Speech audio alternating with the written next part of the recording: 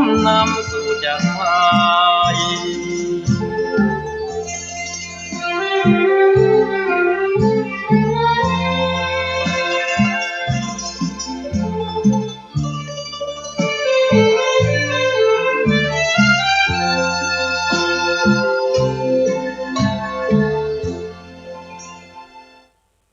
ศรัทธาญาติโยมทั้งหลายหายแป๊บๆหนึ่งนะอยู่ถ่ายทอดสดก็มักจะมีปัญหาทางเทคนิคอยู่เนาะตะกี้สัญญาณเน็ตมันหลุดไปตอนนี้กลับมาแล้วเนอะโอ้กลับเข้าจากทางไรพังฉันเนอะเดี๋ยวมีของงานอย่างก็ครูบา40,000กับของงานแม่ชื่นใจไพวันแม่เกษณีก็แม่นายก็แม่นายนะแม่นายเกษณีแม่ครูได้เดินทางมาถึงแล้วเนอะอนุโมทนาบุญเนอะแม่เนอะมาลดอย่างเจ้าแต่ว่านะอนุโมทนาบุญขอบคุณกับแม่นายเกษณีชัยเทพนะมาแล้วศรัทธาญาติโยมตะกี้ดับไปคณะหนึ่งก็มีป้าแก้วลุงกำจากบ้านหัวทุ่งสามัคคีร่วมบุญมา100 บาทอนุโมทนาบุญนะได้หลายร้อยละเมื่อเจ้านี่นะจัดรายการไปเสียเวลาละ เอาศรัทธาญาติโยมที่อยู่ต่างบ้านต่างจองจะทดสอบเสียงสัญญาณจังใดดีแล้วโทรมาแจ้งมาบอกจิมพี่น้องทางห้วยตองซักรองแม่สายทองเขาแม่สุดแก้วศิลปรตลอดถึงตังเมืองลี้นะเมืองลี้ได้ยินอยู่พี่น้องเมืองฝางแม่จันศรีสุขาแม่บัวพัดผู้หลานเขาเนาะตังเมืองฝางได้ยินชัดเจนก่อนได้ยินชัดก็แจ้งมาบอกจิมเนอะตังลำปางหลายพื้นที่ตังลำปางเนาะ0808844173เนอะสำหรับใครที่จะฝากให้ฝากหอมขออนุญาตว่าจะฮับเพื่อได้ถึง8 นาฬิกา8 โมงจบข่าวเนอะอยู่ทางบ้านเพราะว่าหลังจากนั้นไปจะวุ่นวายคนเข้าคนออกนักเนาะอาตมาก็จะจดประกันฉะนั้นตอนนี้ใครจะร่วมให้ร่วมหอมก็ฮับถึง8 นาฬิกาเท่านั้นแม่น้อยทาอาสาจากบ้านท่าโทกได้ยินชัดเจนดีเนอะแม่ฟังโยมเจ้าตะกี้เงียบไปกำเนาะจ้ะเงียบไปแล้วทีเดียวเจ้าดีแล้วแล้ววันนี้วันแม่ต้องก่อนแม่ฮะวันนี้วันเกิดของแม่แม่ยัง19รอบ80ออกแล้วแม่น้อยนี่เกิดวันนี้กันแล้วเกิดวันนี้ที่27เมษายนเจ้าเกิดแล้วเดินได้เลยกะเดือนนี้ละเจ้าเกิดแล้วเดินได้เลยกะวันที่27เป็นวันคล้ายวันเกิดถ้าวันเกิดวันนี้นี่แสดงว่าวันนี้วันเกิดไทยวันคล้ายวันเกิดของอีแม่สาธุเนอะอายุมันกว่ายืนอยู่ดีมีสุขจ้ะศรัทธาญาติโยมจากลำปางพี่น้องจากแม่สวยท่าเกาะลงน้องสมพินบุญทาบัดได้มาแน่นอนแล้วในวันนี้ขอบคุณนะแม่ย่าโพงเทพประสานพี่น้องตังศพก็ตังแม่สวยน้องป่อซนแม่ลอยเมื่อบลอยชัยสวรรค์ก็ฝากให้ฝากหอมมาเนอะทบทวนรายการที่ศรัทธาญาติโยมได้ให้หอมมาอีกครั้งหนึ่งเนอะบางท่านบางคนเอกสารนะซองนั่นอันเอาตัวเลขตัวเงินโอนเข้าในบัญชีเพื่อครูบาอาจารย์แล้วแต่ว่าซองนั้นเอาละไว้ที่ลำปางก็ไม่ได้ประกาศมีพี่น้องตังบ้านห้วยฮีเนอะพี่น้องทางบ้านห้วยฮีพี่น้องทางลำปางส่วนหนึ่งที่ไม่ได้ประกาศเจริญพรแม่ครู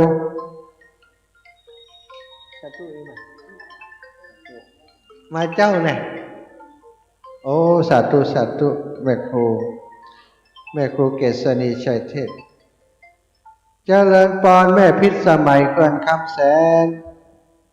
เจ้าไม่ใส่เจ้าอาจารย์หอมมือแม่หน่อยเนอะอีแม่เอา100เนาะแม่พิษสมัยเกินแม่พิษร้อยเกษกับร้อยจุงเนาะเจ้าอีแม่เกิดไว้ไหนไว้พระธาตุไหนแม่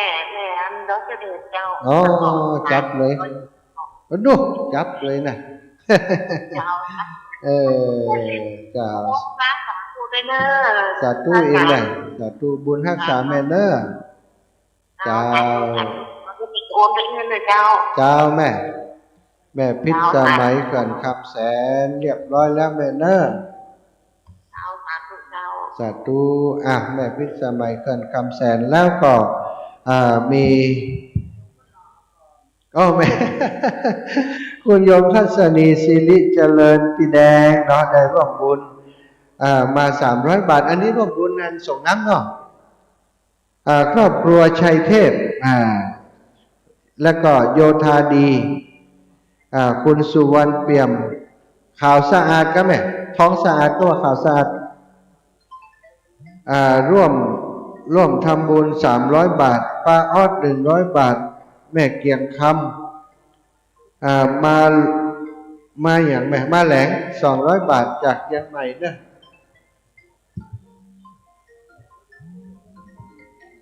หับปอนก่อนนะสาธุสาธุชัยยาสิทธิดิลิจะในวันนี้ก็เป็นวันดีสิริสุภมังคละอันผาเสริฐล้ำเลิศยิ่งกว่าวันและยามทั้งหลายเนื่องจากวันนี้เป็นวันที่ครูบาอาจารย์เป็นกำหนดเธอเป็นวันสุมาการวะรดน้ำดำหัว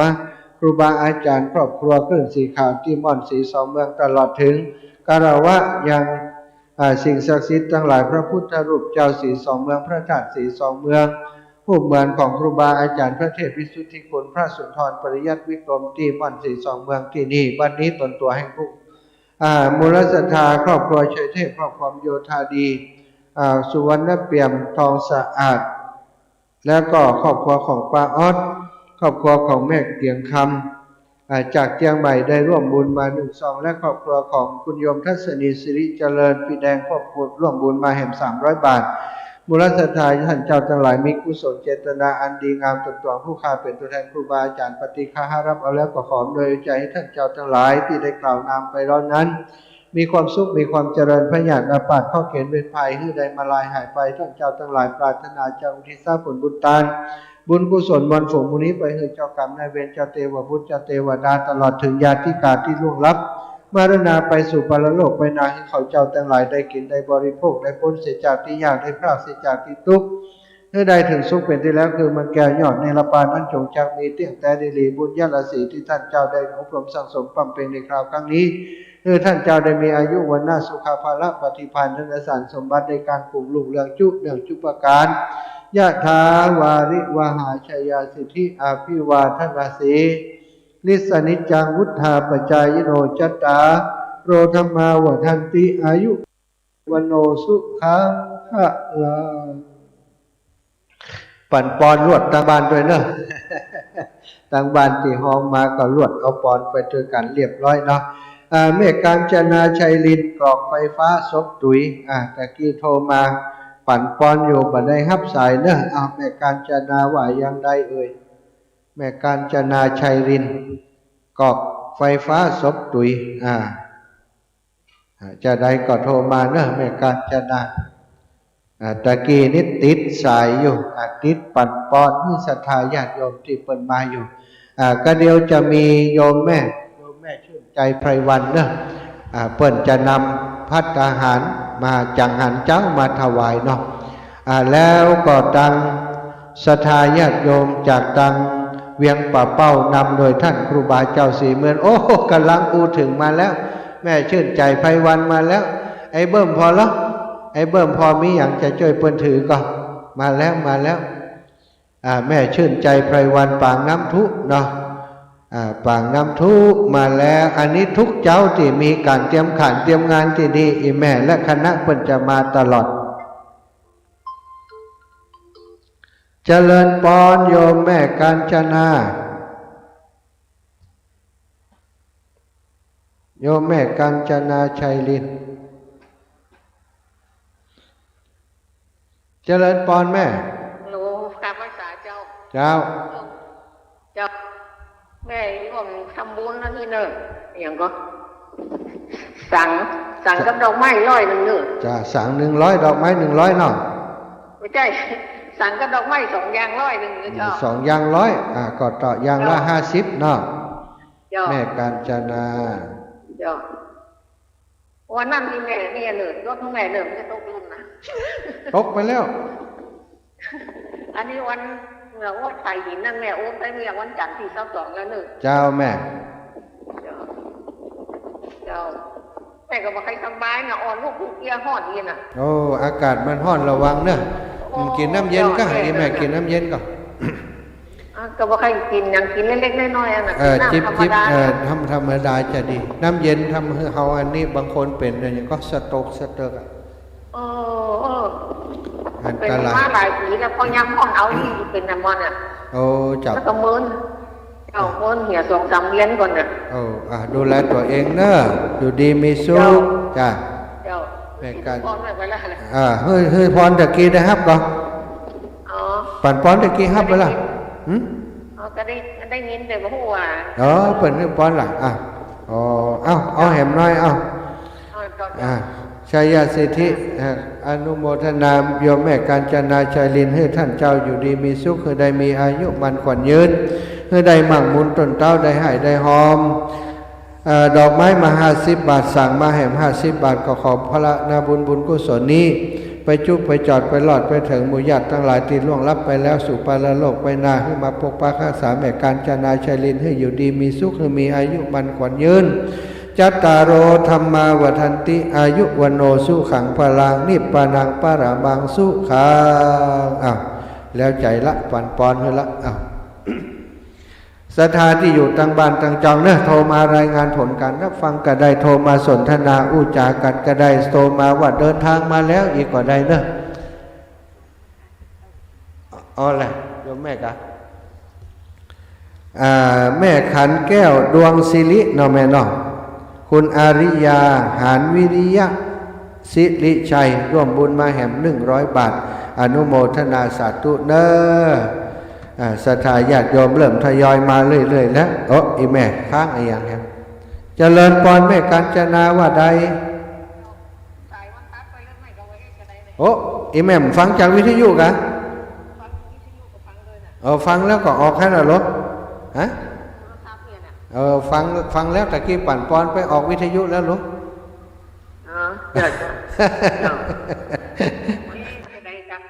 เขาอันว่าเขาปั่นปอนอีแม่จะได้ฟังทางวิทยุอีกเจริญปอนอีแม่มาตานแล้วยังมาเอามาให้ทุกปีฮับเลยทุกปีฮับเขากำลังเขาจะปั่นปอนให้ทุกปีจุ้งไปฮับพูดเขาจะปั่นปอนออกให้ไปฮับพูดเลยปั่นปอนให้ฮับเลยเอามาเพื่อนจะเอามาให้แม่มาให้มาให้เดี๋ยวมาให้เลยเอามานี่สาธุนะ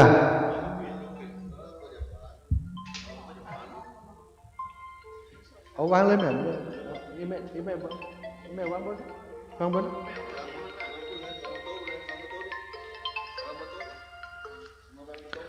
เจริญพรแม่แก้วบ้านกาดโป่งว่าอย่างไร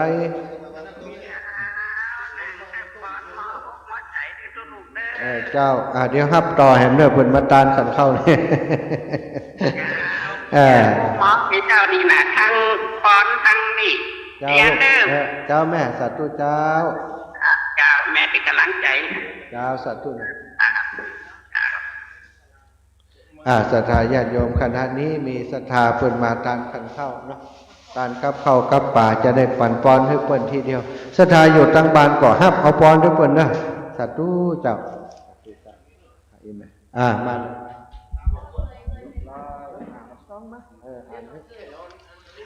หยาดน้ำคนเดียวเนอะสาธุชัยยาสิทธิดีลีอาจารย์ในวันนี้ก็เป็นวันดีสลีสุภมังคละอันประเสริฐล้ำเลิศยิ่งกว่าวันและยามทั้งหลายมูลศรัทธา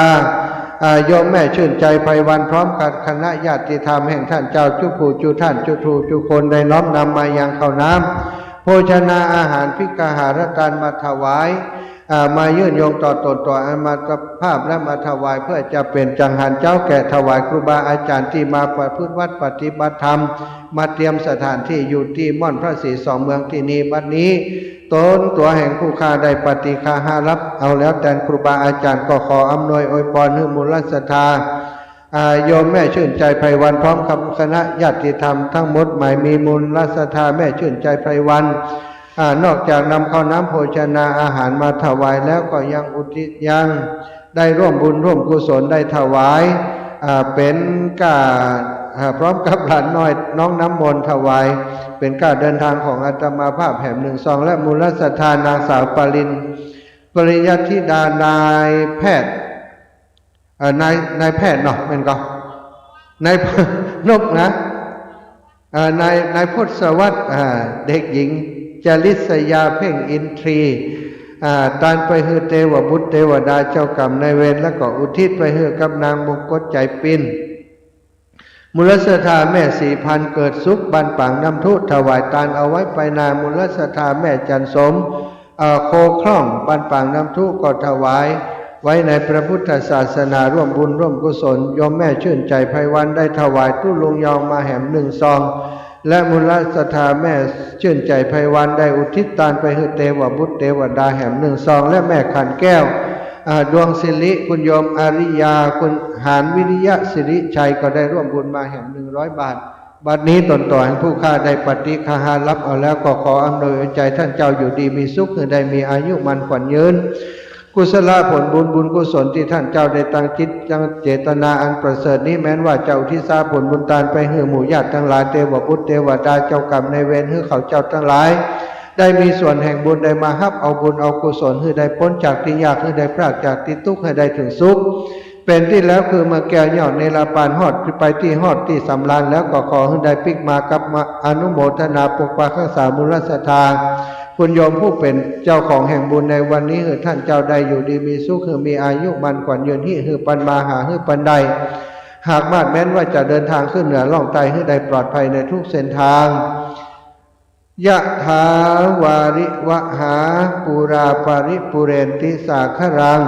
เอวะเมวะอิโตทินังเปตานังอุปกัปปติ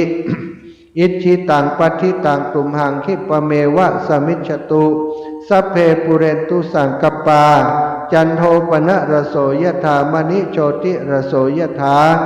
สัพพิติโยวิวัชชันตุสัพพะโรโกวินัสสตุมาเตภวัตวันตรายโยสุขีทีคายุโกภวะอภิวาทนาสีริสนิจังพุทธาปจายโนจัตตารโอธรรมาวทันติอายุวันโนสุขังพลังนิพพานังปะมังสุขัง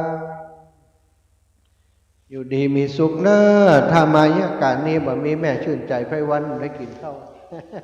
เขารอกินข้าวอีกไหมเอาไปใส่ตู้นั้น เบิ่มไปกี่โมงศรัทธาญาติโยมที่อยู่ตั้งบ้านตั้งจองเนอะเอาพักเบรกสักกรรมเอาฟังเพลงดอยนางแก้วมีคนอยากจะฟังเพลงนี้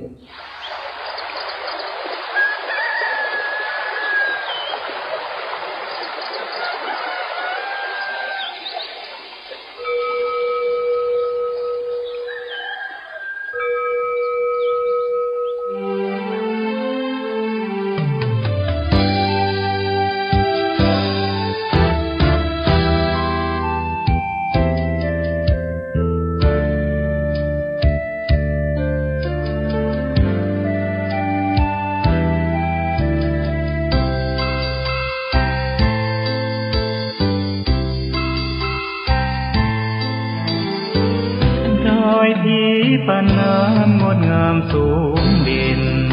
รอยธรรมเทระพระเนรฝากเสียงผ่านสายลมลอยเชิญชวนศรัทธาร่วมบูรณาวัดป่าดงดอยยอดภูนางแก้วยังคอยทอแสงส่องฟ้าอำไพคลื่นคำสีขาวพาเราแช่มชื่นเป็นผู้รู้ผู้ตื่นเบิกบานทั้งกายและใจเคยแผ่ค างไกลข่าวสารงานบุญที่ใดสื่อออนไลน์ไปถึงญาติโยมพระธาตุเจดีย์สีสองเมืองเปล่งประกายแล้วบนยอดดอยนางแก้วมีโอกาสแวะเวียนไหว้ชมจำลองจากดอยสุเทพดอยทุงคู่ธาตุบรมพลังแรงใจญาติโยมร่วมสรรสมทันบารมีสีขาวคลื่นธรรมนำพาความสุขพระเนรชี้ทางคลายทุกข์เกิดปิติสุขไปทุกทินทีเปิดฟังธรรมะพระจัดรายการหลายคลื่นความร่วมสร้างมหาทานบารมีพระธาตุเจดีย์สีสองเมือง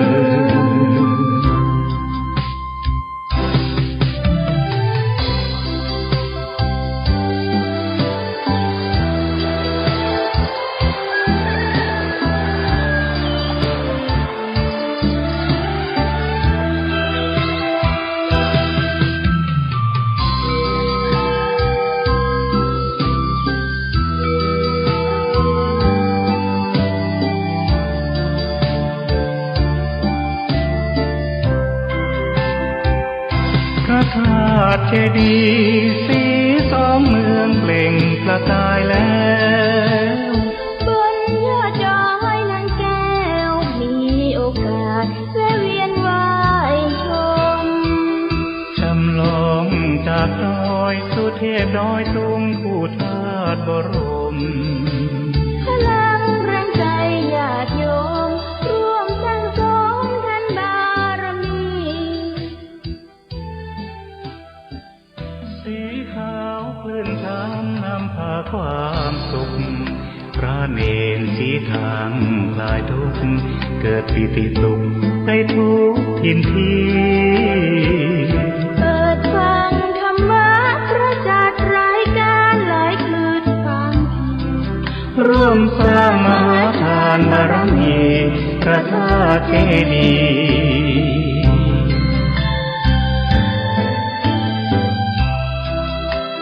์สีสองเมือง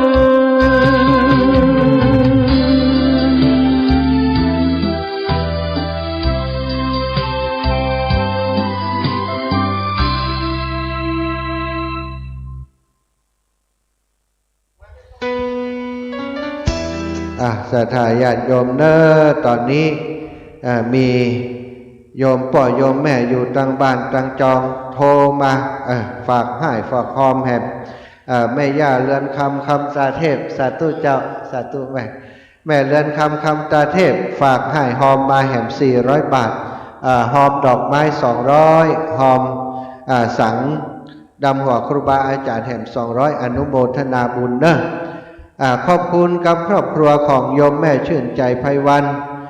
ปาลูกสาวมาทำบุญเนาะทุกครั้งที่ครูบาอาจารย์เพิ่นมาทำกิจกรรมที่ม่อนสีสองเมืองตั้งแต่แรกเริ่มต้นมาจนถึงบัดเดี๋ยวนี้เนาะทุกเจ้าที่เปิ่นประกอบพิธีการอีแม่จะนำครอบครัวนำลูกหลานเอากับข้าวกับปลามาถวายครูบาอาจารย์ที่เปิ่นปฏิบัติธรรมอยู่ที่นี่เนาะหลายครั้งหลายคราวบางพ่องเอามาเตโอ้กำลังจะเอาน้ำฮ้อนใส่โอ้เปิ่นมาพอดีนะ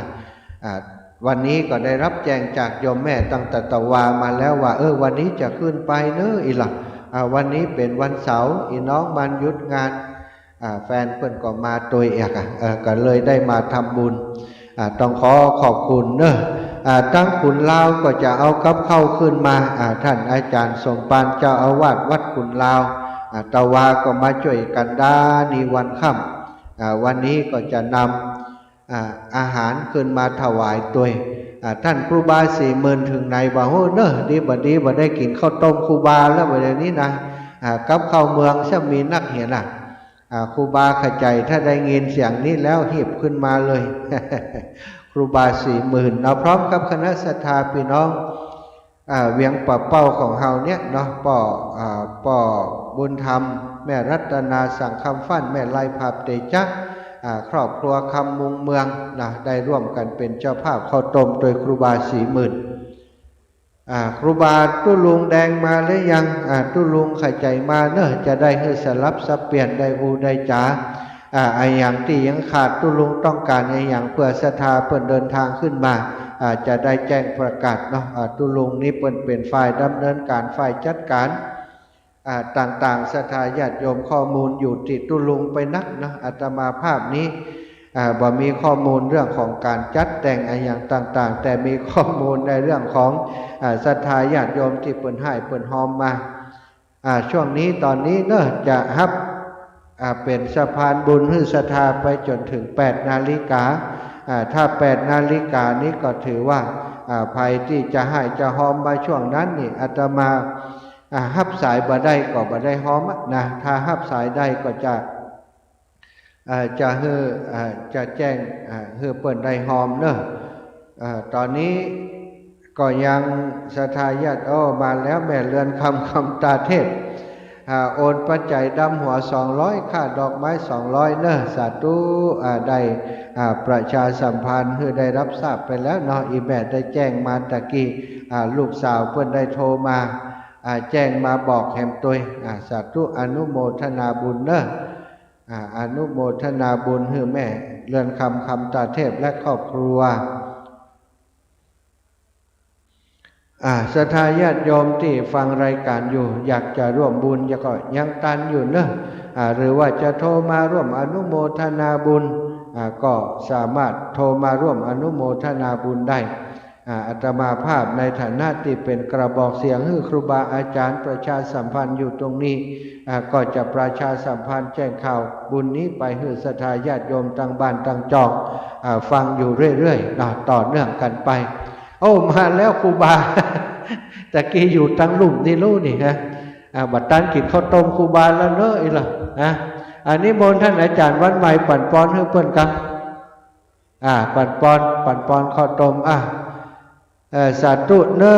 อาจารย์ในวันนี้ก็เป็นวันดีสิริสุปมังกาละอันประเสริฐล้ำเลิศยิ่งกว่าวันและยามทั้งหลายบัดนี้หมายมีสมณะศรัทธาครูบา40,000พร้อมกับคณะศรัทธาอุบาสกอุบาสิกาสายบุญที่เป็นลูกศิษย์ลูกหาของครูบา40,000ท่านจำปาท่านเจ้าได้ร่วมบุญร่วมกุศลเป็นเจ้าภาพข้าวต้มมีปลัดจำนันสุธีโลครูบา40,000พ่อบุญตานแม่มาลีคำมุงเมืองนายชาญกิจวรรณพฤกษ์นางสาวพีรยาคำปิงยอดพ่อบุญธรรมแม่รัตนาสังคำฟั่นแม่ลายภาพเตจ้าเป็นเจ้าภาพข้าวต้ม1 หม้อมาถวายครูบาอาจารย์ที่มาปฏิบัติธรรมอยู่ที่ม่อนพระศรี2 เมืองที่นี่ก็ขออำนวยอวยพรให้ครูบาท่านเจ้าเจริญในพระพุทธศาสนาเจริญในธรรมของพระสัมมาสัมพุทธเจ้ามูลศรัทธาญาติโยมทั้งหลายที่เป็นเจ้าภาพก็ขอให้เจริญไปด้วยอายุวันนาสุขะพระราปฏิภาณธนาสารสมบัติจุดังจุปการอภิวาทนาสีลิสานิจังวุธาปัญจายโนจัตตารโอธรรมาวัฏันติอายุวันโนสุขังพระลังอยู่ดีมีสุขเนอะศรัทธาตอนนี้ท่านครูบาเจ้าครูบา40,000เดินทางมาถึงแล้วนะกลัวว่าบัดตันได้ฉันข้าวต้มของเปิ้นมาถึงแล้วเนอะครูบาอาจารย์พระสงฆ์องค์สังฆเจ้าที่มาร่วมกิจกรรมปฏิบัติธรรมกันอยู่ที่นี่มาเตรียมสถานที่อยู่ที่นี่เนอะมากระเดียวก็มาฉันภัตตาหารมาฉันจังหันเจ้าด้วยกันเนอะข้าวต้มมาถึงแล้วยังของขุนลาวลูกขุนลาวขจายมาเนอะท่านอาจารย์ตุลุงถ้ามาบัดตันก็เป็นลวดเพนไปเลยเนอะพี่น้องตังขุนลาวครูบาอาจารย์สมภารท่านเจ้าอาวาสวัดขุนลาวก็จะเดินทางกำลังเดินทางขึ้นมาเนาะยังบัดถึงจ้ะแต่กระเดียวก็จะเล่นก่อนแล้วตุลุงเอ่ย บัดรอตุลุงแล้วกระเดียวศรัทธาญาติโยมทยอยมากันเรื่อยๆเนาะตังเพก็จะได้ช่วยกันตอนรับขับสู้ดูแลศรัทธาญาติโยมสั้นสายชุมชนทั้งหลายที่กำลังเดินทางขึ้นมาที่ม่อนพระศรี2 เมืองดอยนางแก้วแห่งนี้มีศรัทธาญาติโยมฝากให้ฝากหอมมาเรื่อยๆเนอะแม่เรือนคำตาเทพนะ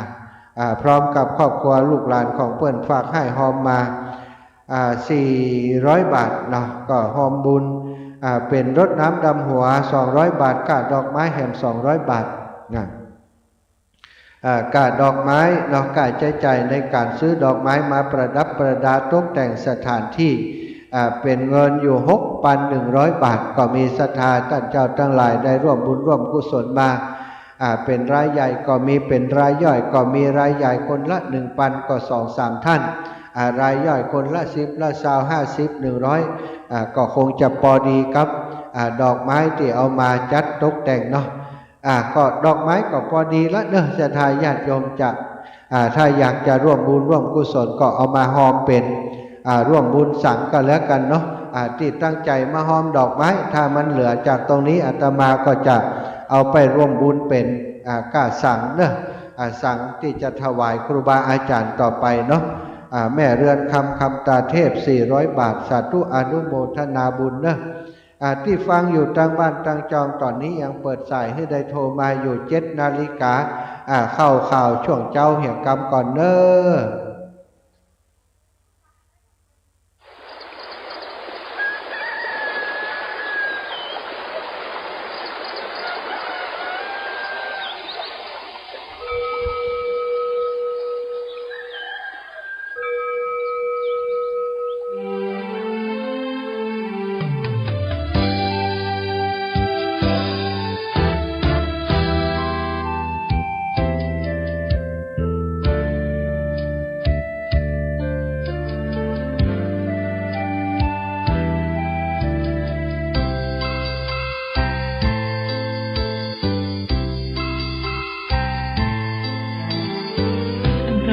ที่ปานน้ำงดงามสูงเด่นรอยธรรมเทระพระเนรฝากเสียงผ่านสายลมลอยเชิญชวนศรัทธาร่วมบูรณาอำไพคลื่นคำสีขาวพาเราแช่มชื่นเป็นผู้รู้ผู้ตื่นเบิกบานทั้งกายและใจเคยแผ่คำสอนองค์ชินวรขจรกว้างไกลข่าวสารงานบุญที่ใดสื่อออนไลน์ไปถึงญาติโยมพระธาตุเจดีย์สีสองเมืองเปล่งประกายแล้วบนยอดดอยนางแก้วมีโอกาสแวะเวียนไหว้ชมจำลองจากดอยสุเทพดอยทุงคู่ธาตุบรมพลังแรงใจญาติโยมร่วมสั่งสมทันบารมีสีขาวคลื่นธรรมนำพาความสุขพระเนรชี้ทางคลายทุกข์เกิดปิติสุขไปทุกทินทีเปิดฟังธรรมะพระจัดรายการหลายคลื่นความร่วมสร้างมหาทานบารมีพระธาตุเจดีย์สีสองเมือง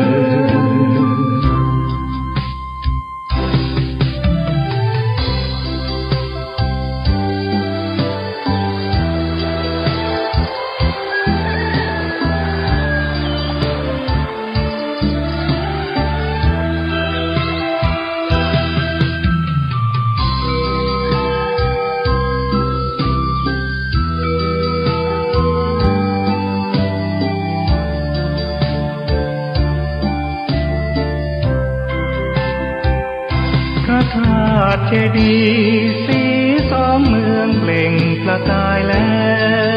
วบนยอดดอยนางแก้วมีโอกาสแวะเวียนไหว้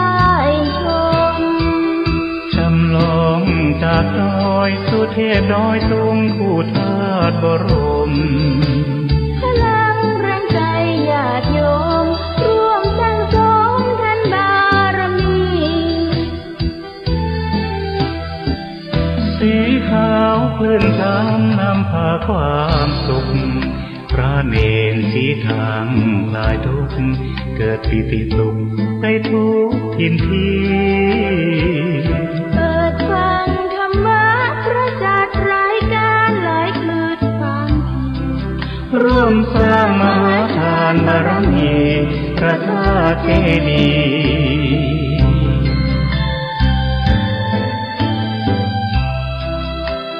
์สีสม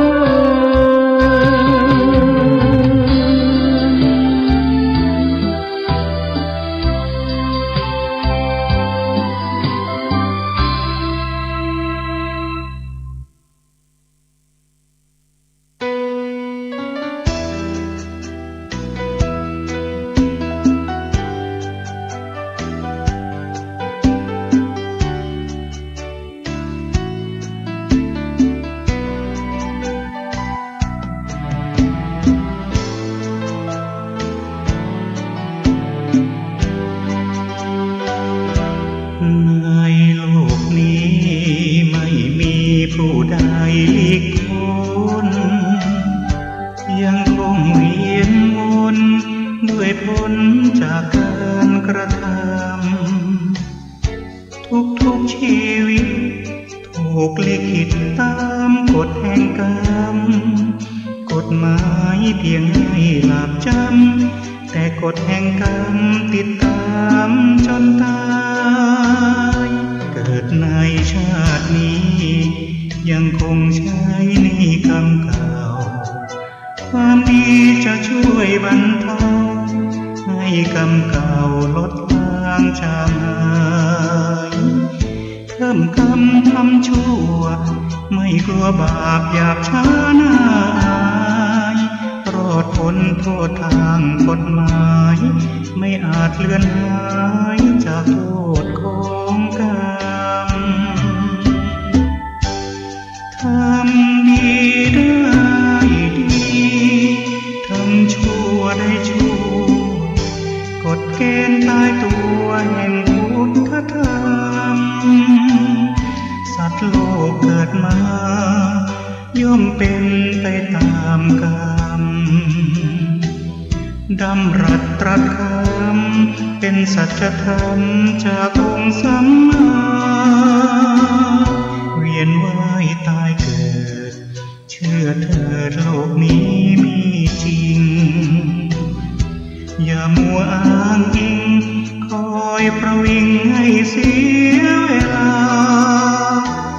รีบสร้างความดีมันทำบุญถือศีลภาวนาอยู่ในโลกนี้โลกหน้าบุญช่วยนำพาผ่านเวรพ้นกรรม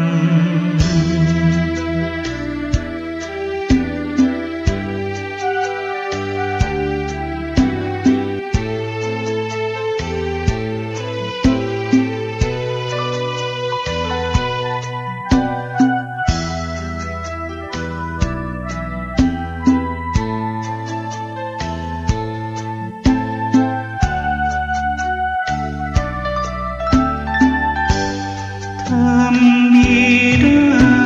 ดีทำชั่วได้ชั่วกฎเกณฑ์ตายตัวแห่งพุทธธรรมสัตว์โลกเกิดมาย่อมเป็นไปตามกรรมดำรัสตรัสค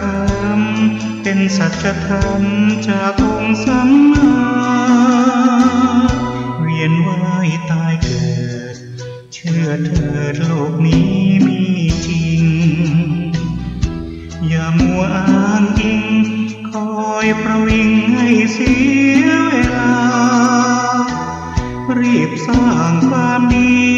มันทำบุญถือศีลภาวนาอยู่ในโลกนี้โลกหน้าบุญช่วยนำพาผ่านเวรพ้นกรรม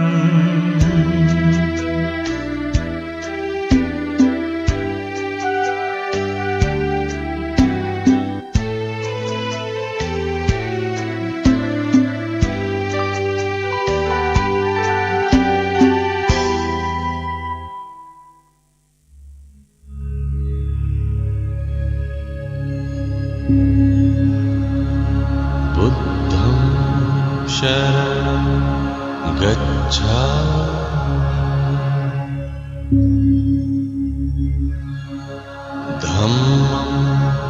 शरणं गच्छामि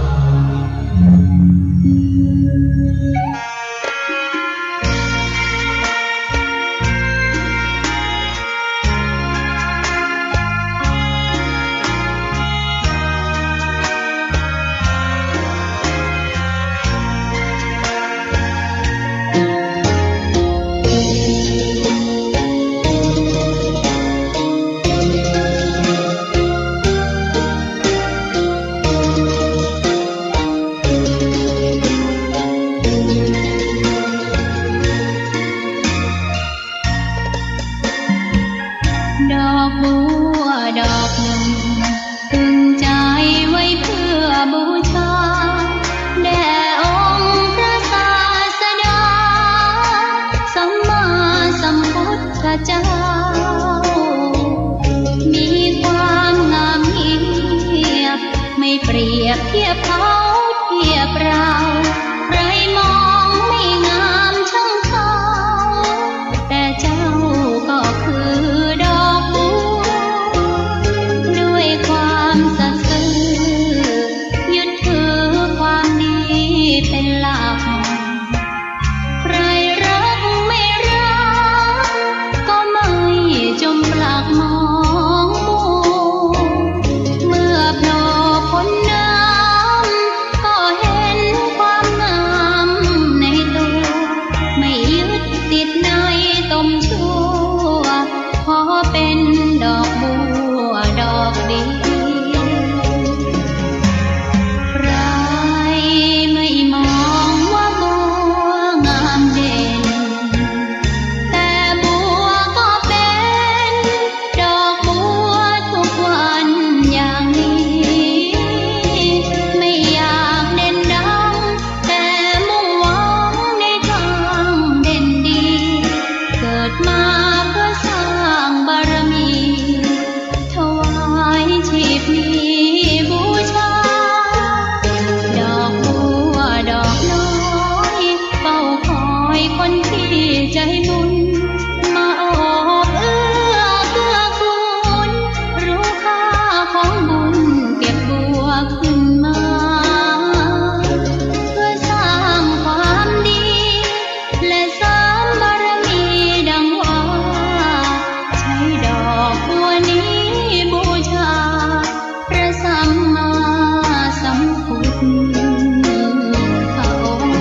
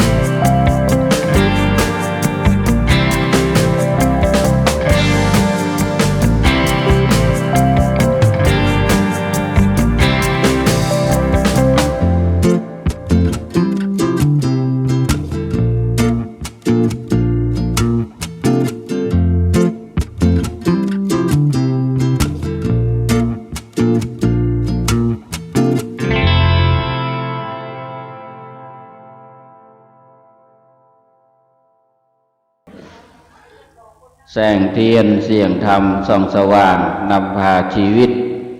บ่ฮื้อผูกติดในความชั่วอันมัวหมองเอาท่านทั้งหลายยิงใจต่างเฝ้ามองช่วยกันประคับประคองพระพุทธศาสนาให้ยั่งยืนขอความผาสุขความเจริญในธรรมจงมีแด่ศรัทธาญาติโยมพุทธศาสนิกชนผู้ใจบุญใจกุศลท่านทั้งหลายเสียงที่ท่านทั้งหลายได้สดับรับฟังอยู่ในขณะนี้คือเสียงของการออกสถานีวิทยุกระจายเสียงคลื่นสีขาวเพื่อชาวประชาประจำการอยู่ณม่อนพระเจ้า42เมืองตำบลแม่เจดีย์ใหม่อำเภอเวียงป่าเป้าจังหวัดเชียงรายเจ้าวันนี้ตัวอาตมาภาพพระปลัดจำนันสุตีโลหรือที่รู้จักกันในนามครูบา40,000เจ้าอาวาสวัดสันภูทองตำบลแม่เจดีย์อำเภอเวียงป่าเป้าจังหวัดเชียงรายได้มาพบปะกับศรัทธาญาติโยมสาธุชนคนใจบุญท่านทั้งหลายเป็นวันในเจ้าวันนี้วันมหามงคลวันบังกะละที่เฮาท่านทั้งหลายจะได้ร่วมกันแสดงความกตัญญูกตเวทิตาคุณแด่บูรพาจารย์ซึ่ง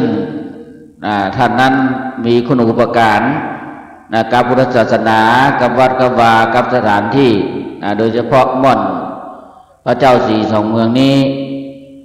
ท่านทั้ง2องค์2ท่าน2รูปคือพระเทพวิสุทธิคุณอดีตเจ้าคณะจังหวัดเชียงใหม่อดีตเจ้าวาดวัดปุพารามหรือว่าวัดปุปาท่านเจ้าคุณทรัพย์หรือว่า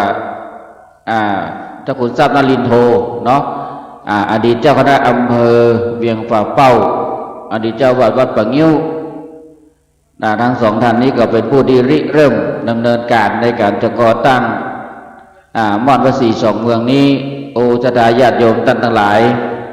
สมัยตั้งแต่เมื่อปี2520ตอนนี้ปี2567ผ่านมาประมาณ40ปี40กว่าปี50กว่าปีเนาะวันเวลาผ่านไปด้วยแรงกายแรงศรัทธาญาติโยมท่านทั้งหลายบัดนี้ม่อนพระ42เมืองโดยองค์พระธาตุเจ้าดอยสุเทพองค์พระธาตุเจ้าดอยตุงอันเป็นสัญลักษณ์ของเมืองเชียงรายเมืองเชียงใหม่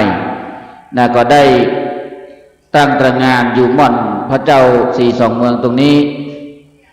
วันนี้เป็นวันกตัญญูกตเวทิตาที่ครูบาอาจารย์พระมหาเถรานุเถระเจ้าคณะผู้ปกครองทั้ง2ฝาก2ฝั่งอำเภอดอยสะเก็ดฝั่งอำเภอเวียงป่าเป้าก็จะได้นำทิยานุศิษย์แล้วก็ศรัทธาญาติโยมขึ้นสีขาวทั่วสารทิศได้มาร่วมสุมากาลวะดำหัวอดีตเจ้าอาวาสวัดปุปาหรือว่าปุพารามอดีตเจ้าอาวาสวัดปะงิ้วถึง2ท่านนั้นก็ได้เป็นผู้ริเริ่มในการก่อสร้างม่อนพระ42เมืองตรงนี้แล้วก็มาสำเร็จเสร็จสิ้นโดยรุ่นของเฮาโดยที่พระธาตุทั้ง2องค์ก็ได้มีคุณโยมผู้ใจบุญคือคุณเชิดพงษ์กิ่วแก้วท่านก็ได้มาเป็นเก้าเป็นกิมเนาะเป็นประธานในการก่อสร้างริเริ่มศรัทธาญาติโยมเฮาก็ได้หอมลินกี่คนละก้อน2ก้อน10ก้อนร่วมกันขนทรายขนหินขึ้นมาพัฒนาปรับปรุงตรงนี้เป็นสถานที่เชิงพุทธเชิงนิเวศดูแลป่าเขาลำเนาไม้ก็เฮาท่านทั้งหลายที่ได้มาเคยมาแล้วก็จะได้หันว่าม่อนพระ42เมืองเนี่ยเป็นเขตรอยต่อระหว่างอำเภอดอยสะเก็ดกับอำเภอเวียงป่าเป้าบัดปี่เมืองน้องได้ร่วมกันวันนี้ก็อาตมาภาพก็ได้นำข้าวต้มรวมกับศรัทธาญาติโยมข้าวต้มมาถวายพระสงฆ์ของพระเจ้าอาจารย์มหาชนชาติคนประจำการอยู่ตรงนี้ตั้งแต่ตะวาก็ได้มีญาติโยมร่วมทำบุญอันหมายมีพ่อบุญตาลแม่มาลีคำมุงเมืองแล้วก็แม่สีไลปราบเตจะนายชาญกิจวรรณพฤกษ์นางสาววิรยาคำปิงยอด นางศรีลินคำพิงยอดนางทองศรีลินคำพิงยอดแล้วก็พ่อบุญธรรมแม่รัตนาสั่งคำฟั่นรวมกับอาตมาภาพโดยกันร่วมกันทำข้าวต้มมาถวายพระสงฆ์ตอนนี้กำลังฉันอยู่ฉันเช้าอยู่นะจะทายาทโยมที่ฟังอยู่ต่างบ้านต่างจองนะถ้าหากว่ากำลังเตรียมตัวก็ตอนนี้ก็ทยอยกันมาได้แล้วเด้อนะในส่วนของงานบุญวันนี้ซึ่งก็ได้จัดแจงสถานที่นะต้องอย่างอื่นก็จะต้องขออนุโมทนาบุญกับคุณโยมพนิตาพรหมมินทร์พร้อมด้วยครอบครัวญาติพี่น้องได้มาร่วมกันจัดดอกจัดดวงบูชาถวายหน้าพระบรมรูปหรือว่าพระพุทธรูปพระเจ้าสีสองเมืองแล้วก็ถวายตรงองค์พระธาตุในวันนี้พระสงฆ์ทั้งนั้นที่จะได้มาร่วมกันทำพิธีอันเป็นมังคละเป็นมงคลให้เฮาท่านทั้งหลายนั้นได้บูชาคุณซึ่งอดีตเจ้าอาวาสอดีตเจ้าจักรพรรดิจังหวัดทั้งสองลูกที่ได้เอ่ยนามไปแล้วนั้นท่านก็มีคุณูปการในการริเริ่มในการก่อสร้างก็จะสำเร็จได้ก็มาถึงยุครุ่นเฮาตอนนี้ท่านก็ได้ไปนิพพานแล้วแต่เฮาก็ยังบูชาคุณของเพิ่นจากนั้นวันนี้ก็เจริญพรพี่น้องเจ้าตาเฮาท่านทั้งหลายได้มาร่วมด้วยช่วยกันซึ่งก็ต้องอนุโมทนามายังตังเขตตำบลแม่จะดีใหม่อันใหม่มีท่านพระครูบวรธรรมาภิรามเจ้าคณะตำบลแม่จะดีใหม่เขต1เขต2เขต2พร้อมทั้งองค์การบริหารตำบลแม่จะดีที่ได้นำน้ำนำหยั่งมาพร้อมทั้งกำนันผู้ใหญ่บ้านในเขตปกครองแล้วก็ศรัทธาสาธุชนพระสงฆ์องค์พระเจ้าได้มาร่วมด้วยช่วยกันวัดเปรี้ยวสถานที่ซึ่งตัวธรรมาภาพนั้นก็บ่ได้มาก็ติดภารกิจหลังจากนั้นก็ได้เดินทางไปต่างจังหวัดปิกมาถึงคืนตะวาเที่ยงคืนตะวาก็รู้สึกอ่อนเพลียเนาะอากาศมันร้อนจะทายาทโยมทั้งหลายเดินทางก็นั่งรถ12 ชั่วโมงนั่งรถ12 ชั่วโมงก็เดินทางไกลด้วยความที่เฮาท่านทั้งหลายนั้นได้เป็นชาวพุทธก็ได้ไปทำกิจที่อันพึงธรรมของสงฆ์วันนี้ครูบาอาจารย์หลายรูปหลายท่านก็จะได้ทยอยมาร่วมพิธีอันเป็นมงคลนี้ซึ่งอดีตเจ้ากระดัดจังหวัดทั้งสองลูกท่านก็ได้สร้างสิ่งที่เฮาท่านทั้งหลายได้หันไว้และเฮาท่านทั้งหลายก็ได้เจริญรอยตามต่อยอดจนสถานที่ตรงนี้เป็นสถานที่พักพิงทางใจญาติโยมจะไปเชียงรายจะมาเชียงใหม่ก็ได้มาพักมาอาศัยตรงนี้ได้ห้องน้ำห้องท่าอะไรอย่างก็มีเรียบร้อยในส่วนของงานวันนี้ก็ส่วนมากก็จะเป็นการซักเก้าดำหัวบูรพาจารย์วันเป็นวันกตัญญูกตเวทิตาคุณซึ่งทางพระมหาเถรานุเถระบอกว่าจะเป็นธรรมครูปริพานธรรมทินเจ้าวาดวัดจอมพอท่านพระครูชลทานพิทักษ์เจ้าวาดวัดแม่หองไคพระสงฆ์องค์พระเจ้าครูบาอาจารย์ทุกตนทุกองค์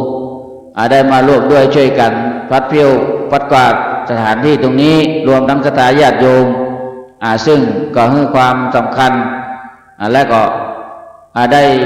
ร่วมกันจัดสถานที่ตอนนี้ก็เรียบร้อยพี่น้องศรัทธาเฮามาถึงก็มานั่งได้สบายเก้าอี้ก็จัดไว้เตรียมเรียบร้อยศรัทธาญาติโยมขึ้นมาถึงแล้วก็บูชาแก้วทั้ง3คือใส่ขันแก้วทั้ง3ให้ก่อนตั้งอยู่ตรงหน้าบันไดขึ้น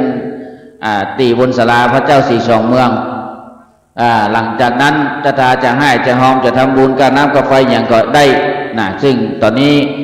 ครูบาอาจารย์ที่ประจำการตรงนี้ก็อยู่กัน4-5 ตนเพิ่นได้มาพักมาค้างแรมตรงนี้โดยเฉพาะอาจารย์มหาชุมชาตินี่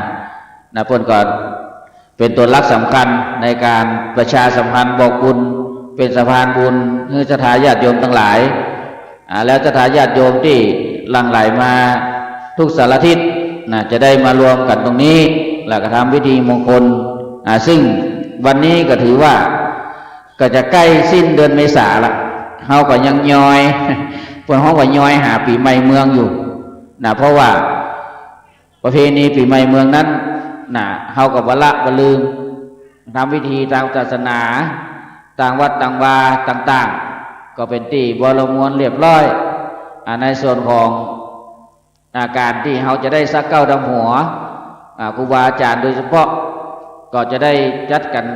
ตามพิธีกรรมของแต่ละอำเภอแต่ละจังหวัดแต่วันนี้เราจะได้มารวมกันตรงนี้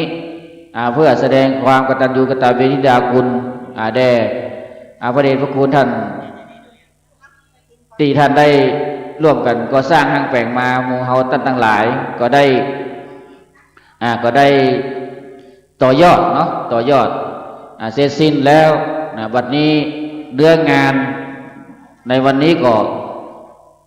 เรียบร้อยดีเพียงแต่รอศรัทธาญาติโยมมาร่วมรับพระสงฆ์เขาเจ้าตอนนี้ก็เข้าใจว่ากำลังทยอยเดินทางกันมาก็ด้วยความที่จะมาสร้างบุญสร้างกุศลเนาะเสริมบุญบารมีของตัวเองที่ได้ครั้งหนึ่งได้ร่วมกันขนหินขนทรายยื่นทรงกันมานี่ตั้งแต่สุมาเตอตีนขั้นใดตั้งขึ้นมาเนี่ยจนถึงตำบลนี่เสร็จสิ้นเป็นรูปเป็นร่างศรัทธาญาติโยมทั้งหลายด้วยแรงศรัทธาเนาะของศรัทธาญาติโยมทั้งหลายที่มีได้ร่วมด้วยช่วยกันบอกว่าจะเป็นอำเภอดอยสะเก็ดอำเภอเวียงป่าเป้าอำเภอฝางอำเภอดอยหล่ออำเภอแม่แจ่มหลายอำเภอวังเหนืออำเภอแม่สวยหลายอำเภอที่ได้มาร่วมกันครั้งนั้นก็คลื่นมหาชนหรือว่าคลื่นสีขาวเนี่ยเป็นพันๆวันนั้นก็เขารับตานึกพอว่าม่อนพระศรีสองเมืองนี่ก็แคบไปถนัดตาเพราะว่าเขาตอกดอกไม้นี่นักคือศรัทธาญาติโยมเนี่ยใส่ชุดขาวกันแล้วก็ประเพณีต่างๆก็ได้สืบทอดกันมาในช่วงของวันเวลาต่างๆที่ผ่านไปปีนี้ปี2567หลังจากที่เราได้ทำพิธีตั้งวัดตั้งวาส่งน้ำพระธาตุก็ดีส่งน้ำครูบาอาจารย์ในวัดใดวาสุมาคารวะคนเฒ่าคนแก่แล้วก็ดีวันนี้เรามารวมกันเป็นหนึ่งเดียวจุดเดียวที่ม่อนพระเจ้าสี่สองเมืองจะได้มาแสดงกตัญญูกตเวทิตาคุณแด่พระมหาเถระผู้ทรงคุณอันยิ่งที่ได้เริ่มก่อสร้างห้างแผงในส่วนของม่อนพระศรีสองเมืองจนสำเร็จในยุคของเฮาตั้งทั้งหลายก็บ่ลืมเนาะทั้งนี้ทั้งนั้นก็รูปเหมือนรูปรอเพิ่นก็ได้อยู่ตรงนี้ตั้งอยู่ตรงนี้ทั้งสองฝากฟังถ้าว่าฟังไปทางมันตกพุ่นก็เป็นรูปเหมือนพระเดชพระคุณพระเทพวิสุทธิคุณอดีตเจ้าคณะจังหวัดเชียงใหม่อดีตเจ้าอาวาสวัดอุปาหรือว่าบุพรามฝากฝั่งตะวันออกก็เป็นรูปเหมือนพระเดชพระคุณเจ้าคุณทรัพย์เนาะพระเทพเจ้าคุณทรัพย์นรินทร์ที่ได้เป็นเจ้าอาวาสวัดปะงิ้วแล้วก็สองฝากฝั่งทางหน้าก็มีพระธาตุดอยสุเทพซึ่งเป็นสัญลักษณ์ของเมืองเชียงใหม่ฝากฝั่งนึงก็เป็นเป็นพระธาตุดอยตุงเป็นสัญลักษณ์ของเมืองเชียงไฮ้อันนี้ก็ได้เป็นสัญลักษณ์ความดีความงามของสองหมู่บ้านสองเมืองที่ได้มาร่วมด้วยช่วยกันศรัทธาญาติโยมบางพวกท่านตอนนี้ก็ทยอยกันมาหรือว่าบางท่านที่มาบ่ได้เนาะก็เปิดขึ้นวิทยุของฝ่ายหินคือวิทยุของวัดฝ่ายหินจังหวัดเชียงใหม่ก็ได้รับฟังการถ่ายทอดสดช่วงวันเวลาที่เราได้จัดพิธีตรงนี้ก็ศรัทธาญาติโยมเราถ้าถามว่ามาได้ใครที่ได้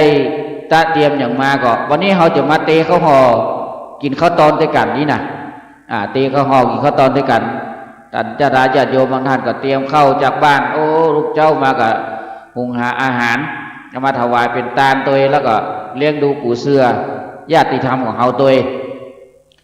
มางานทุกครั้งทุกงานบุญก็ได้ไส้ก็เต็ม บุญก็ได้ใส่ก็เต็มส่วนวันเวลาที่ผ่านไปเฮามาหวนและลึกนึกถึงการที่เฮาได้มาร่วมด้วยช่วยกันตรงนี้การประชาสัมพันธ์ก็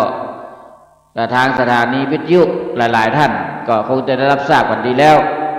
ในวันนี้ก็ขออนุโมทนาบุญกับทุกท่านที่ได้มาร่วมด้วยช่วยกันช่วงวันเวลาตอนนี้ก็กำลังรอเป็นเวลาตอนนี้เวลา7:35ญาติโยมเนาะ7:35บางผู้ท่านก็กำลังจะเริ่มเดินทางฉะนั้นในส่วนของมณฑลพิธีก็บ่ต้องเป็นห่วงอย่างละสบายมากที่เต็นท์ก็ดีภายหน้าลานพระธาตุก็ดีก็มีเก้าอี้ให้รับรองนั่งสบายวันนี้เฮาท่านทั้งหลายได้ฉลองศรัทธาของตัวเองก็คือได้ร่วมกันเป็นเจ้าภาพเก้าอี้สีน้ำตาลนี่บนห้องฉลองศรัทธาของตัวเองจะได้ใจทุกครั้งมีงานก็จะขนออกมาใจพอเก็บไว้ตรงนี้แล้วก็อนุโมทนาบุญกับท่านที่ได้มาถวายน้ำดื่มน้ำฉันน้ำกวดเนาะวันนี้ท่านใดที่มีข้าวปลาอาหารน้ำดื่มน้ำฉันเนี่ยก็มาถวายมาเลี้ยงดูปู่เสือกันก็เจริญพรได้เนอะเจริญพรได้ตอนนี้ก็หลั่งไหลกันเข้ามาหลายๆที่หลายทางพอไปตั้งหน้าตั้งพระธาตุพอมาตั้งพระเจ้าสีสองเมืองนี่ก็โอ้หันดอกไม้งดงามสวยงามก็อนุโมทนาสาธุกับโยมพันนิตาภูมินที่ท่านได้มาร่วมจัดร่วมเป็นเจ้าภาพถวายโอ้นี่ก็ฮือสวยฮืองามเด้อในส่วนของญาติโยมที่ได้นำสิ่งของหรือว่าอาหารมาก็เอามาถวายพระสงฆ์ปอนกันเด้อแล้วก็จะได้รวมกันตรงนี้เนาะแม่ครูธนวันก็มาแล้วตอนนี้แม่ครูธนวันอันนี้ก็เป็นแม่ครูจังฟ้อนมีการมีงานก็จะได้นำลูกศิษย์ลูกหามาฟ้อนวันนี้มาแน่ใจว่าครูบาอาจารย์มันตั้งสลุงน้ำส้มปล่อยหรือยังน้ำส้มปล่อยมีถังอยู่ตั้งหน้าถาดนั่นดื้อจะตายญาติโยมหน้าศาลาหม้อพระศรีสองเมืองเนี่ยหน้าศาลาพระเจ้าศรีสองเมืองเนี่ยใครมีน้ำส้มปล่อยก็หอมกันตรงนั้นเนอะหั่นเป็นถังดำ3 ถังเนาะส่วนทางบนนี่ก็มีสลุงอยู่2 สลุงใครมีส้มปล่อยนะก็มีส้มปล่อยก็มาให้มาหอมกันเนอะวันนี้ส่วนรายละเอียดต่างๆบุตรก็จะฟังทางท่านพระครูชลทานพิทักษ์ท่านอาจารย์พระอาจารย์บรรยงเพิ่นจะชี้แจงว่าจะมีอย่างพ้องนับลำดากันไปเพราะว่าอาตมาภาพได้มาช่วยตอนนี้ทางวันก่อนๆว่าติดภารกิจฉะนั้นในวันนี้ก็ขอให้ศรัทธาญาติโยมทั้งหลายนั้นได้ร่วมด้วยช่วยกันถือว่าเฮาท่านทั้งหลายนั้นเป็นลูกศิษย์ลูกหาลูกหลานของเพิ่นแสดงความกตัญญูกตเวทิตาคุณในส่วนการได้สุมากะละวะดำหัวเนาะเป็นประเพณีเพื่อนเมืองเหนือล้านนาของเฮาที่ได้สืบทอดกันมาตราบนานเท่านานจนถึงยุคปัจจุบันนี้เฮาก็บ่ละบ่ลืมในช่วงเทศกาลปีใหม่เมืองหรือว่าสงกรานต์ไทยอันนี้ก็ศรัทธาญาติโยมเฮาบางท่านก็ได้นำน้ำอบน้ำหอมก็มาร่วมมาหอมมาให้มาหอมกันได้เน้อที่อันพระธาตุเนาะตรงลานพระธาตุจะมีถังไว้หันอยู่ตั้งไว้ถึง3 ถังเข้าใจว่าจะเยอะคนจะเยอะฉะนั้นก็ขออนุโมทนาบุญตัวยอาจารย์ครับเดี๋ยวสักครู่เนาะจะยกโยนโอนไม้ไปให้มาตังอาจารย์มหาตุมชาติท่านก็ได้มาประจำการนี่ได้ผู้จากคาถาญาติโยมตั้งแต่วามาละก็คือศรัทธาญาติโยมนั้นได้มาสร้างบุญบารมีเสริมบุญบารมีของตัวเองหลังจากที่เขาได้สละถึงกำลังทรัพย์กำลังกายก็คือการได้มาขนดินกีขนหินขนทรายขนปูนมาร่วมด้วยก่อสร้างตรงนี้ก็ถือว่าเป็นสถานที่เฮาท่านทั้งหลายได้ร่วมด้วยช่วยกันสร้างกันมาเนาะจากนี้ไปก็จะได้ท่านทั้งหลายนั้นได้มากราบไหว้สักการะบูชาผ่านไปผ่านมาพักผ่อนเนาะจะเดินทางไปเชียงรายเชียงใหม่พะเยาก็มาพักผ่อนได้ในสถานตรงนี้ก็ว่าได้เป็นสถานที่ปิดเป็นที่เปิดแต่ทางนี้ทั้งนั้น ในการที่จะมีพระสงฆ์จำพรรษานี่บ่มีเนอะนะเปิ้นบ่ฮื้อจำพรรษาอยู่อาจจะมาพักแรมสักคืนนะแล้วก็เดินธุดงค์ไปต่อได้อยู่นะแต่ว่าถ้าจะฮื้อมาอยู่ประจำนี่บ่ได้เพราะว่าบ่ได้เป็นเขตกองถงบ่ได้เป็นเขตวัดเขตวาเนาะอันนี้ก็แจ้งพี่น้องศรัทธาญาติโยมเฮาทั้งหลายเด้ออันนี้มวลอาจารย์ธงชาติครับเนาะตอนนี้ก็จะได้ออกไปเดินไปดูหน้ากันก่อนเนาะขอเจริญพรศรัทธาญาติโยมมาตัวอีเด้อ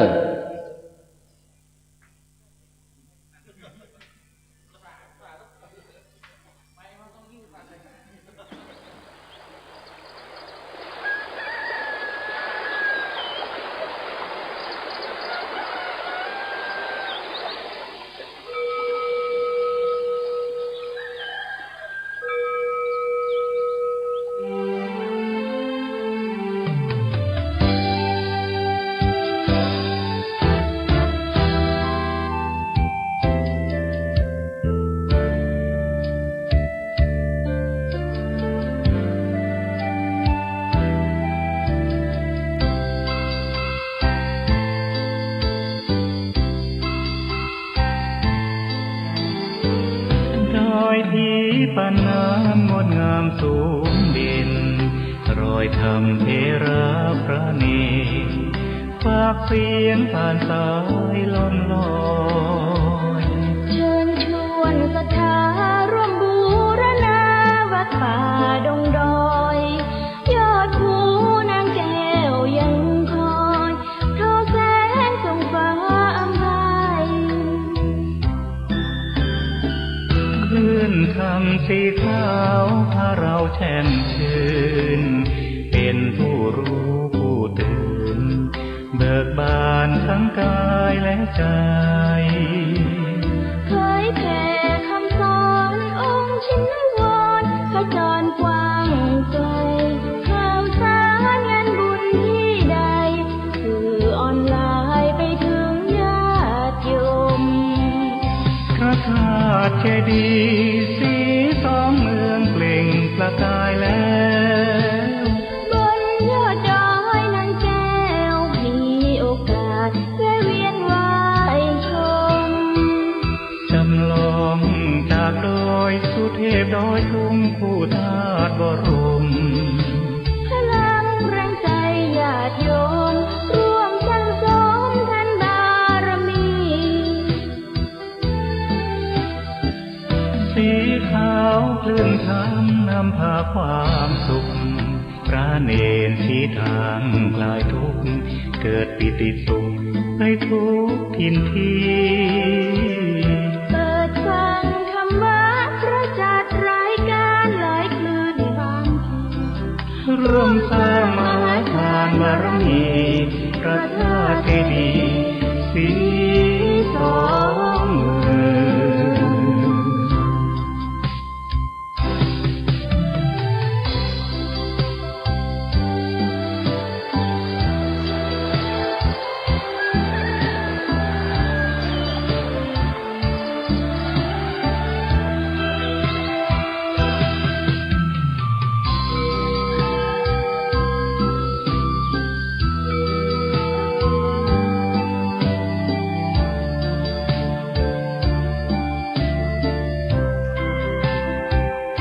พระธาตุเจดีย์สีสองเมืองเปล่งประกายแล้วบนยอดดอยนางแก้วมีโอกาสแวะเวียนไหว้ชมจำลองจากดอยสุเทพดอยสูงคู่ธาตุบรมพลังแรงใจญาติโยมร่วมสร้างสมทันบารมี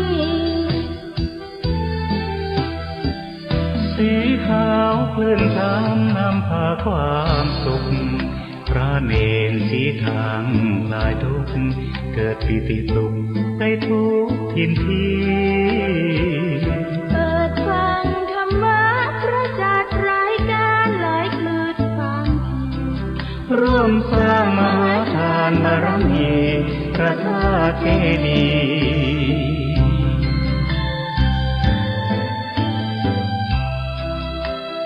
สีสองเมือง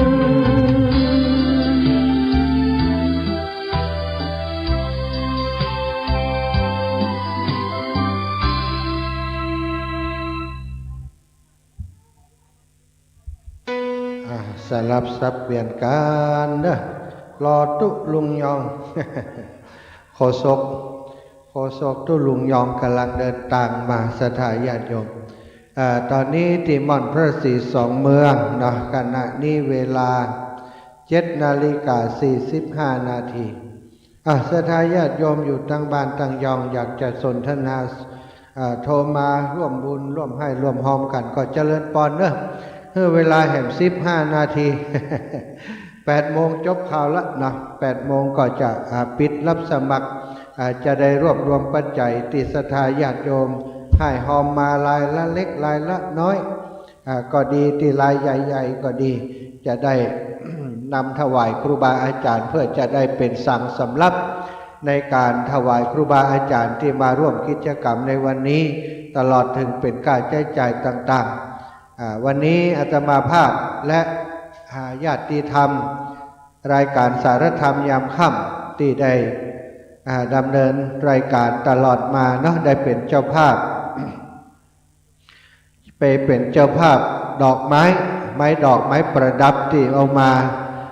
ประดับประดาอยู่ในบริเวณงานและก็มีโยมน้องพนิตราพรหมินทร์ได้มาเป็นผู้ช่วยในการจัดดอกจัดดวงทุกปีโยมน้องก็จะเป็นภาระธุระเองทั้งหมดตึงดอกไม้ตึงการจัดต่างๆปีนี้ก็เลยแบ่งเบาภาระกันไปได้บอกบุญไปกับศรัทธาญาติโยมไผ่อยากสวยอยากงามอยากเป็นเจ้าภาพประดับประดาตกแต่งสถานที่ด้วยดอกด้วยดวงในงานกาลวะสาเก่าดำหัวครูบาอาจารย์ที่ม่อนพระศรีสองเมืองก็ได้ให้ได้หอมมาก็มีศรัทธาญาติโยมท่านทั้งหลายได้ให้หอมมาเยอะอยู่เนาะเมื่อสักครู่ที่ผ่านมาตะกี้แม่เรือนคำตาเทพได้โอนปัจจัยมาถวาย400 บาทเพื่อจะหอมกระวะดำหัว200หอมดอกไม้200แม่กาญจนาชัยรินกอกไฟฟ้าอำเภอเมืองจังหวัดลำปางได้ร่วมบุญกาดอกไม้50 บาทถวายร่วมบุญกระวะดำหัวครูบาอาจารย์ดำส่งน้ำพระธาตุแห่ง50 บาทนอกจากนั้นก็มีแม่เพ็ญณลำพูนร่วมบุญมาดอกไม้100สัง100แล้วก็ธุดง100แม่อำพรบุญหมื่นร่วมบุญมา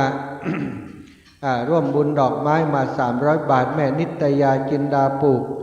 ร่วมบุญไปห้องน้ำวัดฝ่ายหิน200 บาทดำหัว300ดอกไม้100 บาทแม่คำแก้ววรรณศักดิ์บ้านห้องแฮหอมดอกไม้200หอมสัง200แล้วก็ถวายอาตมาภาพเดินธุดงค์แห่ง200แม่อุ้ยแก้วเขื่อนแก้วได้ร่วมบุญมา200 บาทแม่จันดีสุขเจริญร่วมบุญไปห้องน้ำวัดฝ่ายหิน100 บาทดำหัว200และถวายอาตมาภาพแห่ง100แม่แรงตอนรับร่วมบุญดอกไม้ดำหัวม่อนศรีสองเมือง100แม่น้อยบัวไขวงหารร่วมบุญมา100 บาทป้าแก้วลุงกำร่วมบุญมา100 บาทแม่พิษสมัยเกินคำแสนร่วมบุญมา100 บาทแม่แสงอินกับคุณหมอไตรทิพย์ร่วมบุญมา200 บาทแม่บานเย็นจันทวงศ์ร่วมบุญดอกไม้100สัง100แม่ดวงดีนารตะร่วมบุญมา100แม่สุทัศน์บุญจากแม่วางร่วมบุญมา100 บาทแม่บัวคำเครือคำแก้วทกหัวช้างร่วมบุญมา100 บาทแม่ศรีนวลสุรินทวงศ์ร่วมบุญมา300 บาทแม่บัวครีทะโป100 บาทแม่บัวเลียวชัยแม่วิอินชัยอุด200 บาทพ่อบุญธรรมแม่รัตนาสังคำฟั่น200 บาทแม่สุบินประดิษฐ์ร่วมบุญสั่งมา100 บาทดำหัวดอกไม้100 บาทแม่สุขคำป่าแล้วร่วมบุญดอกไม้100สัง100แม่ซิมมุนีแก้วดอกไม้100สัง100แม่นวลยอดคำปันบ้านกำแพงหินร่วมบุญมา200 บาทแม่คิมซีอินแก้วร่วมบุญมา100 บาทแม่เหรียญทาตายุร่วมบุญดอกไม้และสัง200 บาทดำหัวร่วมบุญไปที่วัดฝ่ายหิน500แล้วก็ โยมแม่ตีแม่วันนี้เนาะก็รวมบุญมาโดยแม่เหรียญแหม500 บาทนะไปวัดฝ่ายหินเนอะแม่กิ่งแก้วมณีเนตร100 บาทแม่แก้วตาอุดเลิศบ้านศรีดอนใจ100 บาทแม่จันศรีเมืองลี้100 บาทแม่นวลยอดแม่กาบแก้วศรีอินแก้ว100แม่สุมาลีศรีชัยตัน200แม่สมคิดปัญญาคำแม่สมคิดปัญญาคำดอก100 บาทแม่บุญที่รายโยมน้องบุญที่รายโยธาได้ร่วมบุญดอกไม้1,000 บาทแล้วก็สัง1,000 บาทแม่กรกมลเขยกลางดอยน้อยร่วมบุญมา100 บาทแม่เกษรชัยวุฒิร่วมบุญมา100 บาทแม่ศรีธรจงฟอง200 บาทแม่นางคำอาย100 บาทแม่อุบลเตชะนันตา100 บาท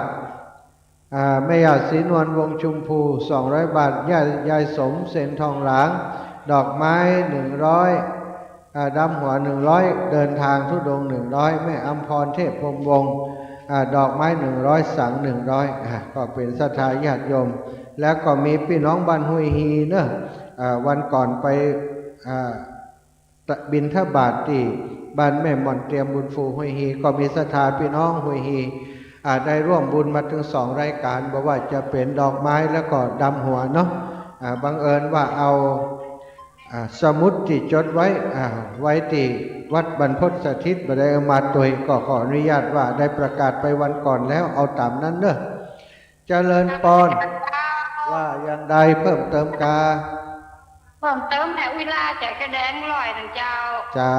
แม่วิลาใจแก้วแดง100ตอนนี้ลำปางยังถ่ายทอดอยู่กาเจ้าตะกี้รับไปกลางเหนือรับตะกี้เน็ตมันลุดไป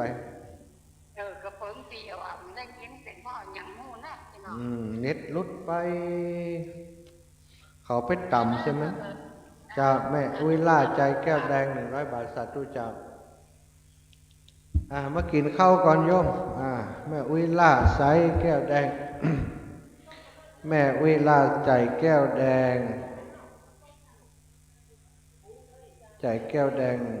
บ้านหัวทุ่งสามัคคีลำปางแหม100 บาทเนอะสาธุอนุโมทนาบุญแม่วิลาใจแก้วแดง นี่แหมแผ่น1แม่สีดาคนงาม100 บาทแม่กาบแก้วสีอินแก้ว100แม่สีสุรินทร์วงศ์200แม่เฉลียวสีบุญป่าน100แม่วิศลป้อวิศลแม่วิบัวลอยชัยสวรรค์200แล้วก็แม่ทองเครือชัยคันธา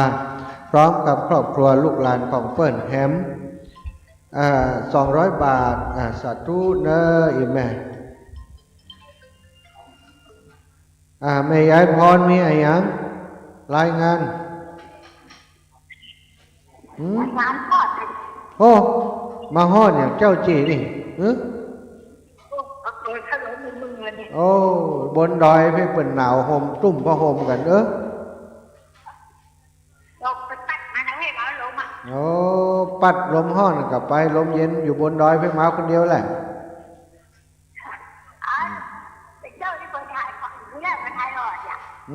ถ่ายทอดกัน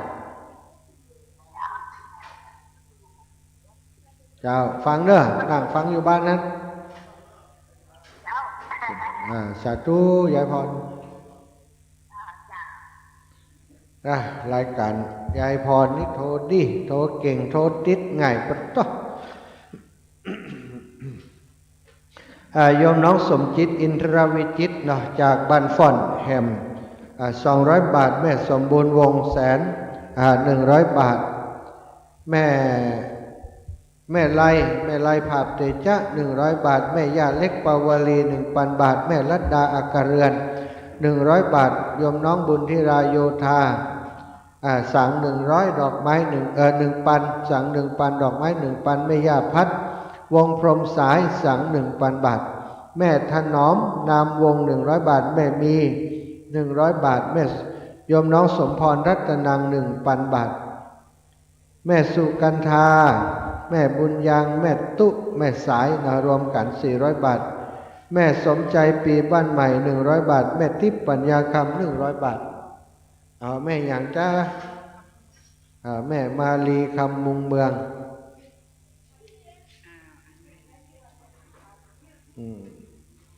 จ้าแม่มาลีคำมุงเมืองสัตว์กูทอง100 บาทอีแม่ยังแม่ทองสีสันกูทองแม่ไปเสียบกูเลยแม่ทองสีสันกูทองแม่ทองสีสันกูทอง100 บาทสาธุอนุโมทามิแม่สุแก้วคำอ้วนสีโพธารามยางเนื่องสารปีวัดอาจ้าแม่สุแก้วอีแม่หอมนี่เนาะหอมดอกไม้กับหอมสังเนาะดอกไม้แม่ดอกไม้ตัวใดคำอ้วนสาธุโนจาแม่เรียบร้อยอนุโมทนาบุญเนอสาธุแม่สุแก้วคำอ้วนสีโปตารามยางเนื่องสารปี200นะดอกไม้100สัง100จะได้ปักต้นให้กับอีแม่เนอะ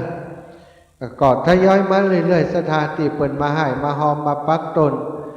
พระป่าต้นสตางค์ร่วมบุญกันวันนี้ก็ทยอยกันมาปักเรื่อยๆเนาะต้องขอบคุณเนอะสถานาบุญมีน้องหมู่เฮาเจ้าขาดทั้งหลายที่ได้ร่วมโดยช่วยกันมีกิจกรรมที่ม่อนพระศรีสองเมืองทุกครั้งทุกคราก็อาศัยหมู่เฮาทั้งหลายร่วมบุญร่วมกุศลสมทบบุญสมทบทุนเข้ามาเป็นปัจจัยสนับสนุนมาเป็นค่าใช้จ่ายค่าน้ำค่าไฟค่าดำเนินการต่างๆจ้างคนนั้นคนนี้เปิ่นมาอย่างเทศบาลอบตเปิ่นเอาน้ำมาส่งก็มอบการน้ำมันให้เปิ่นพ่องการน้ำคือกับคนที่เปิ่นทำหน้าที่พ่องก็มีค่าใช้จ่ายประปรายอยู่นอกสถานตะวันนี้ก็ได้มาเป่ามาเพียวพัดปัดกวาดก็ตุลุงแดงท่านก็ได้นำลูกศิษย์ลูกหามาจากทางดอยสะเก็ดมาช่วยเป่าช่วยปัดก่อนอันไก่ขยะก็ดีอันอย่างก็ดีจะอุบจะลกลุงลังอยู่สถานที่ได้สะอาดสะอ้านอยู่อย่างที่ศรัทธาได้หันนั้นก็เพราะ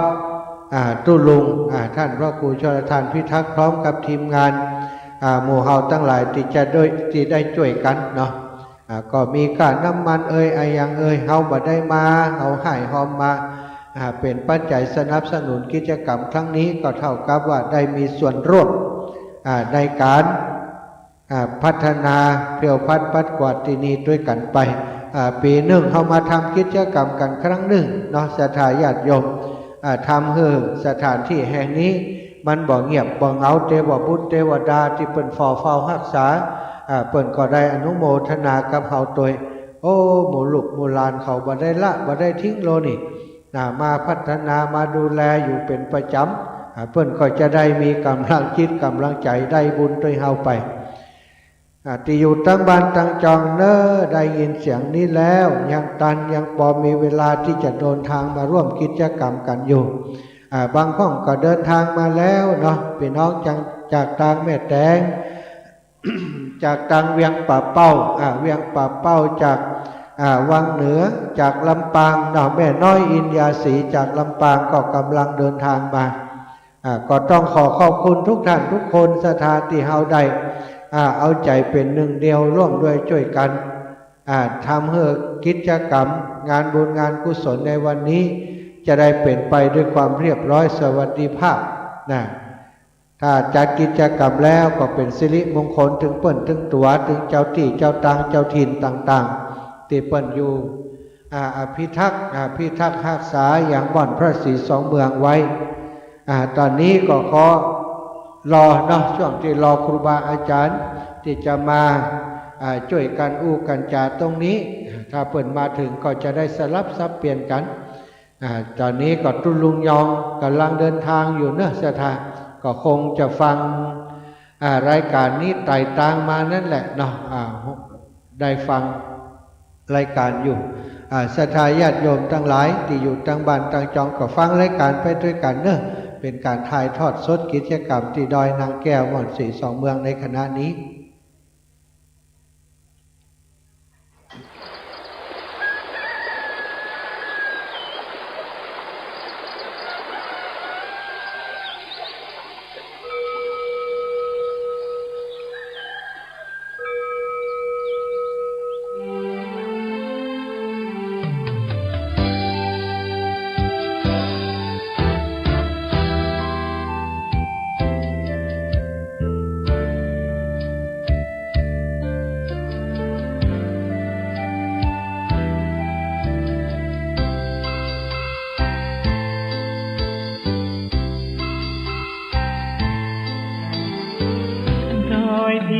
ปานน้ำงดงามสูงเด่นรอยธรรมเทระพระเนตรฝากเสียงผ่านสายลมลอยเชิญชวนศรัทธาร่วมบูรณาวัดป่าดงดอยยอดภูนางแก้วยังคอยทอแสงส่องฟ้าอำไพคลื่นธรรมสีขาวพาเราแช่มชื่นเป็นผู้รู้ผู้ตื่นเบิกบานทั้งกายและใจเคยแผ่คำสอนองค์ชินวรขจรกว้างไกลข่าวสารงานบุญที่ใดสื่อออนไลน์ไปถึงญาติโยมพระธาตุเจดีย์สีสองเมืองเปล่งประกายแล้วบนยอดดอยนางแก้วมีโอกาสแวะเวียนไหว้ชมจำลองจากดอยสุเทพดอยทุงคู่ธาตุบรมพลังแรงใจ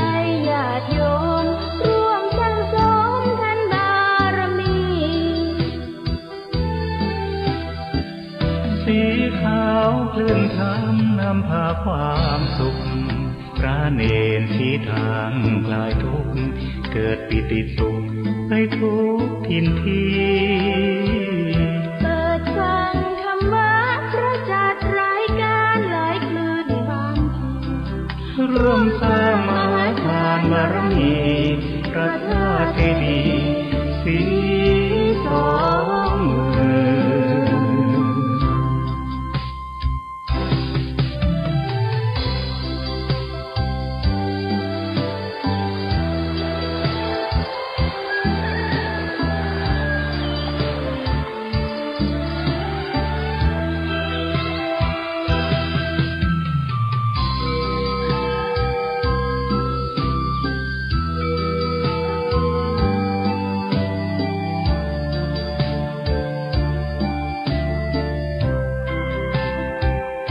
พระธาตุเจดีย์สีสองเมืองเปล่งประกายแล้วบนยอดดอยนางแก้วมีโอกาสแวะเวียนไหว้ชมจำลองใจทุงคู่ธาตุบรมพลังแรงใจญาติโยมร่วมสั่งสมทันบารมีสีขาวคลื่นธรรมนำพาความสุขพระเนรชี้ทางคลายทุกข์เกิดปิติสุขไปทุกทินทีเปิดฟังธรรมะพระจัดรายการหลายคลื่นความร่วมสร้างมหาทานบารมี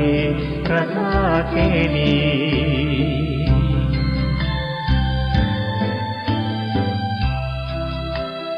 สีสองเมือง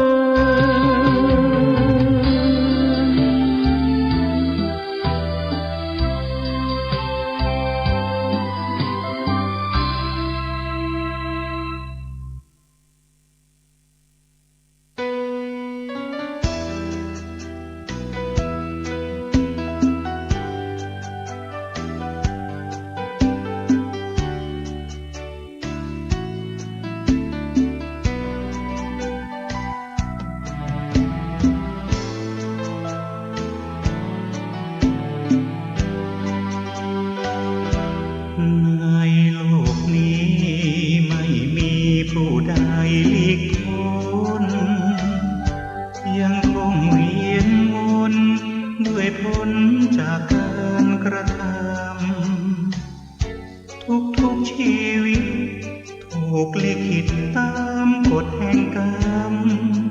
กฎหมายเพียงให้หลับจำแต่กฎแห่งกรรมติดตามจนตายเกิดในชาตินี้ยังคงใช้ในกรรมเก่าความดีจะช่วยบรรเทาให้กรรมเก่าลดลางจางหายเพิ่มกรรมทำชั่ว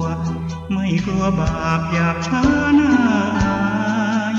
รอดพ้นโทษทางกฎหมายไม่อาจเลือนหายจากโทษของกรรมสองสามสี่ตอนนี้พี่น้องศรัทธากำลังทยอยเดินทางกันมาเดินทางมาแล้วก็เจริญพรใส่ขันแก้วทั้งสามเนาะใส่ขันแก้วทั้งสามขันดอกขันดวงใครมีน้ำส้มปล่อยก็เอามาให้มาหอกกันได้ตรงลานธาตุที่หน้าศาลาพระศรีสองเมืองนี่นะท่านใดที่จะร่วมทำบุญก็เจริญพรได้แจ้งความจำนงเนาะในวันนี้ก็ส่วนที่กำลังทยอยเดินทางมาครูบาอาจารย์ก็กำลังเดินทางมาตั้งดอยหล่อเพื่อกำลังเดินทางกันมาตั้งเชียงใหม่ห้องน้ำห้องท่าอยู่ฝั่งตะวันตกของเจ้าบ้านฝั่งตะวันออกให้ของพระสงฆ์ใจห้องน้ำท่าก็รูปนี้ก็มีสองห้องสองห้องในส่วนของทางรถลาที่จอดกับทางลูกสบายตอนนี้ก็กำลังจัดเตรียมสถานที่มันเรียบร้อยก็ตรงนี้เป็นสถานที่ลานที่นั่งได้สบายเพราะว่าเก้าอี้ตั้งเรียบร้อยหมดละเนาะตั้งเรียบร้อยหมดเก้าอี้ถ้าทายญาติโยมที่เอาอาหารมาก็ดีก็เอาไปรวมกันตั้งหลังหลังศาลาพระศรีสองเมืองเนาะหลังศาลาพระศรีสองเมือง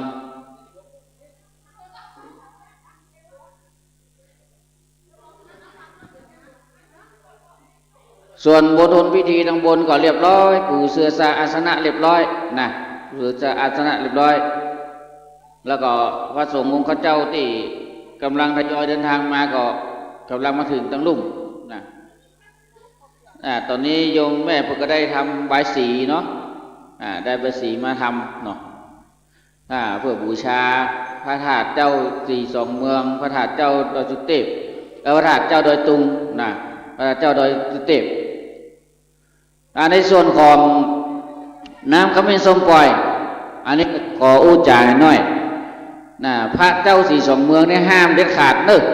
ที่เจ้าน้ำขมิ้นส้มปล่อยไปพระผายหรือว่าไปลดเพราะว่าองค์พระจะเสียนี่ก็ลงลักพิษทองของคำแท้บดเป็น5-6 หมื่นพุ่น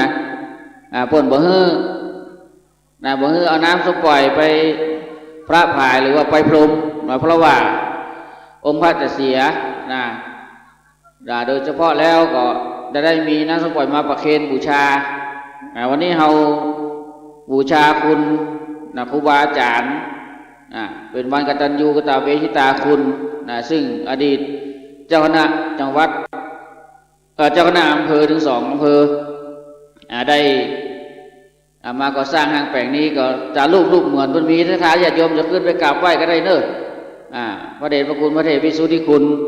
อดีตเจ้าคณะจังหวัดเชียงใหม่อดีตเจ้าวาดวัดอุปาหรือว่าวัดอุปารามในปัจจุบันแล้วก็พระสุนทรปริยตวิริติวิกรมเนาะอันนี้เจ้าวาดวัดปะงิ้วอดีตเจ้าคณะอำเภอเวียงหัวเป้าสาลูกเหมือนเพื่อก็ได้ปฏิสถานตรงนี้วันนี้ก็เป็นวันสบายๆจะทายญาติโยมอยู่ตรงบนที่ลมโกกดีอยู่เนาะอากาศก็ได้อยู่สบายบ่ฮ้อนตะใดอากาศสบายช่วงเวลาตอนนี้ก็ยังเจ้าอยู่จะทายญาติโยมก็ทยอยกันมา8:10 นาทีตอนนี้8:10 นาทีส่วนของตั้งรถตั้งรางลุ่มก็จอดได้สบายชิดติดฝั่งนี้เลยฝั่งพระธาตุศรีสองเมืองนี่เลยว่าต้องไปกังวลละเนาะเพราะว่า เปิ่นทางหลวงเปิ่นแปลงทางได้จอดได้แล้วจอดได้สบายใครที่จะร่วมด้วยช่วยกันทำบุญอย่างกับมาแจ้งความจำนงได้เนอะนะอันนี้ก็เป็นบุญเป็นกุศลที่เราได้สร้างสมบุญบารมีกันตั้งแต่ครั้งที่พระราชสีสองเมืองเนี่ยศาลาตรงนี้อยู่ตรงพระธาตุพอดีเลยนะก็ได้รื้อได้สร้างกันใหม่ตรงถึงปัจจุบันนี้ก็เป็นวิหารหลังย่อมๆนะศาลาหลังนี้เนาะเพื่อที่เป็นพิธีทำพิธีทางศาสนาต่างๆวันนี้น้ำส้มปล่อย3 ถัง3 ถังอยู่ที่ลานพระธาตุตรงหน้าศาลาพระศรีสองเมืองนี่ใครเอาน้ำส้มปล่อยมาให้มาหอมขึ้นมาเนี่ยจะทายโยมจะไปใส่แมบมันอิดมันหายใจมันออกถอดเลยมันมีอย่างแรกโลกมันหายไปตะปุละ ใส่แมบเดินขึ้นบันไดเนี่ยอิดแม่ขณะเขาเตียวยังอิดเนาะบ่ต้องใส่แมบนะเพราะว่าเดี๋ยวนี้มันก็มีละโรคต่างๆแต่ว่าป้องกันก็ดีอยู่หมอกควันก็บ่ต้องได้ละจืดจางไม่ห้องละเนาะเวลาใส่ขึ้นดอยมันต้องใส่แมสมาปิดปากก็เป็นการออกกำลังกายสมัยก่อนเหลือนี้ก่อนขึ้นตุกขึ้นยากต้องเกาะต้องกำต้องยันกันขึ้นสมัยเดียวนี้สบายมากขั้นใดตั้งวางมันโต๊ะก็มี2 เลน มี2 เลนถ้ามันโต๊ะก็หนาเป็น2 ช่องตะวันออกนี่ก็มีตั้งขึ้นได้เนาะไปมาตะวันออกก็ขึ้นได้นะอันนี้ก็ด้วยแรงกายแรงศรัทธาของเราท่านทั้งหลายที่ได้มาร่วมด้วยช่วยกันในวันนี้นะวันแน่ใจว่าวันนี้ท่านนายอำเภอพุทธจะบ้างจะมาได้ก็ส่วนงานราชการตั้งกำนันผู้ใหญ่บ้านก็จะมาร่วมด้วยช่วยกันเนาะเรามีเจ้าทาญาติโยมบ้านตาล้อเนอะเพิ่นเอาม่วงมานี่เจ้าทาญาติโยมท่านใดอยากได้ไปกินก็แบ่งกันไปเนอะคน3-4 แกนเนาะยิบกันไปใส่หาถุงมาใส่ไปม่วงส้มกับม่วงหวานมื้อนี้นะก็แบ่งกันไปเนอะนะอากาศร้อนก็กินของส้มของนี่ก็ระวังห้องระวังห้องช่วงอากาศร้อนเนี่ยจะทายาติโยมต้องระมัดระวังเนอะจะไปกินน้ำเย็นทันทีเดี๋ยวนี้ก็มีพระคุณเจ้าโดยมรณภาพจุงศพไปประจ้าไปช็อกอยู่ที่ศาลาเนี่ยมรณภาพตรงศาลาประจ้าที่ตั้งเชียงใหม่เนาะตั้งอำเภอแม่แตงนู่นนะวัดหนองกายนะแล้วก็จะทายญาติโยมที่ฮ้อนเนี่ยระวังเป็นฮิสโตกเด้อโรคฮิสโตกนี่คือโรคฮ้อนบ้านเฮาฮ้อนตายแต่ก็บ่เคยมีข่าวนักนะเพิ่งจะได้ยินมาว่ากี่ครั้งนี่เองว่าเป็นโรคฮิสโตกนี่นะก็ต้องระมัดระวังเนอะระมัดระวังเรื่องการกินน้ำมันเขาเจอฮ้อนแล้วมันเจอเย็นแล้วมันจังน็อกจังช็อกเนาะระมัดระวังตัวอากาศตอนนี้ก็แปรปรวนพุทธก็บ่เฮ็บพุทธก็ลมก็ฝนนะอากาศแปรปรวนพุทธบ่เฮ็บพุทธก็ฝนก็ระมัดระวังกันการใจยวดยานพาหนะบางครั้งบางคราวพักผ่อนบ่เต็มที่ก็ระวังตัวนะพระสงฆ์ครูบาอาจารย์นี่ที่ผ่านมาก่อนงานนี้ก็ได้มาด้วยกันเพี้ยวกันพัดสถานที่เนาะตั้งแต่พุ่นลานที่หน้าลานจอดรถฝั่งพุ่นโดยก็อนุโมทนาบุญโดยวันนี้จะเป็นวันเสาร์เนาะวันนี้วันเสาร์เนอะวันหยุดราชการโดยส่วนงานราชการวันนี้จะมีใครพูดเขาก็พอเอาเนาะว่าใครจะมาดูงานราชการแต่แน่ตั้งกำนันผู้ใหญ่บ้านกับบุญไม่จะดีใหม่นี่ก็ต้องมาเป็นลักเนาะมาเป็นลัก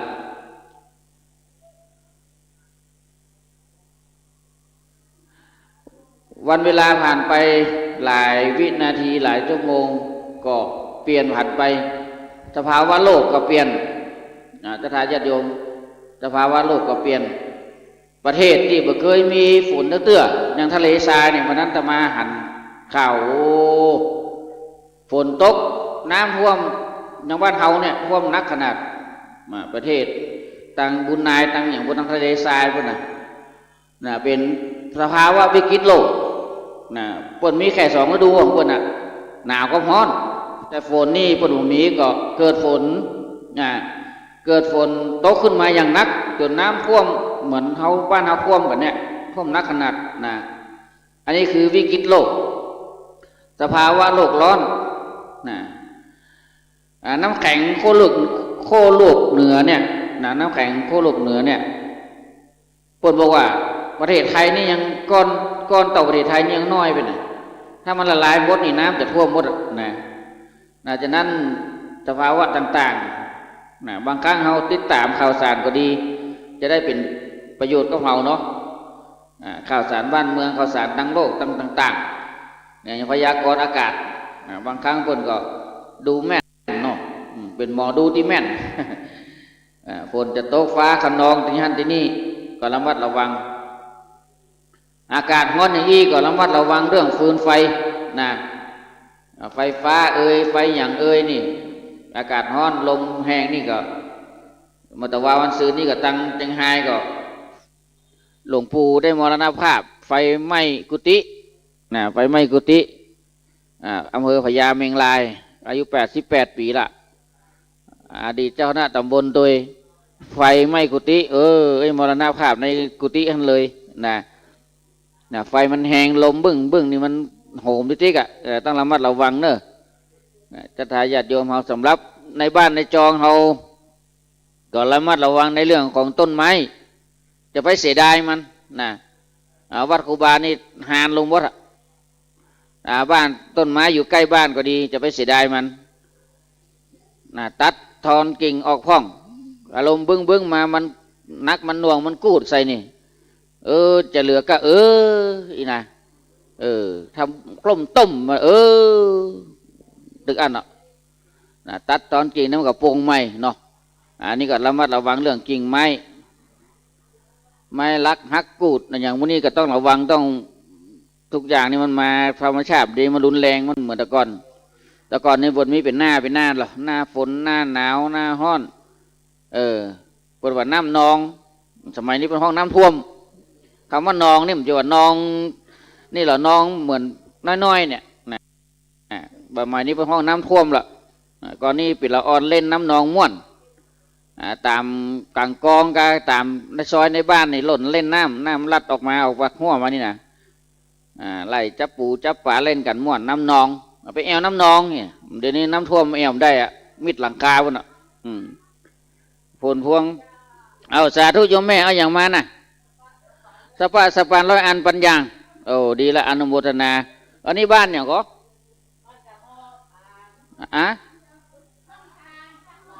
ตาห่อพานอำเภอพานมาแล้วนึอันนี้จากอำเภอพานพี่น้องอำเภอพานขึ้นสิขาวอำเภอพานเนาะตาห่ออนุโมทนาดู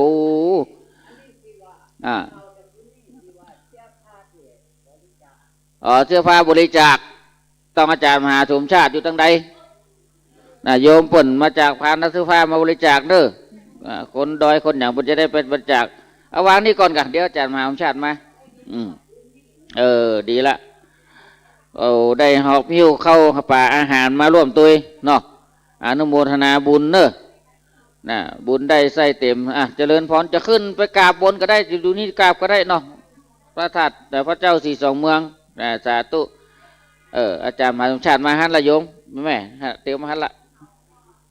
อันนี้ก็มาจากอำเภอพานเนาะบ้านตาห่อยะตาห่อหล่องทานท่าตุ้มหนองตุ้มตาห่อหล่องทานท่าตุ้มหนองตุ้มเนาะตุ้มด้อยมาเถอะจะทายญาติโยมก็ว่างๆก็ดีเนอะช่วยกันเจ็ดกันพอกันปัดอันนี้ก็จัดสถานที่ไว้ให้นั่งเก้าอี้เสริมก็มีเปลือกเจ้าสาธุอายุวโนสุขังปลังเนอะอีแม่เอาน้ำพริกอย่างนี้ทรายทั่วเน่าบึกม่วงสาธุเนอะบุญรักษาอนุโมทนามีไข่ต้มตัวนี้ ก็เสื้อผ้าที่ว่าจะถวายก็ คนอยากไล่กับตีอาจารย์มหาสมชาติได้เนอะแม่เตรียมมานี่เอาไปเลยเนี่ยอาจารย์จะยกตาลมดน่ะอาหารเนี่ยเนาะตาลข้าวตาลน้ำตาลเสื้อผ้าจะได้เป็นเศรษฐีวันหน้าเอายกไปกับแม่ยกไปกับมันจะไปต่างกันอันใดที่จะถวายก็ถวายอาจารย์มหาสมชาติท่านเนอะนะเดี๋ยวจะได้อนุโมทนาเนาะ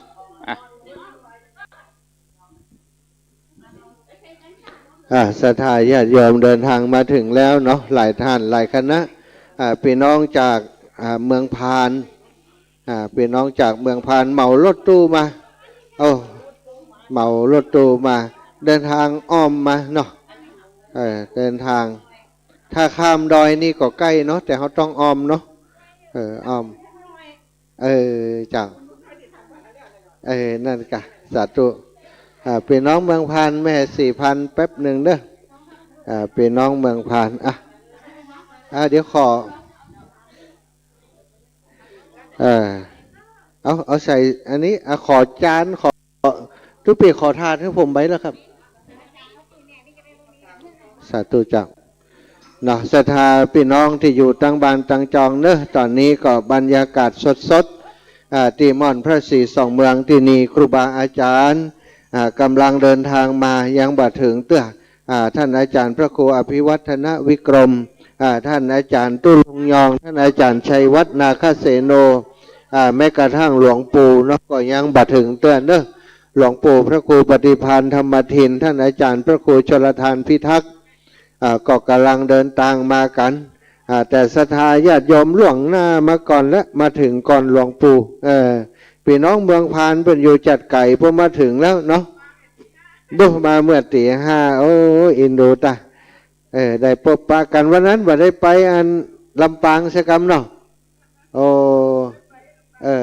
ลูกสาวไผ่สาวเกาหลีก็มาสาวเกาหลีนั่นมาละไปงานบุญงานอย่างปลาลูกปลาหลานไปเพิ่นได้หันเนาะวันหน้าก็จะได้ปลาญาติพี่น้องเขามาแหมพี่น้องหมู่เฮาที่อยู่ตั้งบ้านตั้งจองเนอะเกิดใจได้ไหลใจตัน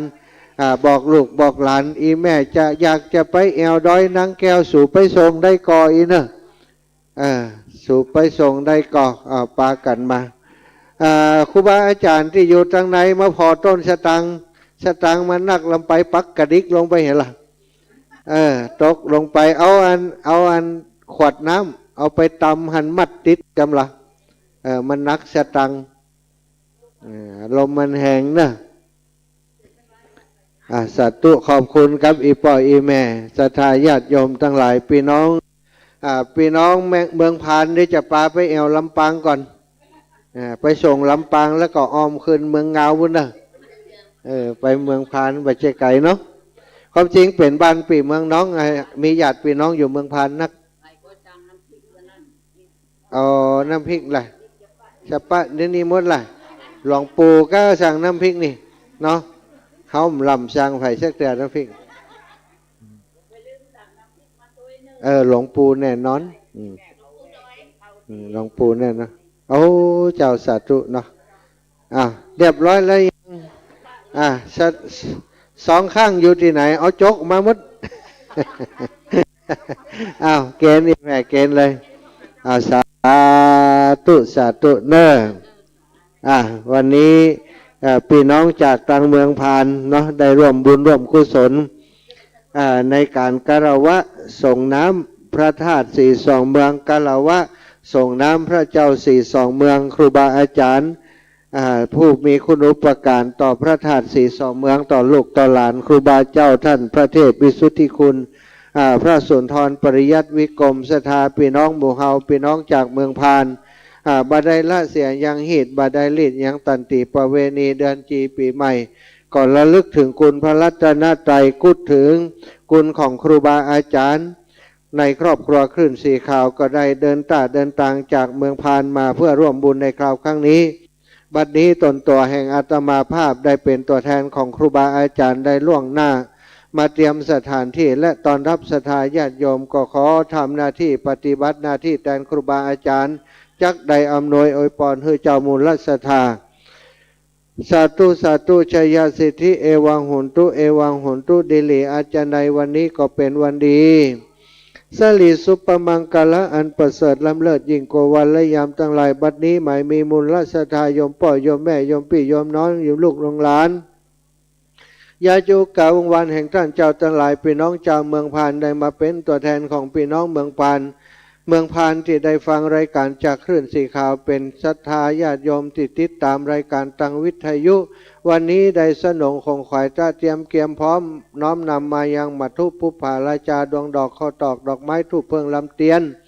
น้ำอบน้ำหอมน้ำสุขันโทตะกะตลอดถึงข้าวน้ำโภชนาอาหารพิกาหารตานและจตุปัจจัยไสยธรรมซึ่งหมายมีมูลศรัทธาป่อเลยแม่ไหลมาจุมปูบ้านห้องกันไหมบ้านร่องทานนะหมู่ที่เก้าได้ร่วมบุญมา1-2มูลศรัทธาแม่เปงจุมทิบ้านร่องทานตำบลทรายขาวได้ร่วมบุญมาแหม100 บาทอุทิศให้เจ้ากรรมในเวรมูลศรัทธาเด็กหญิงพิษิณีจุมทิบ้านร่องทานได้ร่วมบุญดอกไม้50 บาทร่วมบุญเอาทิศไปเฮือกับเทวบุตรเทวดามูลศรัทธาเด็กหญิงพิษิณีจุมทิก็ได้ร่วมบุญดำหัวแหม50 บาทมูลศรัทธานางเปงจุมทิบ้านล่องทานก็ได้ร่วมบุญดอกไม้มาแหม100 บาทและมูลศรัทธาท่านเจ้าทุกท่านทุกคนที่เดินทางมาพร้อมคณะ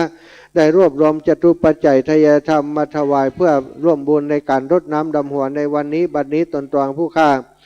ได้ปฏิฆาหารับเอาแล้วก็ขออำนวยให้ใจให้เจ้าโยมแม่ทั้งหลายพร้อมกับครอบครัวลูกหลานญาติกาวงวานแห่งท่านเจ้าจุผู้จุท่านจุผู้จุคนให้ท่านเจ้า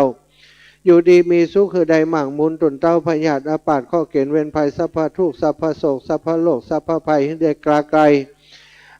พรากจากตนตัวแห่งท่านเจ้าเหมือนน้ำที่กลิ่งกาดลงจากใบบัวใบบอนแม้นบ่าวโยมแม่ทั้งหลาย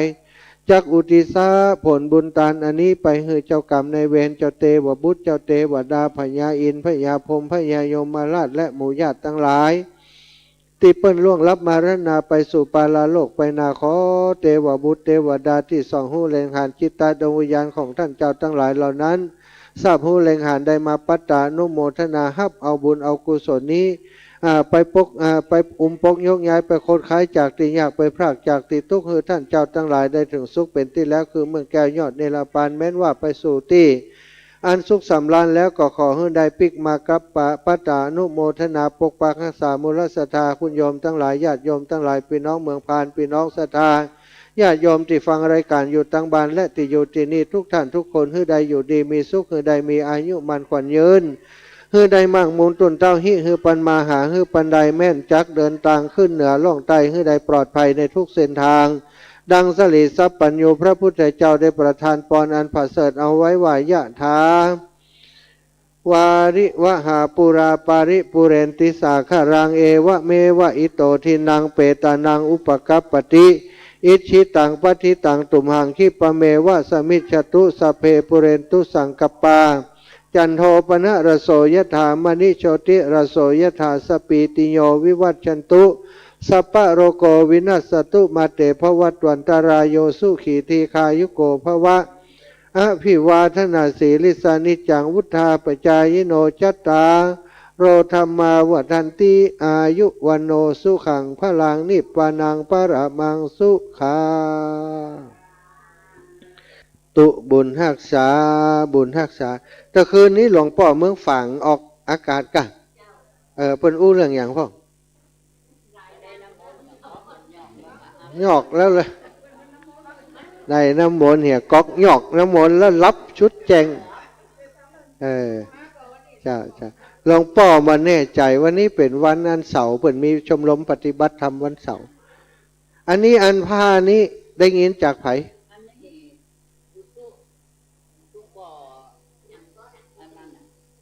ป่อยยังเมืองฝางล่ะแต่น้ำมนต์ก็เมืองฝางนะกะวันน้ำบ่อสวรรค์บ้านไหนหลวงปู่ดอยกะหลวงปู่ดอยกะอ๋อเปิดฮับบริจาคเสื้อผ้าแหละเอาไปได้ อ๋อดีกะเปิดมาฮับนี้เนาะอ๋อดีมีจะนักอ่ะโอ้เดี๋ยวจะไปเอาไปตีลำปางก็เอาไปถวายวันนั้นหลวงพ่อเพิ่นมาเอาลำรถหนึ่งอันหลวงพ่อปุ้นเปิ่นอยู่อันแม่สลิดหลวงตาสองยางจังหวัดตากเปิ่นเอาไปที่ชายแดนปุ้นเดี๋ยวจะไปจะเอารถใหญ่ไปเอารถ6 ล้อไปปุ้นอ่ะถ้าได้พาก็เอาเผียวคนใดปุ้นอ่ะ เอาอีแม่เอาใส่หันเลยเอาใส่หมดเลยเนอะเอาใส่ตู้หันเลยอย่าอันนี้ดำหัวกะฮะห้องดันเอาไปตีตั้งหลังฮะเดี๋ยวคัดออกตั้งหลังอาหารพระสงฆ์อยู่ตั้งหลังโหมาถึงแล้วเจ้าลำปังมากี่คนรถโอ้มานักแต่200ก่อนเดี๋ยวจะกลับตัว200วันนี้จะกลับตัวเมื่อตอนล่ะสัตว์ฮะมาดำหัวสัตว์ภาษาล่ะลูกได้ก่อนสัตว์เจ้าเอาไปพูดอ่ะเป็นเจ้านิ่มเนี่ยเอาไปเอาวางขึ้นโต๊ะให้เปิดว่าเจ้าบึ้ดจะบอกให้เปิดอันนี้เด็กหญิงอย่างนี้นะกล้องอีกอะก้อมก้อมหยอดเงินให้จะลึกเลยเปิดมืดอะไรนี่สาธุนะโอ้ดียกไปหลังกันยกไปถึงเข่งกันจะจกเอาอย่างก่อนนั่นเฮสาธุเนอะเขาขี้ขันพอไอแม่ตักอยู่ขนาดสาธุชยาสิทธิดีหลีจะในวันนี้มูลรัศธาแม่น้อยอินยาศรีพร้อมกับคณะศรัทธาญาติโยมจากต่างจังหวัดลำปางได้มาร่วมบุญกะละวะดำหัวในวันนี้ก็ได้น้อมนำมาอย่างจตุปัจจัยทายธรรมเดี๋ยวคือเขายกเอาเองไหมเอาไว้ฮะได้น้อมนำมาอย่างจตุปัจจัยทายธรรมข้าวน้ำโภชนาอาหารมาถวายครูบาอาจารย์ที่มาร่วมบุญในวันนี้ก็ผู้ข้าเป็นตัวแทนของครูบาอาจารย์ได้ปฏิฆะแล้วขออำนวยพรให้แม่น้อยอินยาศรีแม่พ่ออาลีแม่พิกุลวงแก้วจากจังหวัดลำปางพร้อมกับครอบครัวลูกหลานญาติกาวงวานท่านเจ้าจุปูจุท่านจุปูจุคนแม่นางพัชรีปวงคำพร้อมลูกหลานพี่น้องบ้านแม่ยิ่งทุกท่านทุกคนให้ใดอยู่ดีให้ใดมีอายุมันขวัญยืนให้ใดมั่งมุนตุนเต้าพญาตอาปาตกาให้ใดกลากาดแก้วออกจากตนจากตัวท่านเจ้าเหมือนน้ำที่กลิ่นกาดลงจากใบบัวใบบอนแม้นว่าเจ้าอุทิศผลบุญทานให้ญาติทั้งหลายให้เปิ้นได้กินได้บริโภคได้พ้นจากที่ยากได้พรากจากที่ทุกข์ได้ถึงสุขเป็นที่แล้วคือเมืองแก้วยอดในละปานนั้นจงจักมีเตี้ยงแต่ดีลียะทาวาริวหาชัยยาสิทธิอภิวาทนาสีลิสานิจังพุทธาปัจจายโนจตารโรธรรมาวัฏันติอายุวันโนสุขังพระลาหอมด้วยกันนี้หมดเนาะอันนี้มีส่วนตัวก็มีกันมีเอาใส่พุทธเอาใส่หีบเลยแม่นี่เห็นนี่สตังอยู่ในนี่แม่เอาสตังไปใส่จ้าเอาอันสวยไปใส่ครับอันนี้ไปเอาสวยวางนินเนอะเอาสวยเอาอย่างวางศรัทธาญาติโยมกับข้าวกับปลาเอาไปตั้งหลังเลยไหมตุ๊ปีช่วยพอโยมแม่เดินตรงไปเลยเอากับข้าวไปหลังเลยศรัทธาทยอยมาแล้วเนอะตุลุงขจายมาเร็วๆตุลุงท่านอาจารย์ชัยวัฒน์นาคเสโนอาจารย์ทยอยมากันแล้วเนอะนะตอนนี้ก็ศรัทธาญาติโยมบางท่านก็ได้นำน้ำมาถวายตานน้ำได้เป็นเศรษฐีหายตานแหวนตานหวีไปตานที่ผู้นานพูด มานี่มาศรัทธาญาติโยมสาธุชนคนใจบุญทั้งหลายทยอยกันมาละหาที่นั่งที่ จองไว้เนอะนะเพราะว่าราชบัณฑิตละปูนมาแล้วเนอะนะท่านอาจารย์สาธุอภเคนฮับปอนดีและอาจจะในวันนี้ก็หากว่าเป็นวันดีสดีสุภมังกละอันประเสริฐล้ำเลิศกับวันและยามทั้งหลายบัดนี้หมายมีศรัทธาพ่อบุญผางแม่น้อยแก้วอินคำนาบ้านป่าขั้งหมู่14ตำบลแม่จะดีใหม่อำเภอเวียงป่าเป้าจังหวัดเชียงรายที่นี้เป็นก้าวพร้อมด้วยลูกเต้าเราหลานญาติพี่น้องสำทับวงศาได้น้อมนำมายังสตุปไตยไตรยบัตุตานได้ดำน้ำมาถวายปัญนาเพื่อบูชาคุณพระพุทธเจ้าคุณพระธรรมเจ้าคุณพระสังฆเจ้าพร้อมกันทั้งจะได้ทำบุญเนื่องในงานทำบุญนาบูชาคุณทรงน้ำสุมากรวะบุรพาจารย์ติมอนวสีสองเมืองที่นี่บัดนี้ตนตัวแห่งเราตมาภาพก็มีธรรมะเมตตาปฏิกระไหวนาครับเอาแล้วเพื่อหึงแล้วเสียยังกรรมธนาแห่งเจ้ามูลาสนาตนหลามีประการสันใดสันอันก็ดีก็ขอพระนาบุญกุศลทั้งหลายมวลฝนนี้จงก้าวไก่มาเป็นตบะเดชะเป็นพระวะปัจจัยพระป้องอาศัยยังตนตัวของพ่อบุญผางแม่น้อยแก้วอินคำพร้อมด้วยครอบครัวได้อยู่ดีมีสุขรอดพ้นจากโลกาวิยาธิสัพพทุกข์สัพพโศกสัพพโลกสัพพภัยสัพพเคราะห์สนิทจันไรคดคายย้ายหนีไปในนิคากาละบัดนี้จุงจักมีตามพุทธคาถาบาลีขององค์สลีสัพพัญญูสัมมาสัมพุทธเจ้าเทศนาวายะถาวาลิวะหาปุลาปาลิปุเรนติสาคลังเอวะเมวะอิโตตินังเปตานังอุปกปติอิจิตังปฏิตังตุมังคิปะเมวะสมิจันตุสเพปุเรนตุสังกปาจันโทปนะราโสยถามณิโจติราโสยถาใจยจิติตานังลาปังสุติปะขยังสุขังพลังสิริอายุจวโนจาโพกังบุติจยะสวัสตวสาจะอายุจะชีวะจิติภวันตุเตสัพปีติโยวิวัจันตุสปะโลโกวินัสตุมาเตภวตนตรายโยสุกิติคายุโกภวะพิวาตานะสิริสนิจังวุธาปัจจายิโนจตาโลธรรมะดันติอายุมโนสุขังพลังอุติสะตานังนิพพานังปะละมังสุขังนโมตนาเนอปานได้เป็นบุญเศรษฐีมหาเศรษฐีศรัทธาญาติโยมที่เข้ามาแล้วก็ใส่ขันแก้วทั้ง3เนอขันดอกเนาะบูชารัตนะแก้วเจ้า3ประการบุตรเฮานี่ก็จะมีพิธีไหว้พระสมทานศีลกล่าวคำโอกาสต่างๆอีป้อเอาน้ำไปตั้งปุ่นป่อป้อบุญผางอันนี้สักวันจะเข้าไปเอวบ้านหนองปลาข้างมีกี่หลังคา16หลังคาเนาะเข้าไปกิโลเดียวเนาะติย่าจากเมนโถนี่ไปนะสักวันจะเข้าไปเอวหาเนอแม่นพร้อมได้เข้าไปสักตื่นเนาะนโมทนานี่ก็อยู่ในเขตปกครองของแม่เจดีย์ใหม่เนอนะก่อนนโมทนาบุญโยมแม่โยมพ่อท่านทั้งหลายที่ได้มาแล้วบางท่านก็มาจากอำเภอพานได้เอาข้าวน้ำโภชนาอาหารมาถวายเป็นทานเป็นทานตานข้าวตานน้ำได้เป็นเศรษฐีเนอะมั่งมีสีสุกกินบะเสี่ยงพี่น้องศรัทธาจกกับบะเสี่ยงไข่ทำบุญนี่กับจกตึ้มเสี่ยงจกกับปะได้ติ๊กกินตึ้มบะเสี่ยงกุ้มเจนเนาะเพราะว่าบุญนี่กินข้ามภพข้ามชาติบุญนี่เป็นที่พึ่งของมนุษย์และเทวดาทั้งหลายใครมีซอบเซลล์ก็สะท้ายหน่อยเนอะเติมแมงคุ้นมันจะมาคุยทั้งลุ่มนะตั้งแข่งตั้งตีนเนี่ยป้องกันหน่อยตอนนี้ก็ทยอยมากันท่านพระอาจารย์ตั้งเชียงใหม่ตั้งป่าซางลำปูนก็มากันเนาะทยอยมากันแล้วเนาะอาจารย์ธนอัตเอาอาจารย์ที่เพิ่นเตะทำม่วนเด้อตนใช้ผ้าสีแดงๆเตียวเข้าไปกี้นะอันนี้หนึ่งในเมืองเหนือล้านนาก็ว่าได้ที่ท่านได้ทำวิทยานิพนธ์ประคำที่ครูบาห้อยเนี่ยความเป็นมาประคำเป็นยังไงนี่สุดยอดหนึ่งปิญญาโทวิทยานิพนธ์ประคำที่ครูบาอาจารย์มันห้อยเนี่ยความหมายเป็นยังไงโอ้อาจารย์นี่มันเก่งอาจารย์ธนอัตเนาะ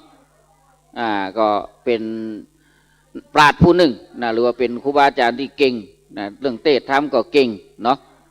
ใครมีน้ำส้มปล่อยมาหอมได้เนอะตอนนี้มาหอมตีถังใน3ถังนั่นนะใครที่ได้นำดอกไม้ทูบเทียนมาก็บูชาแก้วรัตนะทั้ง3พระพุทธพระธรรมพระสงฆ์ใส่ขันแก้วทั้ง3เนอะบุตรจะได้ยอยงถวายพระพุทธรูปคือพระเจ้า4 2เมือง พระเจ้าสี่เสือเมืองนั้นไผ่ห้ามเอาน้ำไปพระพรหมเด็ดขาดนะถ้าคนใดเอาน้ำไปพระพรหมจะปรับแสนเพราะว่าทองคำติดพิษท่านบนเสี่ยงไป60,000 ปลายกันนะเปิดทองคำแท้แต่โดนน้ำสปอยมันได้แต่พระธาตุนี่มันเป็นยังเพราะว่าถ้าเสียไปแล้วปงพระจะเสียเลยนะน้ำสมปล่อยบนมีป้ายที่ท่านนะแล้วก็พระธาตุนี่เขาก็จะสามารถรู้ได้ว่า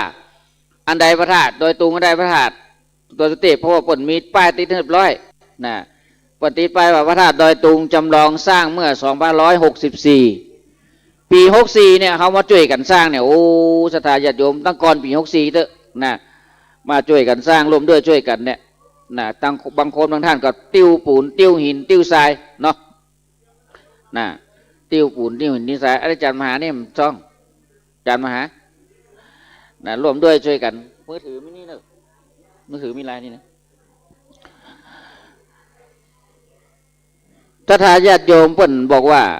การกินการตานในปรุว่าเป็นปัจเทยังนะคำว่าปัจเทยังคือเข้าห่อเสบียงห่อต่อต้าต่างไปสวรรค์นิพพานยามเฮารับตาละโลกไปเนี่ยเฮาบอกหูได้ว่าเฮาจะไปอยู่จุดไหนอยู่ที่ไหนถ้าทั้งสี่ล้มหรือว่าดับบูบเนี่ยวิญญาณดวงหนึ่งก็จะไปตามที่จิตดวงหนึ่งของเฮาที่ปรารถนาเนี่ยก็จะล่องลอยไปนะ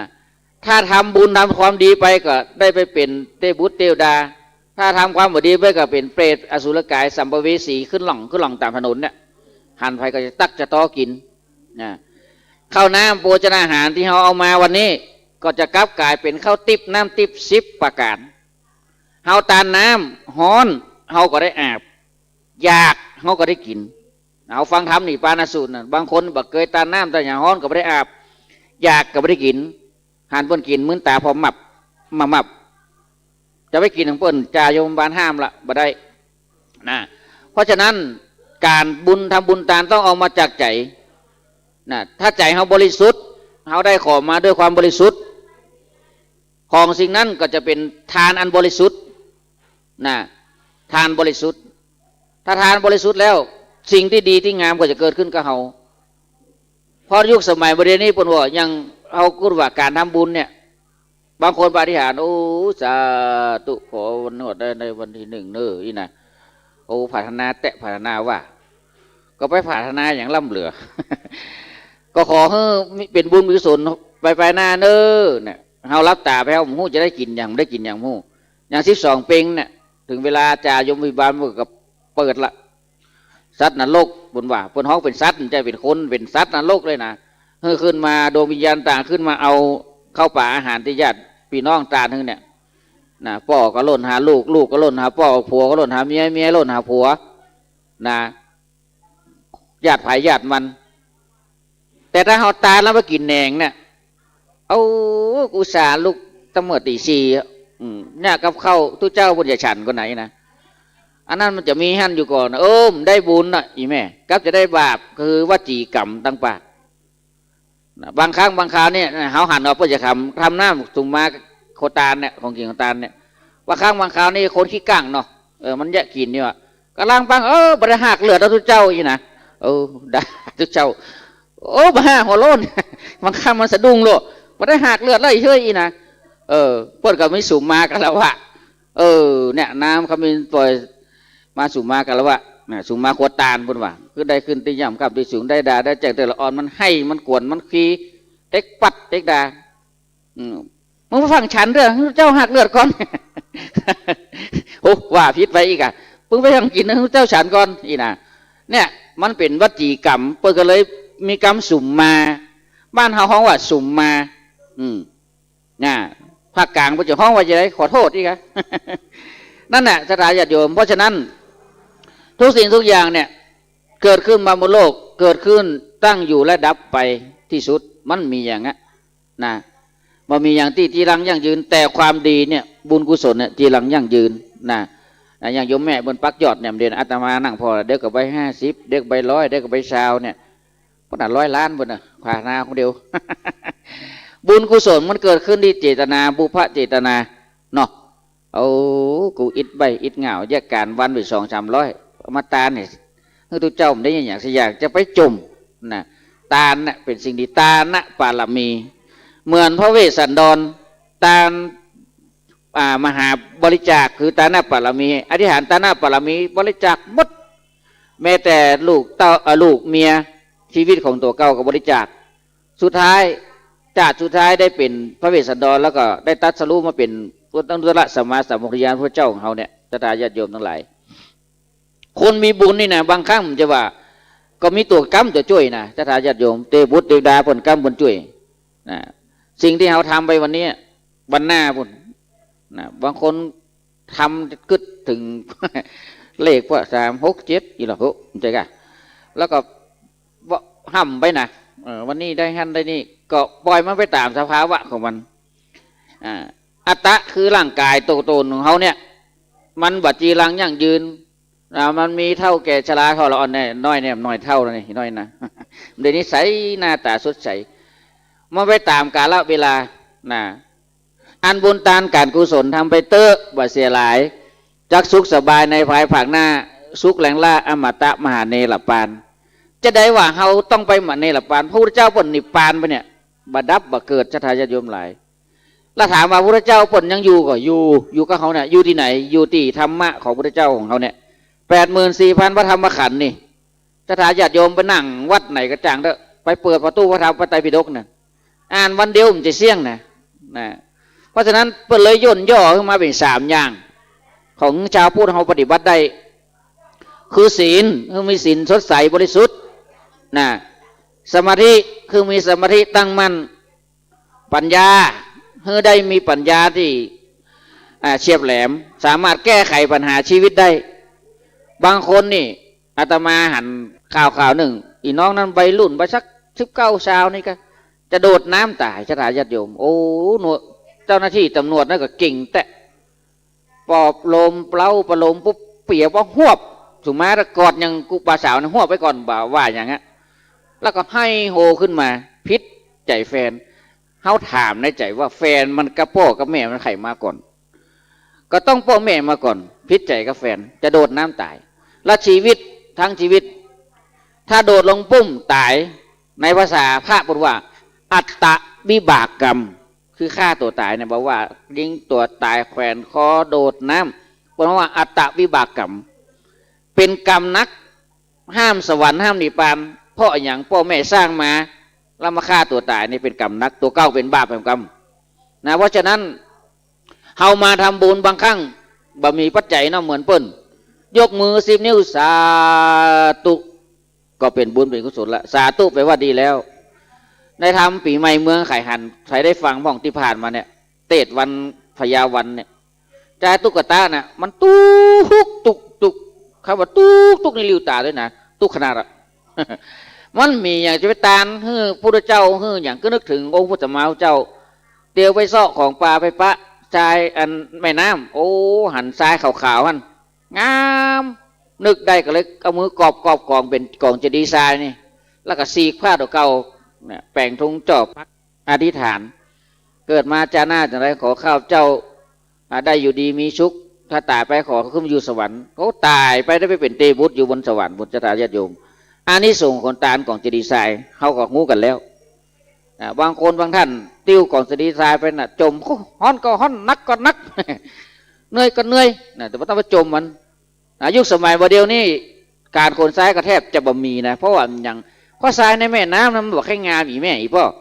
ที่พุทธไปตานะปวดไปใจในวัดหรอกแปลงหั่นแปลงนี่ทุกเจ้าวันได้ใจแล้วก็เขาก็ที่ถามตามกรรมบัตรนางเขานะก็เลยสั่งเป็นคิวมากะสั่งเป็นคิวมาโค้ขาวจั่วแต่ถามว่าพ้นจะติ้วมาได้ก็ได้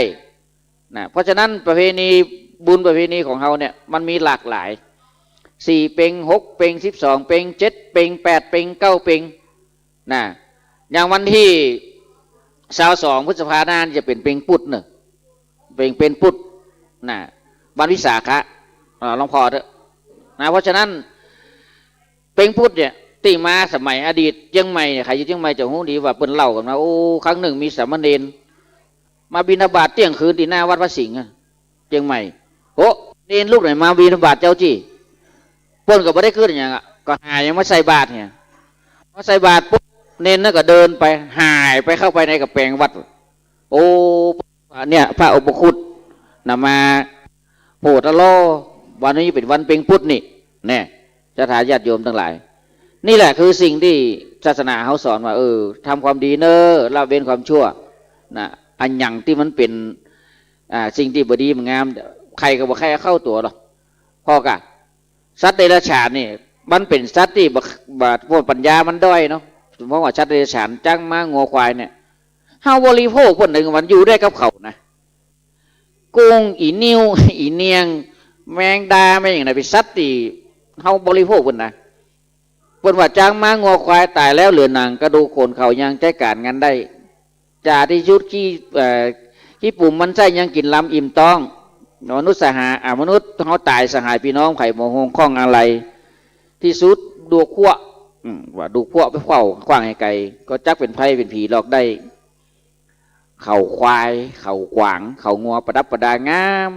ไผ่หัวกระโหลกไว้บนบ้านว่าเท่ามันมีมิตรสักคนนะลูกหลานก็อยู่ตัวเนี่ยขนาด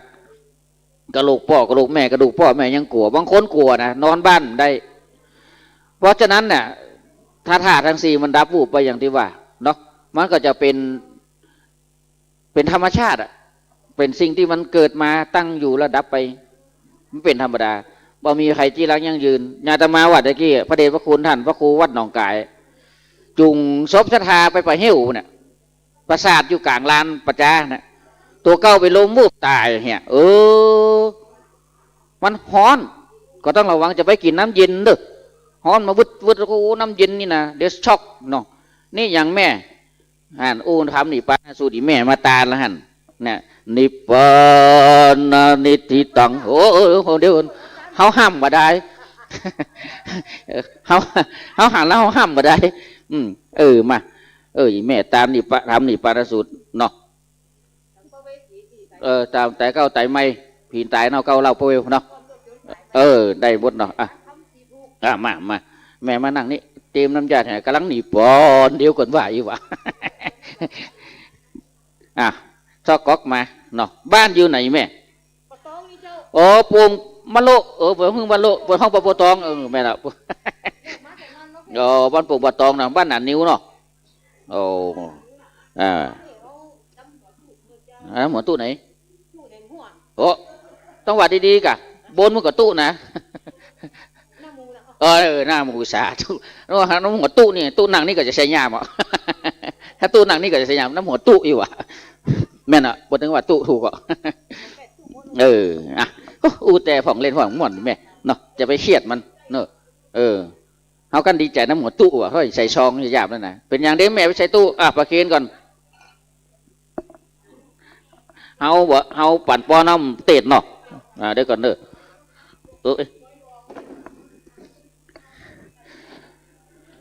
มันเป็นสิ่งที่พระเจ้าตรัสไว้ว่าคนใดที่คิดถึงญาติโยมเนี่ยองค์มีมดเนี่ยอีแม่ตาลทำเป็นอย่างนั่งตุ้ยแม่ขอน้องอย่างนี้ไปนั่งของเนาะนิพพานสูตรเจ้ากรรมนายเวรมหาวิบากสองผูกเนอะอีแม่ครับปอเนอะตั้งใจเขาจะห้ามก่อนนะฟังญาติเด้อมาไล่พูดมีนิพพานสูตรเนาะเจ้ากรรมนายเวรและมหาวิบากสองผูกเดี๋ยวก็ไปพูดทีหลังเนาะเจ้าเขาจะห้ามเดี๋ยวก็ฮับปอกระยัดน้ำเนอะวังอนตุสัมปติชามิโลกิยะโลกุตตะละมะกะปลาบัดนี้ก็หากว่าเป็นวันดีเป็นวันสลีใจยะมงคลบัดนี้ไม่มีชะตาแม่อุยลาธรรมชัยบ้านโป่งป่าตองหมู่14ตำบลแม่จะดีใหม่อำเภอเวียงป่าเป้าจังหวัดเชียงรายต่างที่นี้เป็นเก้าพร้อมด้วยลูกเต้าเราหลานญาติพี่น้องสัมปันตะวงศาจุผู้จุคนต่างก็ได้ตะลงคงควายตบแต่งเป่งพร้อมน้อมมายังมะทุบุปาราจะดวงดอกข้าวตอกดอกไม้ลำเตียน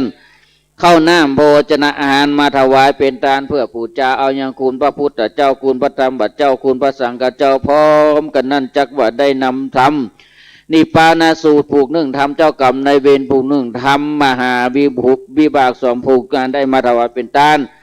เพื่อจักอุทิศบุญกุศลนาบุญกุศลอานิสงส์แห่งพระธรรมเทศนาเหล่านี้ตานประหายังสัมภเวสีพ ผีตายเก่าเน่าเมินก็ดีผู้ที่ลงลับไปสู่ปรโลกไปหน้าตั้งหลายโดยเตจะพระนาบุญกุศลก็ขอพระนาบุญกุศลทั้งหลายวันนี้จุงไปจุจอดหลอดเถิงไปเติงดวงวิญญาณเขาเจ้าเหล่านั้นให้ได้รับพระบรมบุญกินบุญตางในผลออกที่ยากให้ได้ภาคออกเสียติตุกดีสุขดีจนจุงจักมีเต่งแต่ดีๆบุญอยู่รายสีนี้มีมากประการจะได้หมาดแม้นว่าสัมภเวสีผีตายเก่าหนาเมินเจ้ากรรมนายเวรสัพพทุกสรรพสัตว์ทั้งหลายได้รับบุญกินบุญตามฝืนนี้แล้วจงเป็นผลสะท้อนย้อนมาปกปักรักษายังตนตัวของแม่อุ้ยลาธรรมใจพร้อมโดยครอบครัวญาติพี่น้องสัมบุงษาจุผู้จุคนให้ได้อยู่ดีมีสุขหลอดพ้นจากโลกาพยาธิสัพพทุกสัพพโศกสัพพโลกสัพพภัยสัพพเคราะห์เสนียดจันไรคดค้าย้ายหนีไปในทีคากาละบัดนี้ยำนี้จุงจักมีเตี่ยงแต่ได้ลีตามบทบาทคาถาบาลีขององค์สลีสัพพัญญูสัมมาสัมพุทธเจ้าเทศนาวายะถาวาลิวะหาปุราปาลิปุเรนติสากลังเอวะเมวะอิโตตินังเปตานังอุปกปติอิชิตังปะทิตังตุมมังคิปะเมวะสมินทันตุตัพเพปุเรนตุสังกปาจันโทปนะละโสยถามณิโจติละโสยถาอายัญจักโขทักขีนาทินาสังกมิสุปฏิตติกาลตังหิตายะสถานะโสโสอุปกปฏิโสยติธโมจะยังนสิโตเปตานะภูจาจักตาอุลาลาปลัญจะภิกูนมนุปตินังตุมเหหิปุญญังปัสสุตังอนาปกันติภวะสัพพีติโยวิวัจฉันตุสปะโลโกวินาสันตุมาเตภวะตนตรายโยสุขีตีคายุโขภวะอภิวาตานะสิริสนิจังพุทธาปัจจายโนจัตตาโลธรรมาวดันติอายุวันโนสุขังพลังอุติสะตานังนิปานังปะละมังสุขังอโมทนาสาธุแม่อุ้ยลาหนึ่งถามเจ้า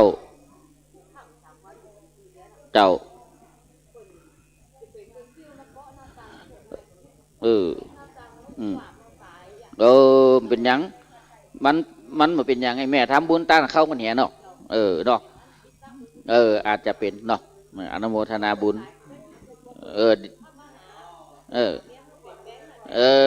ดีแล้วนับเปิดมายื้อหอแล้วอีแม่เนี่ยใส่ตู้หันเนอตู้บุจักเนาะก็เมล่าธรรมชัยเนอะเนี่ยถ้าอย่าโดมนะเอานี่ใส่ไปตัวหันใส่ตัวหันนั่นถึงทำนี่ปานาสูตรมานี่พอดีเนี่ยเนาะในธรรมในบทบอกเนี่ยนะเพราะฉะนั้นเนี่ยบุญกุศลที่เฮาตานเนาะสิของกินของตานเนี่ยนะอีแม่ปกติมีน้ำมีข้าว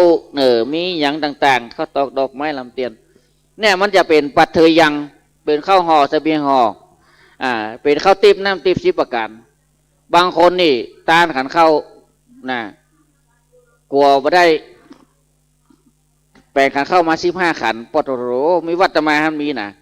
นักขนาดอีแม่อันนี้ของมีของไม่จึงเฮาปอนกำขันตายมันได้ยินเขาตอนนี่นะเขาก็บอกว่าอีแม่เอามาเตาะกันนี่แล้วเขาจะห้ำฮึเนาะแล้วเขาลืมกันแย่งขึ้นมาละพอป่นหมดแล้วใจเปิ้นในป่นกินป่นตาเนาะโอ้กราบไหว้สามาติละหลวงพ่อวัดม่อนปฤษีเนอะหลวงพ่อครูบาอาจารย์ทุกต้นทุกองค์เนอะวันนี้ได้เดินทางมาร่วมบุญตัวเนาะตาน้ำได้เป็นเศรษฐีตานแว่นตานวีไปหาปุ่นนานพุ่นดื้อโยมพันนิตาผมบินข้าวต้มอยู่หลังพุ่นโยมเนาะน้องมามาจงชาติมากะมาอันนี้ไปพุ่นกะไม่เฮกนะกล้องคนไม่เฮกเขาแค่หันออกกล้องได้ใช่ไหม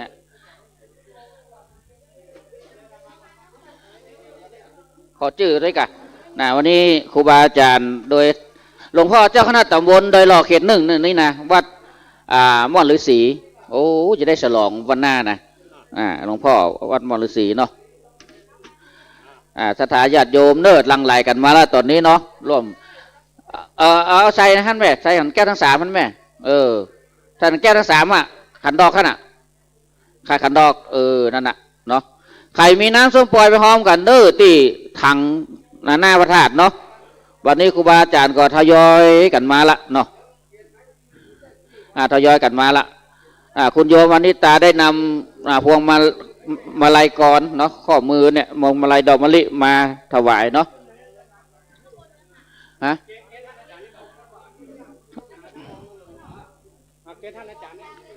อ่ะอนุโมทนาโมทนาบุญเนอะมาเอาสาธุนะบุญรักษาบุญรักษาเอาสาธุปอนเนอ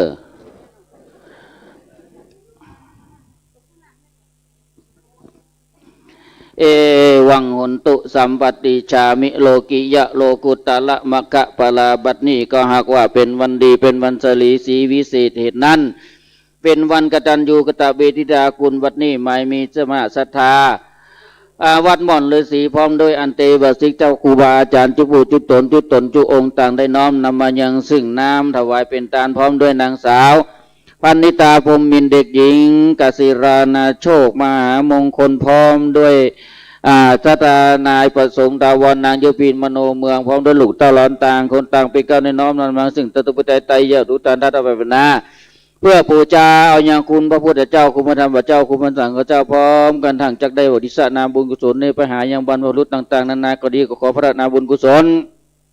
ทั้งหลายมูลนี้จงเข้ากายมาเป็นดาบาเดชะเป็นวรปัจจัยป้องรักษาอย่างสำนักสถานและมูลสถานตันอะไรได้อยู่ดีมีสุขหลอดพ้นจากโลกาวิยาที่สัพพทุกสัพพโศกสัพพโลกสัพพภัย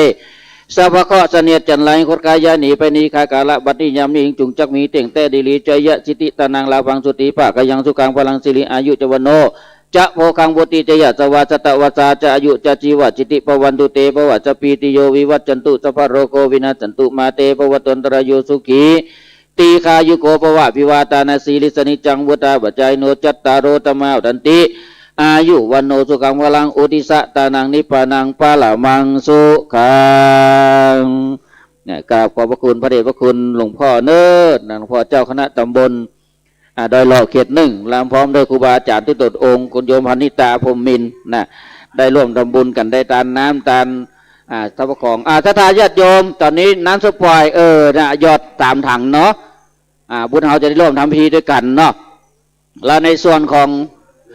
ญาติโยมที่เดินทางมาแล้วนะก็ใส่ขันแก้วทั้ง3ขันดอกเนื้อนะขันดอกขันแก้วใครที่เอาอาหารใครที่เอาอาหารมาก็เอามาตานก่อนได้เนอะตานก่อนใครเอาน้ำมานี่นะมาตานก่อนเตียตมานี่ก็ได้อาตมาจะ5 ปอนนี่ก็ได้5 ปอนเตียตมานี่ก็ได้เนาะตอนนี้ก็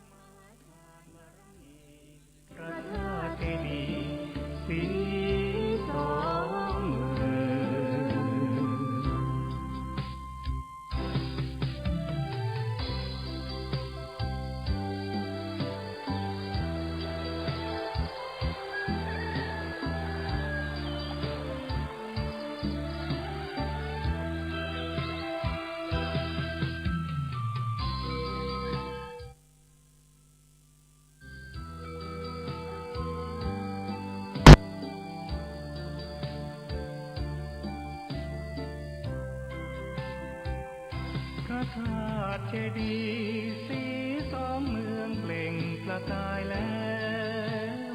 บนยอดดอยนางแก้วมีโอกาสแวะเวียนไหว้ชม จันตุสพเพปุเรนตุสังกปาจันโทปนาลโสยถามณีโจติลโสยถาภวะสพีติโยวิวัจจันตุสปะโลโกวินาศตุมาเตภวตนตรายโยสุขีติกายุโกภวะอาภิวาตานาสีลิสนิจังวุตาวัจจัยโนจัตตาโลธรรมะทันติอายุวโนสุขังพลังอุริสะตานังนิพพานังปะหลามังสุขังอนุโมทนาเนิบอ้าวอีปี้เอาอาหารไปไว้ตั้งหลังได้เลยสมโมนาสาธุเนอะนะบุญต่ออันที่จะส่งยุเราไปสู่ภพภูมิที่ดีนะการกุศลคือการร่วมกันทำสิ่งที่อันดีอันงามตาญาติโยมปัทยังก็คือเข้าห่อที่เราจะได้ไปเสวยในภายภาคหน้าบุญตานการกุศลเนี่ยทำไปเถอะเปิ่นทำบุญนั่นนี่ดอกแปลงศาลาแปลงขัวแปลงโรงเรียนแปลงอนามัยก็ช่วยกันถ้าเขามีแล้วให้เลยแกก็เอากำลังกายไปร่วมเนาะพี่น้องศรัทธาญาติโยมที่มาแล้วก็มาส่งใจกันแก้วทั้งสามขอครูบาอาจารย์ช่วยดูกำเนิดพระสงฆ์เฮาขอถุงมาด้วยถ้าขันแก้วทั้งสามมันล้นมันเต็มคอเขาธาตุเนี่ยมาเกยตัวเนาะเนี่ยใครต้องการบุญก็สร้างสงฆ์เอาคนเดียวเนาะเป็นสิ่งที่เฮาทำเองได้เองนะตอนนี้มาเข้ามาใกล้ๆเนาะเขาขยับออกให้หน่อยก็ได้เนาะ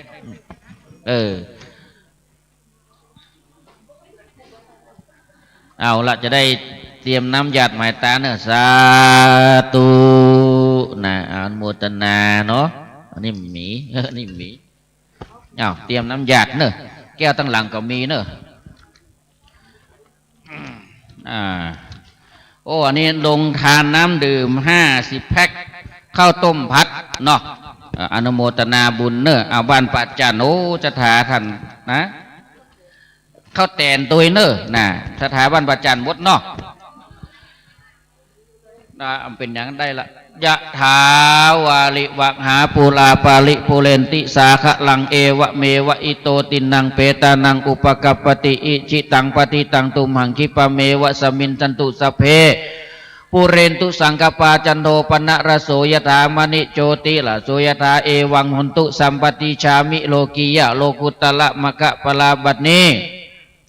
ก็หากว่าเป็นวันดีเป็นวันสลีสีวิเศษเหตุนั้นเป็นวันกัญญายุกตะเวทิตาคุณบัดนี้ไม่มีศรัทธาแม่นางขันสีดาพร้อมด้วยนายอานิศักนางกระจรเกียรติจักแก้วพร้อมด้วยแม่น้อยจักแก้วแม่อุ้ยจันจักแก้วแม่ปวนอภิรมนะแม่อัมพรจักแก้วแม่บัวเรียวมูลสิริแม่น้อยต่วนมีทาแม่จันดาสุกันธาแม่บัวชนจักแก้วแม่แต้มจิโนแม่อัมไบสุกันธาสุธีการตุ้ยยวงพร้อมทงแม่นางนาขันตีดาพร้อมด้วยครอบครัวลูกเต้าเราล้านบ้านปัจจันจุพูจุคนต่างก็ได้ตะลงคงควายตกแต่งเพ่งพร้อมน้อมมายังมัทุปุภาราจะดวงดอกข้าวตอกดอกไม้ลำเตียนข้าวหน้าโภชนะอาหารมาถวายเป็นทานเพื่อจักอดิสะนาบุญกุศลโมนี่เสวยภายภาคหน้าโดยเตจะพลนาบุญกุศลก็ขอพระนาบุญกุศลทั้งหลายนี้กับกายเป็นตบะเดชะเป็นพระวะปัจจัยประป้องทางสายยังตนเจ้ามุลชะตาจุผู้จุคนได้อยู่ดีมีสุขรอดพ้นจากโลกาพยาธิสัพพทุกข์สัพพโศกสัพพโรคสัพพภัยสัพพข้อสนิทจันไรโคตรกายย้ายหนีไปนิคากาละบัดนี้ยันนิงจุงจักมีแต่งแต่ดีลีใจยะจิติตานังลาพังสติภาคยังสุขังพลังสิริอายุจะวันโนจะโภคังวุติจะยะสวาสตะวสาจะอายุจะชีวสิทธิพระวันตุเตภวะสพีติโยวิวัจจันตุสภะโลโควินาสันตุมาเตภตนตรายุสุขีติกายุโกภวะอภิวาตานาสีลิสนิจังวุตาวัจจายโนจัตตาโลตมาวดันติอายุวันโนสุขังพลังอุติสะตานังนิพพานังปะละมังสุขังสาธุบุญเนอะโยมไอเอาไปไว้ตั้งหลังพุทธกรรมเนาะอันนี้ก็เป็นการโต้ด้วยกันเนอะเอาหัวซุกมา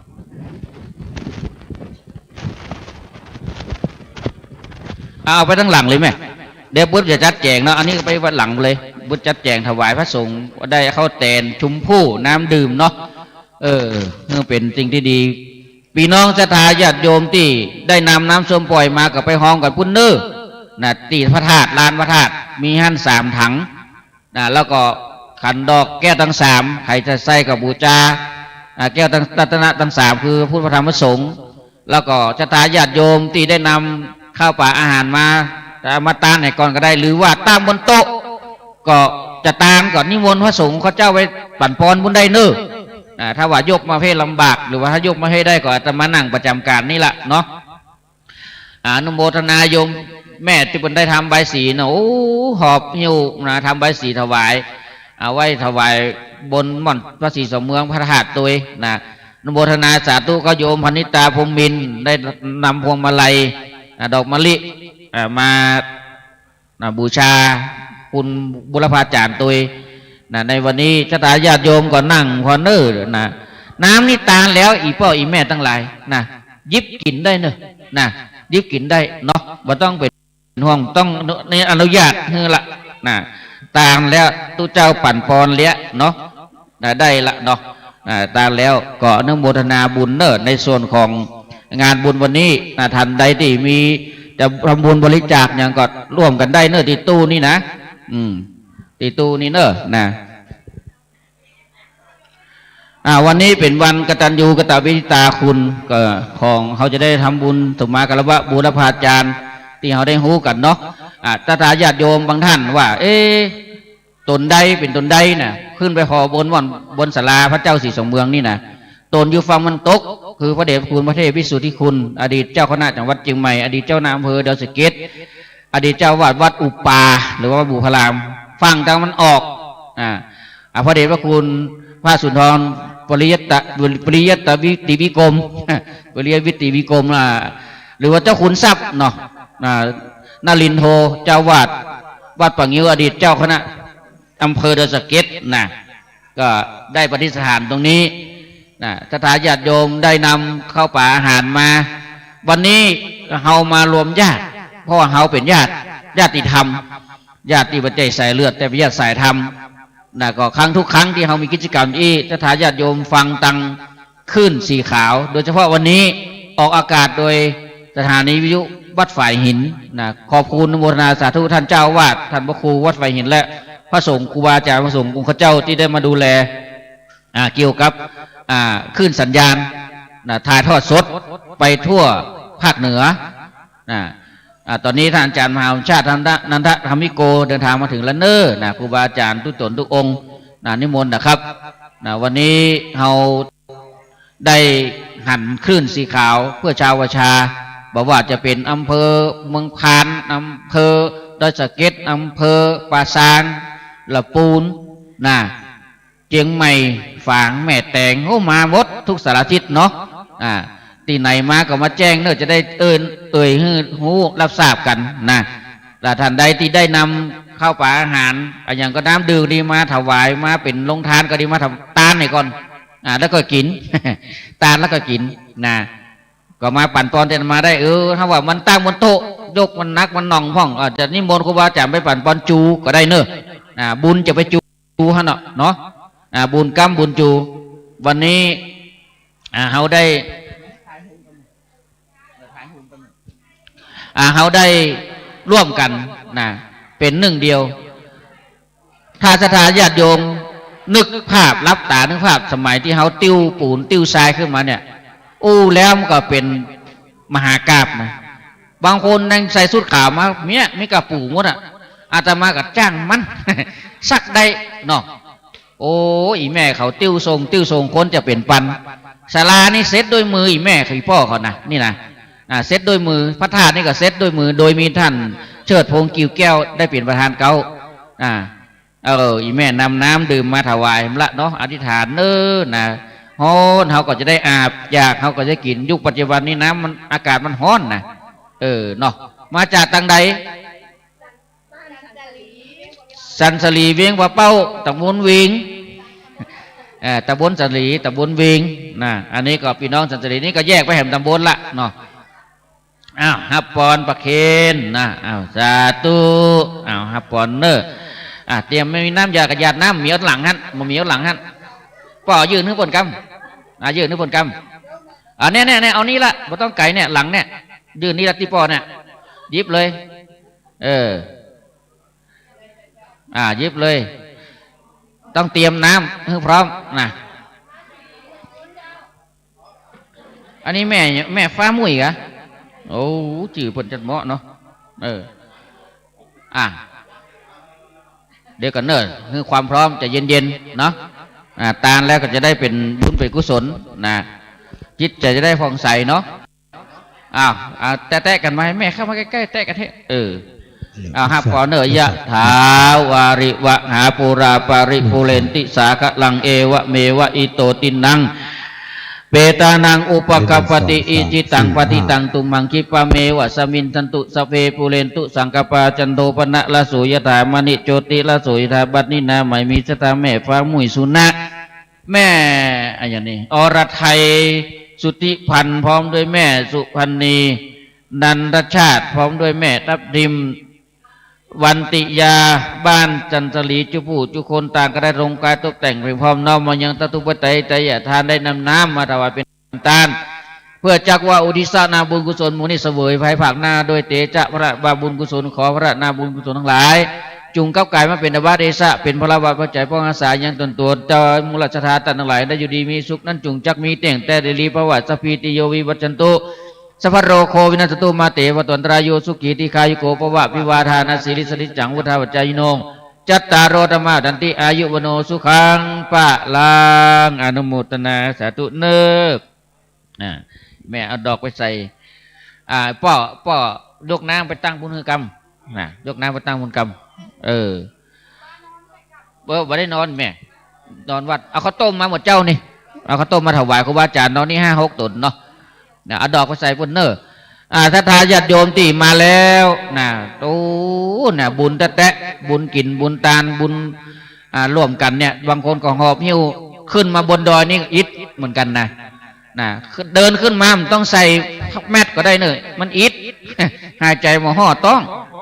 บางคนก็หอบหิ้วเข้าป่าอาหารน้ำดื่มมาเป็นแพ็คมาตานสถาบันห้วยจุมปูเนื้อได้น้อมนำตตุปไตยไต่ตานมาถวายเป็นตานพระกาไพศาลพระเดชพระคุณหลวงพ่อท่านครูวิสุทธธรรมรองเจ้าคณะอำเภอเวียงเป้าวัดเจดีย์ศรีมงคลนะครับแล้วก็ท่านอาจารย์มาถึงจำปีจุติปัญโยเจ้าคณะตำบลแม่เจดีย์ใหม่เขต1เจ้าวาดวัดถนนเปาเดินทางมาถึงแล้วกราบนิมนต์ด้วยความเคารพนะครับพี่น้องศรัทธาเฮาเด้อวันนี้เฮามารวมกันณม่อนวัด4 เมืองเขาจะหันได้ว่า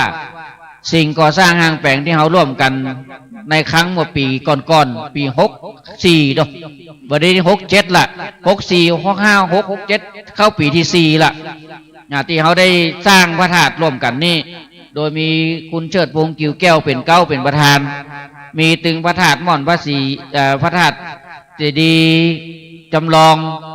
พระธาตุดอยตุงจำลองพระธาตุดอยสุเทพจำลอง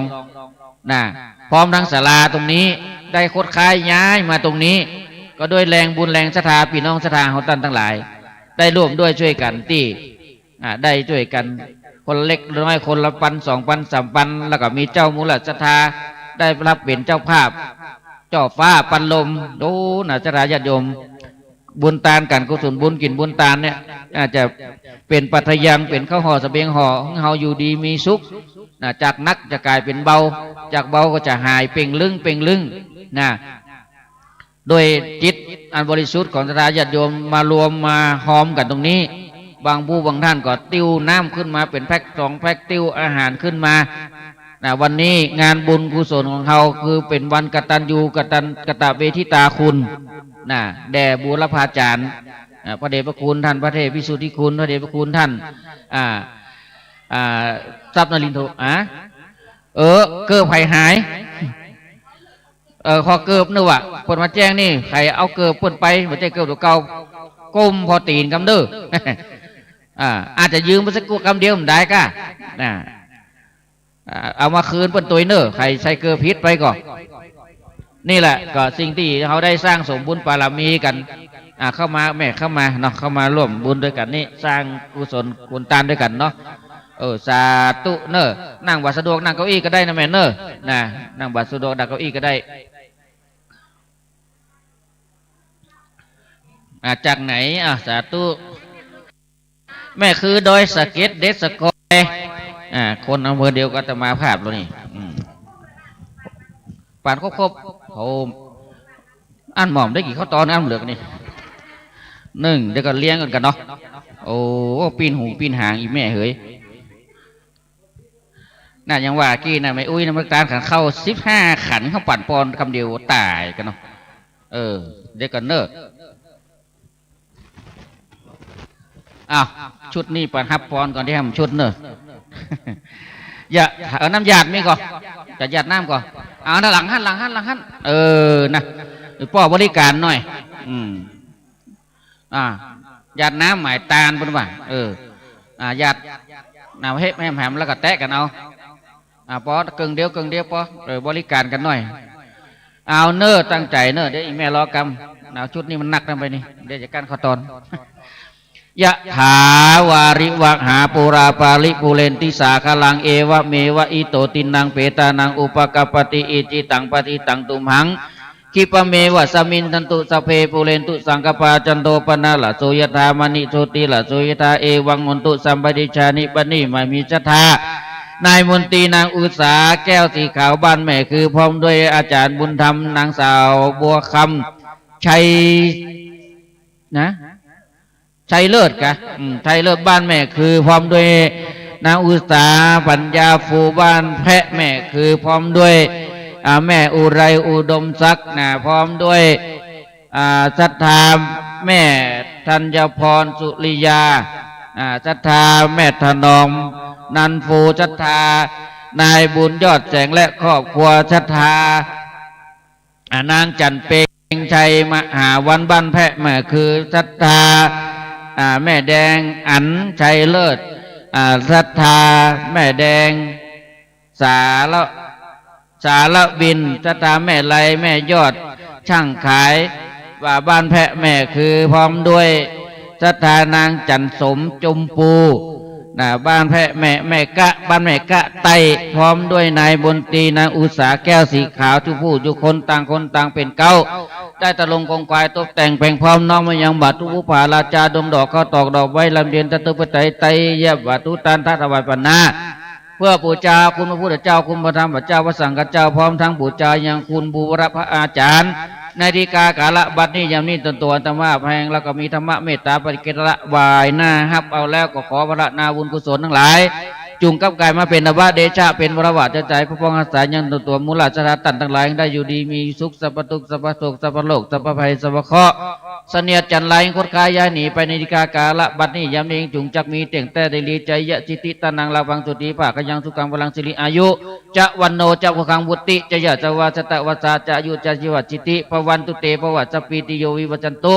สภาโรโควินาศตุมาเตวะตนตรายุสุกิติกายโกภวะอภิวาตานะสีริสริจังวุฒาวัจายโน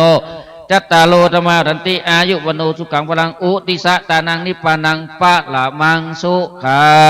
งอนุโมทนาสาธุเนอโยมแม่อาหารกับไปทั้งหลังคุณเนออันนี้เห็นยกหนึ่งมาประเคนเนาะเอาละสาธุอย่ามี2 ชุดแม่มีน้ำหยาดเตียนหยาดเนอสวยดอกใส่พุ่นเลยครูบาอาจารย์หัวขอพานสักถาดสักหน่อยเนี่ยใส่คนสวยดอกเนอยะถาวาริวหาปุราปาริปุเรนติสาคลังเอวะเมวะอิโตตินังเปตานังอุปกปติอิจิตังปฏิตังตุมังคิปะเมวะสมินตันตุสเพปุเรนตุสังกปาจันโทปนรโสยธามณิโจติละโสยตาเอวังหนตุสัมปติชานิบัดนี้ไม่มีสถานายสำรานนางวัฒนาเกียงวนาบ้านนาหนองยาวที่นั้นเป็นเก้าพร้อมด้วยนายไปบุญนางสาคองกองแสนแม่บุญยวงสิงแก้วพ่อสว่างแม่วันนาคำน้อยพร้อมด้วยพ่อสมบูรณ์แม่บัวคำบุงษาต่างคนต่างเป็นเก้าพร้อมด้วยเจ้าสมณสัทธาเจ้าวัดหนองยาวท่านพระมหาสมจันทร์นันทามีโคต่างคนต่างมีเก้าได้นงกายตกแต่งเป็นพร้อมน้อมมายังหมาทุบุพาราจะดงดอกเขาตอกดอกไม้ลำเตียนเข้าน้ำโภชนะอาหารมาถวายเป็นทานเพื่อบูชาคุณพระพุทธเจ้าคุณพระธรรมพระเจ้าคุณพระสังฆเจ้าพร้อมกันนั้นจักว่าดิสนาบุญกุศลมูนี้ไว้เสวยพระภาคหน้าโดยเตจะพัฒนาบุญกุศลขอพัฒนาบุญกุศลทั้งหลาย จุงกับกายมาเป็นบะเดชะเป็นเพราะว่าปัจจัยปกป้องรักษายังตนตัวสมณะศรัทธาและมุลศรัทธาทั้งหลายเมื่อได้อยู่ดีมีสุขหลอดพ้นจากโลกาพยาธิสัพพทุกข์สัพพโศกสัพพโรคสัพพภัยสัพพเคราะห์เสนียดจันไรคดคายย้ายหนีไปในดิคากาละบัดนี้ยังนี้ตุยักมีเตี้ยงแต่ดิลีประวัติสปีติโยวิวัจันตุสัพพโรโควินาจันตุมาเตภวตนตรายโยสุขีติคายุโกปวะพิวาตานะสีลิสนิจังวุตาวัจจาจิโนจตตาโลธรรมาวัฏติอายุวันโนสุขังวลังอุติสะตานังนิปานังปะละมังสุขังอนุโมทนาเนอท่านเจ้าวาดพร้อมด้วยศรัทธาวัดหนองยาวนำลงทานอาหารมาเนอแล้วก็บุญกุศลก็จะได้ผ่ายแผ่ไปหาบรรพบุรุษตัวเนอมุนาสาตุเนอบุญวันนี้เป็นวันบุญเนอจะทาวันของวันกตัญญูกตเวทิตาคุณโอ้ท่านพระมหาปุณมาแจ้งนี่แบบแกงบอนหวานอีวะนะโอ้เด็กกี้ก็กระซิบละกันนะเข้าครับครับผมตอนนี้นะถ้าทายาทโยมได้ลังไหลกันมาโอ้อีป้ออันไข่ก็ได้ขอเอาผ้ามาเจ็ดน้ำนี่กันหรอโอ้โหผ้ามาเจ็ดน้ำนี่กำน้ำหกดีนะเนาะผ้าตั้งหลังมีก่อนเนาะขายเอาผ้ามาเจ็ดน้ำจะได้ถูกวันที่หนึ่งเนอะกูภาษีว่าปืนบอกกับนี้นะเอาสำหรับต้นดังหน้าเนอะจะเป็นสองต้นตีท่านพระครูปริยัตนาโชตินะเอามาอย่างนี้พูดมาซะนี่มันมีท่านพระครูรัตนาโชติกำลังตั้งท่านเป็นต้นนั้นบูชาคุณบูรพาจารย์เนอะอันหมายมีพระเดชพระคุณหลวงพ่อพระเทพิสุทธิคุณเนาะเจ้าวาดวัดอุปาหรือวัดบุพารามแล้วก็ท่านหลวงพ่ออดีตเจ้าคณะอำเภอเมียงหัวเป้าที่ได้ประดิษฐานรูปเหมือนไว้ตรงบนศาลานะมาลงปักยอดได้เนอะนะเมื่อเขาจะอธิษฐานเกณฑ์พร้อมกันเนาะนะโอ้ตอนนี้กำลังจัดแจงเนอะโมทนาอีแม่เนอะโอ้แม่รางวัลที่หนึ่งนะแม่เนอะตอนนี้ถาดที่เอามาขอเกยดอกออกกำเนอะเกยดอกออกกำเนาะเกยดอกออกกำเพราะว่าตอนนี้ดอกขันแก้วทั้ง3ล้นพี่น้องศรัทธาญาติโยมที่นำลงทานมาเนอะนะก็อยู่ตามเต็นท์เนอะตามวันออกตามวันตกนะถ้าว่ายกมาบ่ได้จะให้พระสงฆ์องค์เจ้าครูบาอาจารย์ไปปั่นปอนก็ได้นะประจูหันเลยแต่ท่านใดสะดวกเอามาติดมาก็ได้เนอะจะมานั่งประจำการปั่นปอนตรงหน้านี้เนาะแล้วก็น้ำส้มปล่อยศรัทธาญาติโยมก็มาให้มาพร้อมกันบนถังเนอะถังอยู่3 ถังนะอยู่ติดลานพระธาตุแล้วก็ประกาศประชาสัมพันธ์อันนี้ก็ต้องย้ำกันใครจะไปล่อมแหลมกูจะคำว่าล่อมแหลมก่อนล่อมแหลมขึ้นไปเอาน้ำส้มปล่อยไปพรมพระศรีสมเมืองได้นะหันไผ่เป็นคนพรมพระศรีสมเมืองแล้วก็4 เปิ้นจะเสียจะปรับ100,000เพราะว่าเปิ้นแปลงเปิ้นเจ้าภาพเปิ้นทำวิทองคำแท้เนี่ย60,000 กว่าบาทก่อนนะบ่ต้องไปละแบบบุญปัจจัยประเคนในสลุงละมันมีสลุงนั้น2 สลุงเนาะส่วนพระธาตุนี่ก็เต็มที่นะเราอาจจะมีเดี๋ยวจะดูและเพราะว่ากำหนดการต่างๆที่ครูบาอาจารย์เพื่อจะได้เรียบเรียงว่าจะมีอย่างพ่องโมทนาโยมป้อเนอะนำยอดไปละใบสีน้ำเงินสีฟ้า2 ใบโยมอ้ายใบแดงเนอะอันนี้เขาจะบูชาถวายแด่บูรพาจารย์นะที่เป็นรูปเหมือนเปิ้นประดิษฐานตรงนั้นนะจะทายาติโยมเนอะมาร่วมปักกันได้เนอะนะบุญเขาจะประเคนพร้อมกันหมดมหาเทเลปมาเทนะว่าดังๆถ้าเปิ้นว่านี่ก็ว่าดังๆเนอะเป็นการสุมาการละวะ2 ต้นเนอะโยมพ่อโยมแม่โยมพี่โยมน้องเนาะ2 ต้นที่เขาจะได้ทำบุญแล้วก็สลุงเปิ้นก็เตรียมหัน2 สลุงละเนาะฝ่ายตั้งบนก็จัดบนทำพิธีเรียบร้อยจะทายาติโยมตีมาภาษาครูตีมาเข้าน้ำตำปูนมีเนอะห้องแถวตำปูนเลยหำ2ฝั่งตะวันตกก็ของเจ้าบ้านฝั่งตะวันออกของทุกเจ้าเนอะปีท่านปีตะมาจนสยมมันตุ่มหมอพดจดออกห้องน้ำมาโว้เป็นไม่ยิงมันเข้าอย่างนี้เนาะเขาแยกส่วนนะจะทายาติโยมมาได้เนอะแต่ด้วยความบาดเจตนาก็เป็นอาบัติอย่างนั้นนะแล้วก็ต้องแยกส่วนเนาะเพราะมีป้าเนี่ยห้องน้ำพระสงฆ์นี่ห้องน้ำญาติโยมบางเพเนาะและส่วนเข้าป่าอาหารก็อนุโมทนาบุญเนอะตีตันทั้งหลายได้นำมาเป็นลงทานวันนี้บุญก็ได้ไส้ก็เต็มถวายพระสงฆ์เมื่อเจ้านี่ตมาภาพรวมกับญาติพี่น้องและทายาติโยม อันใหม่มีพ่อบุญตาลแม่มาลีนะปีทองศรีคำปิงยอดเนาะแล้วก็นางสาวพิรยานายชันกิจแล้วก็พ่อบุญธรรมแม่ละนาสังคำฟันนะรวมตมาภาพเนี่ยได้ร่วมกันทำข้าวต้มมาถวายละครับอุบาจารย์เปิ้นพักกันนี่นะ5-6 ตน5-6 ลูกเนาะก็ถวายเจ้าไปละนะก็บุตรก็จะได้ร่วมกันจัดแจงถวายตั้งหลังให้เนอะพี่น้องศรัทธาเขานะโลกกระจายสารบางช่วงนี้ใครที่อยู่เวียงเอาเป้าว่าได้ยินเสียงตมาภาคก็ส่งมาเนอะวันอังคารเพราะว่าตมาไปภารกิจภาคใต้กำลังฟิกมาบักตะวามซืนเนี่ยมาถึงวัดเตี้ยงคืนนะหลังจากนี้ก็จะออกรายการไปเรื่อยแล้วก็ขอแจ้งในส่วนของที่ท่านรับสถาคือสถานี94.0แม่กระจานโมเดิร์นเรโอของเวียงกระเป้านี่ได้นะถ้าวันอังคารเดือนหน้าอาตมาได้ออกรายการนี่ก็อาตมาอยู่อินเดียพุ่นเนอะนะจะไปประเทศอินเดียนะเดือนหน้านี่ไปไม่ที่ตั้งแต่วันที่21ไปเนาะก็แจ้งตัวบางคนมาโทรมาถามแย่งว่าอาตมาได้ออกนะไปไหนเฮียบัดสบายกันอีนะพ่อผมได้แจ้งออกรายการเนาะอันนี้ก็แจ้งคณะสัตยาญาติโยมทั้งหลายเนอะส่วนวันนี้เป็นกิจกรรมบนห้องวันกตัญญูกตเวทิตาคุณส่งน้ำสุ่มมากละวะบูรพาจารย์ครูบาอาจารย์ที่ได้ชื่อเลยนามไปสัตยาญาติโยมจะมาร่วมปักต้นมี2 ต้นเนอะตอนนี้2 ต้นต้นที่เขาจะได้ประเคนถวายแด่บูรพาจารย์สัตยาญาติโยมที่จะให้จะหอมในส่วนต่างๆก็เจริญพรได้ตอนนี้ท่านพระมหาสมชาตินั้นท่านธรรมิโก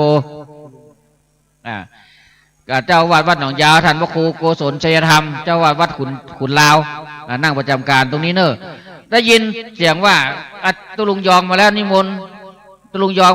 มาตะเพเนอะนิมนต์ตุลุงยอง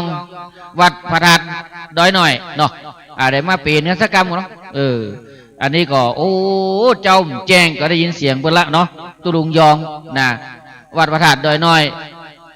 อีแม่จะตานกันมาตานก่อนก็ได้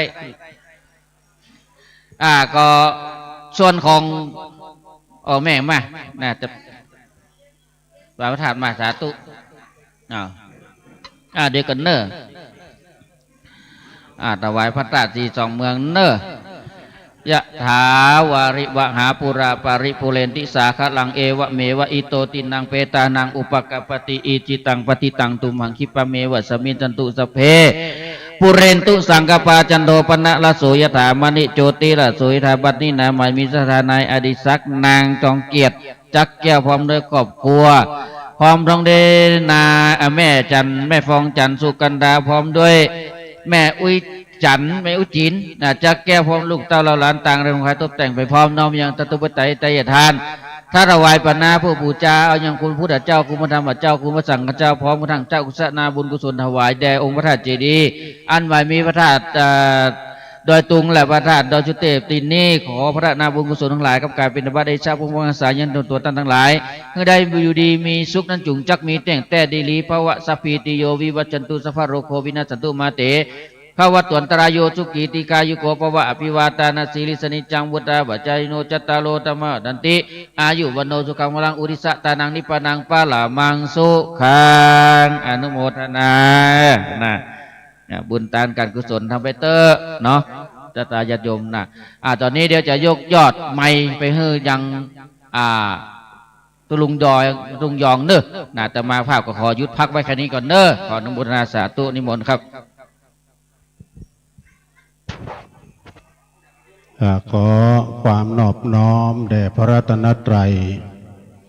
อันมีพระพุทธพระธรรมพระสงฆ์เป็นสรณะที่พึ่งขอถวายความเคารพครูบาอาจารย์พระมหาเถรานุเถระผู้ตนผู้องค์ด้วยความเคารพนะครับเนอะเจริญพรกับศรัทธาสาธุชนญาติโยมทั้งหลายพี่น้อง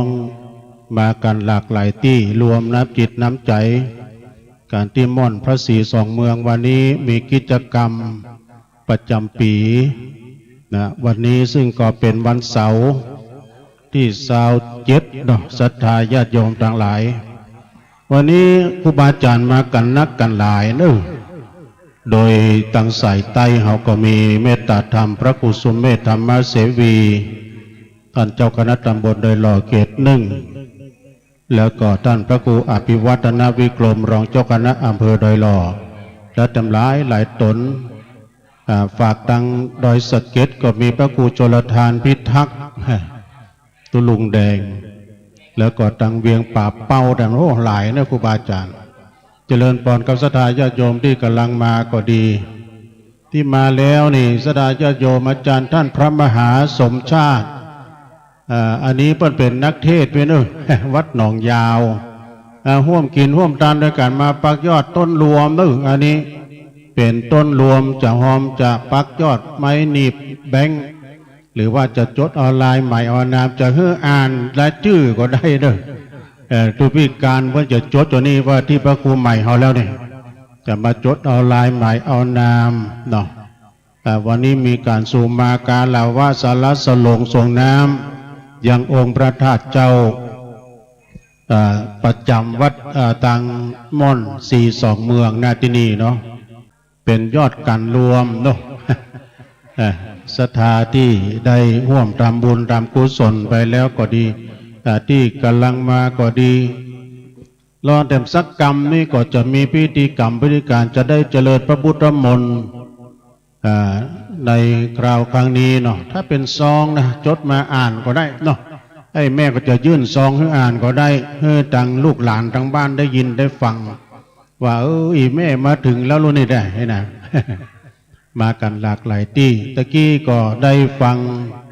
อาจารย์ท่านพระมหาสมชาติแล้วก็ท่านครูบาเจ้า40,000เปิ้นก็อู้กันฟังมาสุดต่างมาพร้อมกับพระครูอภิวัฒนวิกรมนะก็มาถึงที่นี่ก็โต้รถปอมมีที่จอดมากันเนอะเพราะแรงศรัทธากับพี่น้องศรัทธาญาติโยมการงานก็มีนักมีหลาย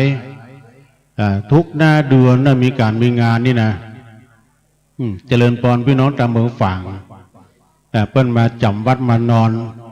ได้มาร่วมทำบุญกุศลด้วยกันได้มันปะมันพบกันในพี่น้องศรัทธาเนาะต่างหน้าต่างในต่างซ้ายต่างขวาที่กำลังทยอยกันมาเอาให้หอมกันได้เนอะอาจารย์ท่านพระมหาสมชาตินันทธรรมิโกนะเปิ้นเทศออกสถานีวิทยุนั้นก็เป็นตันน้ำเนาะหลั่งไหลกันเข้ามาจะจดชื่อก็ได้นะแม่เด้อจดเอาลายหมายเอานาม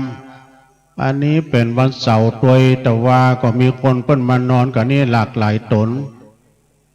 ว่าที่เปิ้นมานอนที่นี่ก็เย็นตุพี่เลินเปิ้นเอา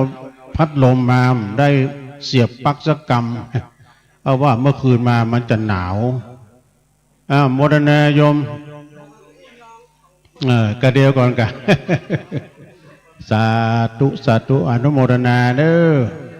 ใส่ทานแห่งน้ำจิตน้ำใจญาติโยมที่ได้ร่วมทำบุญไปแล้วก็ดีขออนุโมทนาเด้ออัญเชิญยังเทพไทยตังมเหสขาเทวบุตรเทวดาตังพญาอินตังพญาพรหมพญาโยมมาลาตังเวสสุวรรณครุฑนักน้ำปรมัยไอสวนตลอดถึง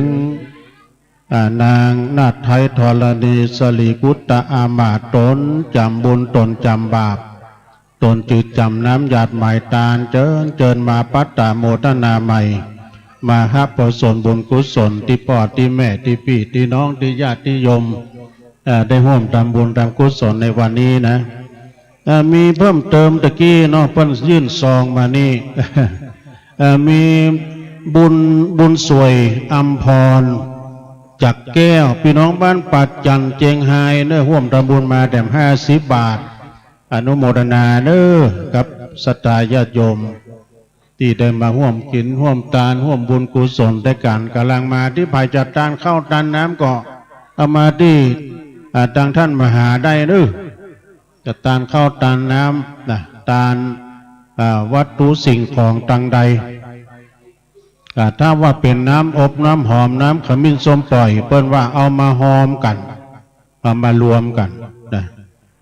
ซึ่งหลังจากที่กินทานปีใหม่แล้วก็มาพบมาปะกันปลายเดือนแล้วปลายเดือนเมษาวันนี้แถมบักกี้วันก็จะเสี่ยงเดือนเมษาไปอดใจเอานะโยมเด้อช่วงนี้ระยะนี้อากาศมันจะร้อนหน่อย ซองเป่าไม่นี่เด้อไปจะห้ามเอาซองเป่าไปเขียนชื่อเขียนเสียงเอาปากกาก็มีนะไอ้เด้อปากกาก็มีจดเลยจะร่วมทำบุญสันลัดสลงส่งน้ำพระธาตุหรือว่าสักเก้าดำหัวครูบาอาจารย์ในวันนี้เป็นวันดีวันเมงก็สดใสวันไตก็โมดปอดแม่ก็เตียวขึ้นลอยมาอีกนะแม่น้อง ได้เตียวกันขึ้นมาก็ตั้งบนลานบนดอยม่อนนี่ก็เปิ้นจะแปลงธาตุไว้นะโยมนะเป็นสัญลักษณ์ทางจังหวัดเจียงไฮ้ก็องค์พระธาตุเจ้าดอยตุงสองดวงด้วยกันแต่ถ้าทางเชียงใหม่นั้นก็จะเป็นพระธาตุดอยสุเทพที่เปิ้นได้จำลองไว้เนาะอาจจะได้สันลัดสลงส่งน้ำกันอันนั้นก็แบกกันมาดิอันนั้นเป็นนั้นองค์ตาลเนาะโอ้ขอบคุณพี่ไอ้เนาะอันนี้เปิ้นเป็นปอกกาไข่หวยกาแม่นไข่มาเนื้อทำบุญถวายทานไว้ภายภาคหน้าก็ดีทานไปหาตังญาติกาวงศาเป็นพวกเกิดไม่เกิดเจ้ากรรมในเวรมาสักเก้าดำหัวพี่น้องศรัทธาหลากหลายที่ตะกี้ได้ยินอาจารย์ท่านพระมหาท่านครูบา40,000ว่าพุทธมาจากอำเภอพานเมื่อก็มีนะดกมาไก่มาจากอำเภอพานแล้วก็อำเภอพานนี้ก็อยู่ในจังหวัดเชียงไฮ้นะครับเนาะโมรณะนี่แม่เขาได้ร่วมทำบุญโอ้ตุลุงทอนเขาก็มาแล้วพี่น้องวัดดอนจันทร์ตุลุงทอนครูบาเดชเขานะแล้วก็กระเดียวครูบาดอยท่านพระครูปฏิภาณธรรมทินแต่ว่านี้เปิ้นอู้ว่าเปิ้นจะไปจี่เข้าเปิ้นมีโอท็อปของเปิ้นน่ะมีไอติมจะไปแป่งไอติมอยู่สดาญาติโยมเดินทางมาแล้วก็เจอเนี่ยปักต้นรวมกันที่นี่เนาะต้นรวมมีนี่2 ต้นแล้วเราสักกรรมถ้าได้เวลาจะเริ่มประกอบพิธีแล้วรอครูบาอาจารย์สาธุเนอบุญรักษากรรมจูอายุมันขวัญยืนมีโชคมีใจอันขึ้นนี้ก็สำคัญนะโยมเนาะถ้ามาก็ไม่ได้ปะไม่ได้หันกันด้วยกำลังเตียวขึ้นดอยกันมาเรื่องมาแล้วก็ได้หาที่นั่งตำบลนี้มันลมดีโอ้ป้าสีปาน้อยป้าสีปาน้อยอันนี้ก็มาพร้อมกับท่านคณะศรัทธาวัดม่อนห้วยแก้วท่านพระครูกัลยาณปราโมทย์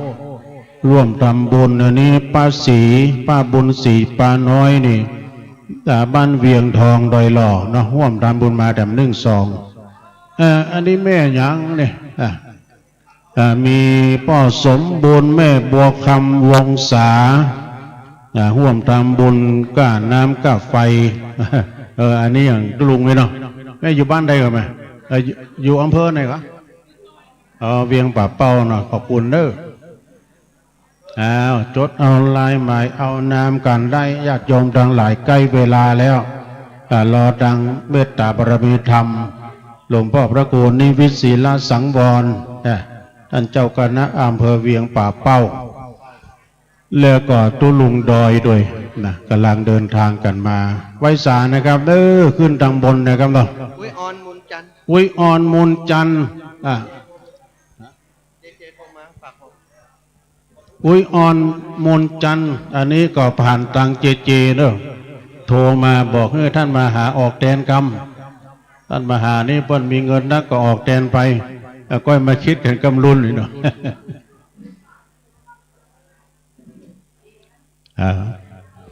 ใจปกป้องคุ้มของป้องกันแคล้วคลาดปลอดภัยอยู่ดีมีสุขตอนนี้นะมุมตอนนี้นะโยมเนอะถ้าใครจะทำบุญนะจะได้ทำบุญร่วมกินร่วมทานครูบาเดชนิมนต์นั่งด้วยกันไหมนะได้มานั่งด้วยกันนี่ได้ปะกันจัดเมินนะตุลุงทอนเขาตังบนนั้นก็มีครูบาอาจารย์เอาไว้สานะครับเด้อครูบาอาจารย์เขาตุลุงทอนเขาวัด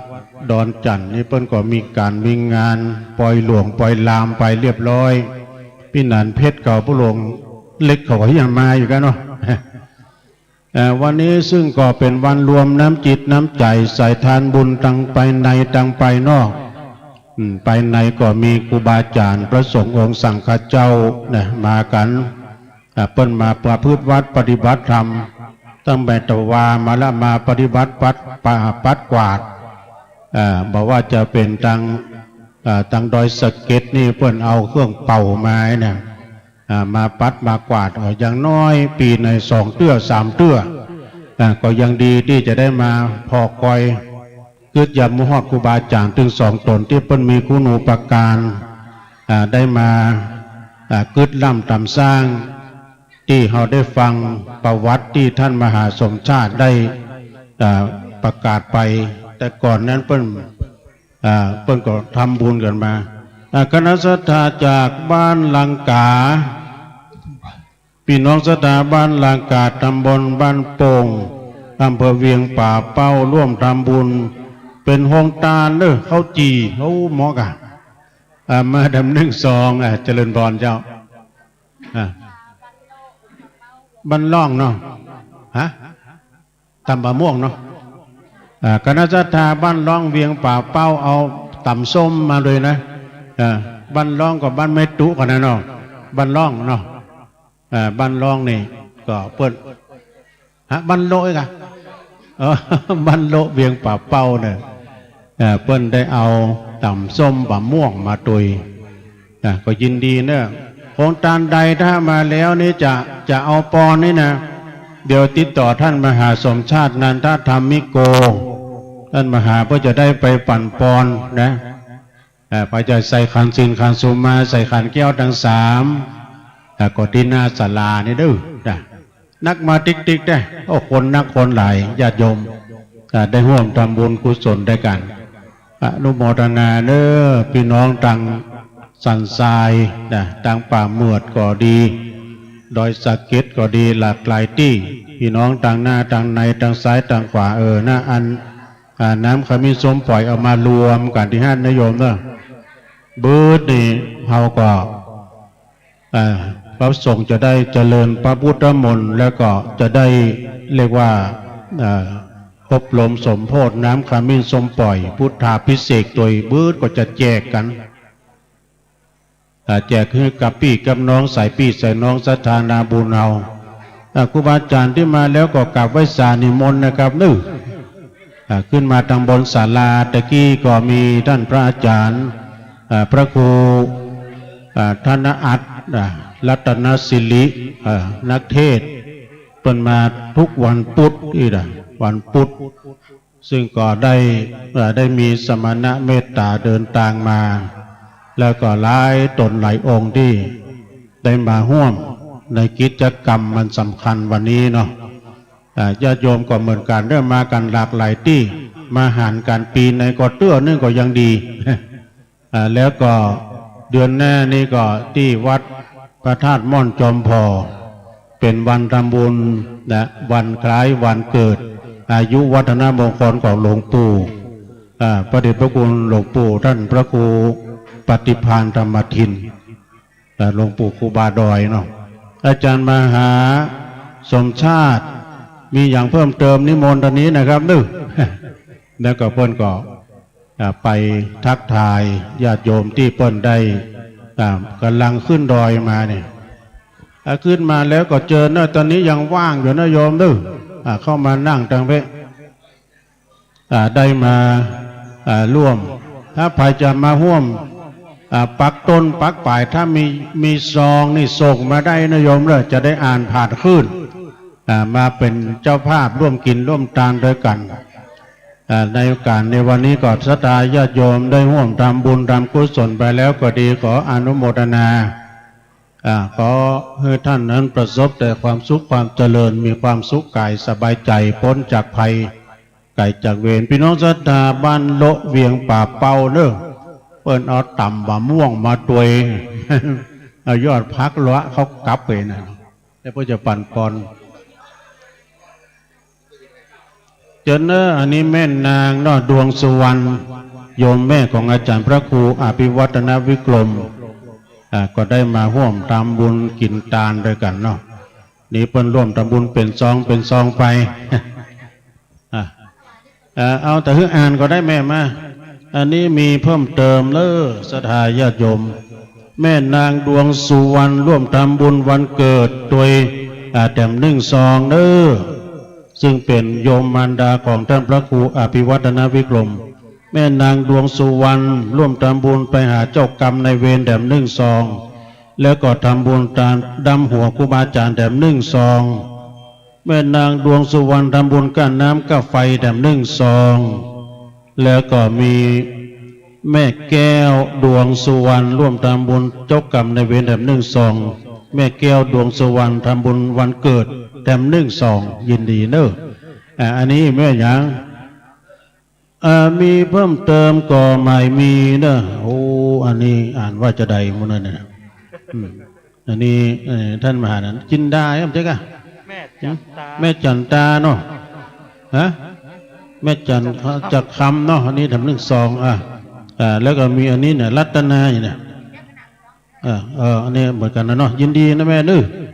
แม่จันคำโดยแล้วก็อันนี้ก็แม่จันคำเนาะแต่1 ซองที่เดียวกันเนี่ยครับแม่จันคำ1 ซองอนุโมทนาเด้อเอาญาติโยมทั้งหลายใกล้เวลาเนอะปักต้นรวมยอดรวมกันมาตั้งแวะมาจะทำบุญถวายทานสักเก้าดำหัวครูบาอาจารย์ร่วมกินร่วมทานก็เจิญก็ได้ซองเป่ามีฮื้อดื้อมีประกาศโดยจดเอาลายไหมเอานามซองมีบนนะพี่แล้วก็จะเอาน้ำขมิ้นส้มปล่อยมารวมกันเด้อรวมกันที่ถังนอกจากนั้นก็ยังมีเพิ่มเติมอันนี้ในพ่อสมศักดิ์แม่บุญยังกุลทวรรณาก็ร่วมทำบุญนะบ้านใหม่เจริญเด้อร่วมทำบุญมาแต้ม1 ซองอนุโมทนาเนาะได้สารได้บุญกุศลอันนี้เป็นอย่างแล้วชื่ออย่างก็แม่สมศรี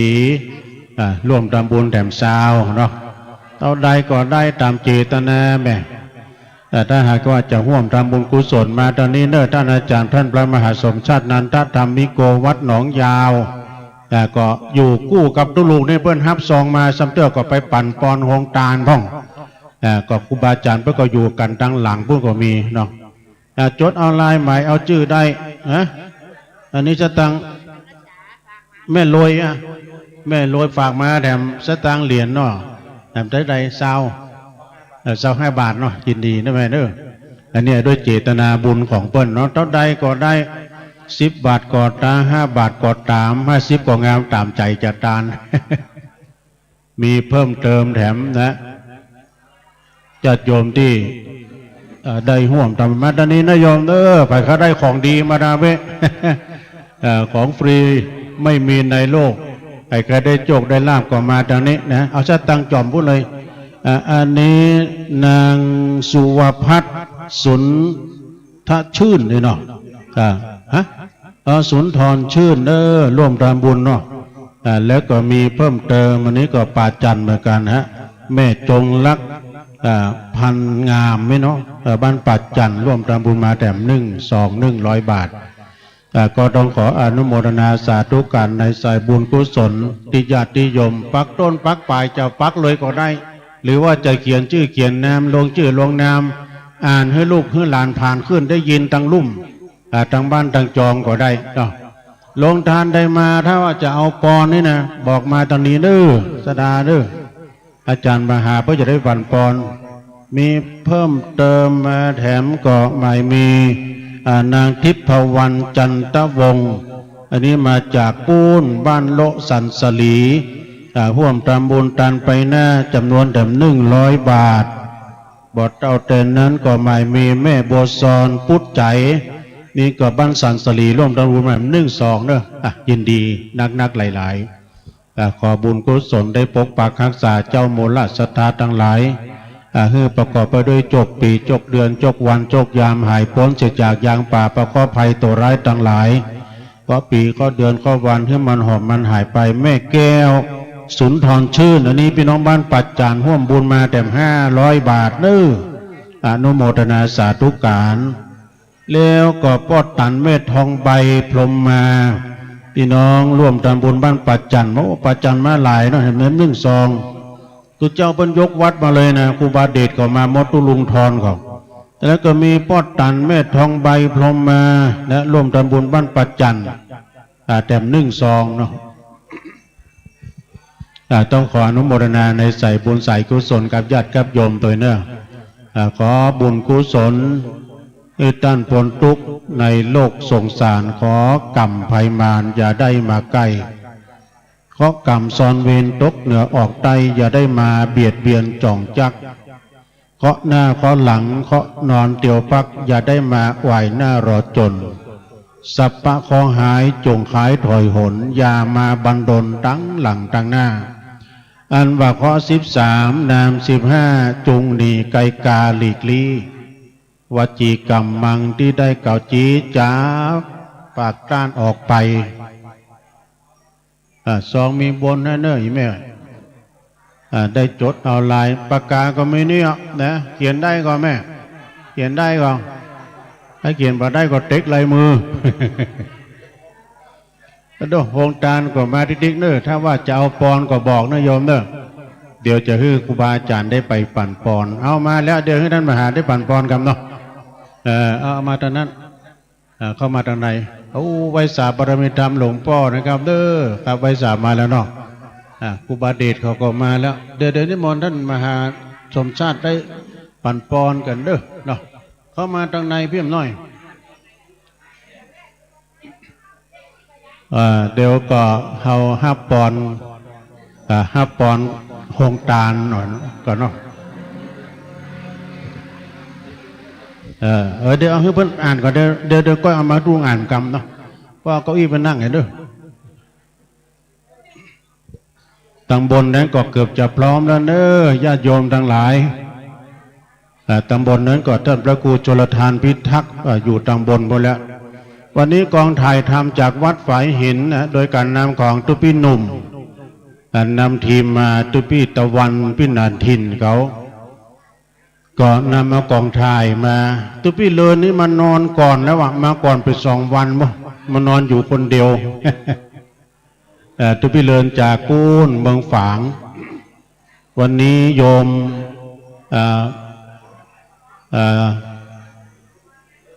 เคลโยเปิ้นมาในนามตัวแทนของหลวงพ่อเจรพีพันธ์เคลโยเนาะเปิ้นมาเอาโฮงตาลมาโดยพี่น้องทางเมืองฝางแม่อายชัยปาการตอนนี้ก็ยังฟังรายการอยู่อนุโมทนาได้แม่เขาร่วมกินร่วมตาลปักยอดปักป่ายต้นรวมทางแวะพี่น้องศรัทธาที่จะเอาซองก็ได้หรือว่าศรัทธาญาติโยมจะน้อมนำเอาข้าวน้ำโภชนาอาหารเสริมในภัตตาหารเพลก็เชิญกันได้เน้อหนทางมันไปมาหากันง่ายแท้เดี๋ยวนี้นะแต่กี้ตุลุงเขาออกบ้านมาออกจากวัดมา7 โมงไปมาถึงนี่10 โมงไปหน่อยเนาะตอนนี้ไหว้สาบารมีธรรมในเมตตาบารมีธรรมพระเดชพระคุณหลวงพ่อท่านพระคุณนิวิตศีลสังวรอธิบดีสงฆ์ในอำเภอเวียงป่าเป้าเจ้าคณะอำเภอเวียงป่าเป้าได้มีสมณะเมตตาเดินทางมาถึงแล้วนะครับเนอะไหว้สานะครับ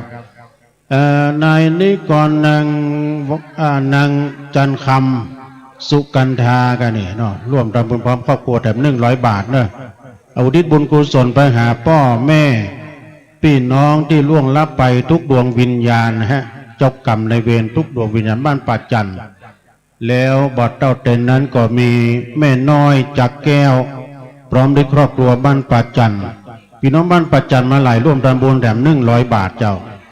แล้วก็มีคุณพ่อนรงค์คุณแม่เอ็มออนเนอร์ปันตันร่วมทำบุญมันตาลน้ำแถม1 แพ็คแล้วก็มาตำบะม่วงตัวแล้วก็พักเนี่ยพักหวนหมูด้วยด้วยหมอกะพักแคด้วยด้วยพักละด้วยโอ้แล้วก็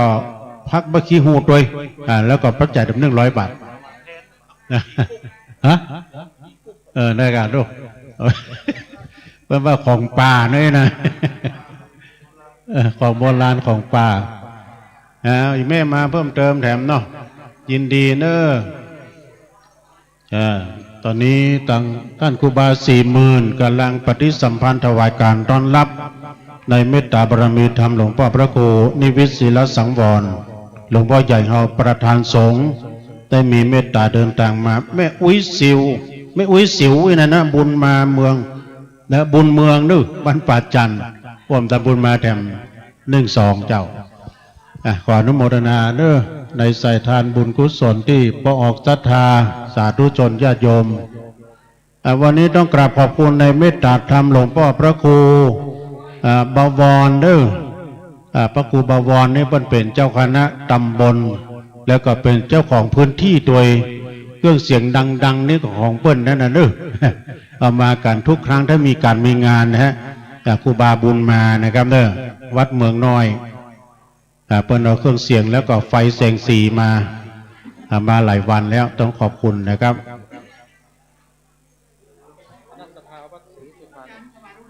คณะสัตยาวัดศรีสุพรรณนะครับเด้อได้เมตตาเดินทางมานะครับเจ้าว่าพระครูประหลัดอนันต์ท่านพระครูประหลัดอนันต์เนาะสุนทราจารโรนะครับได้มีสมณเมตตาเดินทางมาถึงนะครับเนาะไว้สาบารมีธรรมท่านนะครับโฮงตานมาแต้มแล้วอาจารย์ท่านพระมหาสมชาตินันทธรรมิโกจะได้ไปปั่นปอนแต้มแล้วถ้ามีตังใดก็มานะโอ้พ่ออาจารย์มาอาจารย์นั้นพูดนะม่อนจอมพออันนี้ก็เป็นนักประชาสัมพันธ์พออาจารย์มคณายกของนี่นะเดี๋ยวเจริญพรตอนนี้เนอะได้มาสลับซับเปลี่ยนกันครูบาอาจารย์ทำหลายตนหลายองค์ที่กำลังเดินทางมาแล้วก็ถ้าไปก็ได้ซองก็มาตอนนี้เนอะ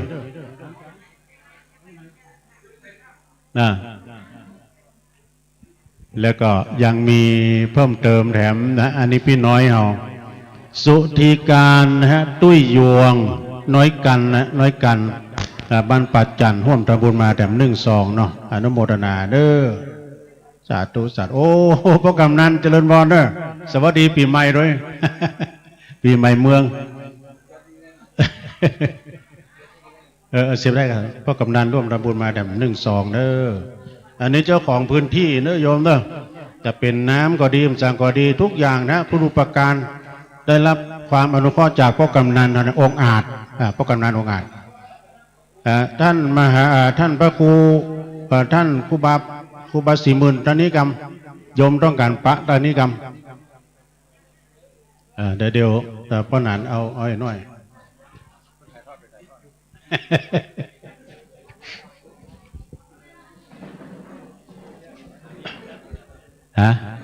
คือว่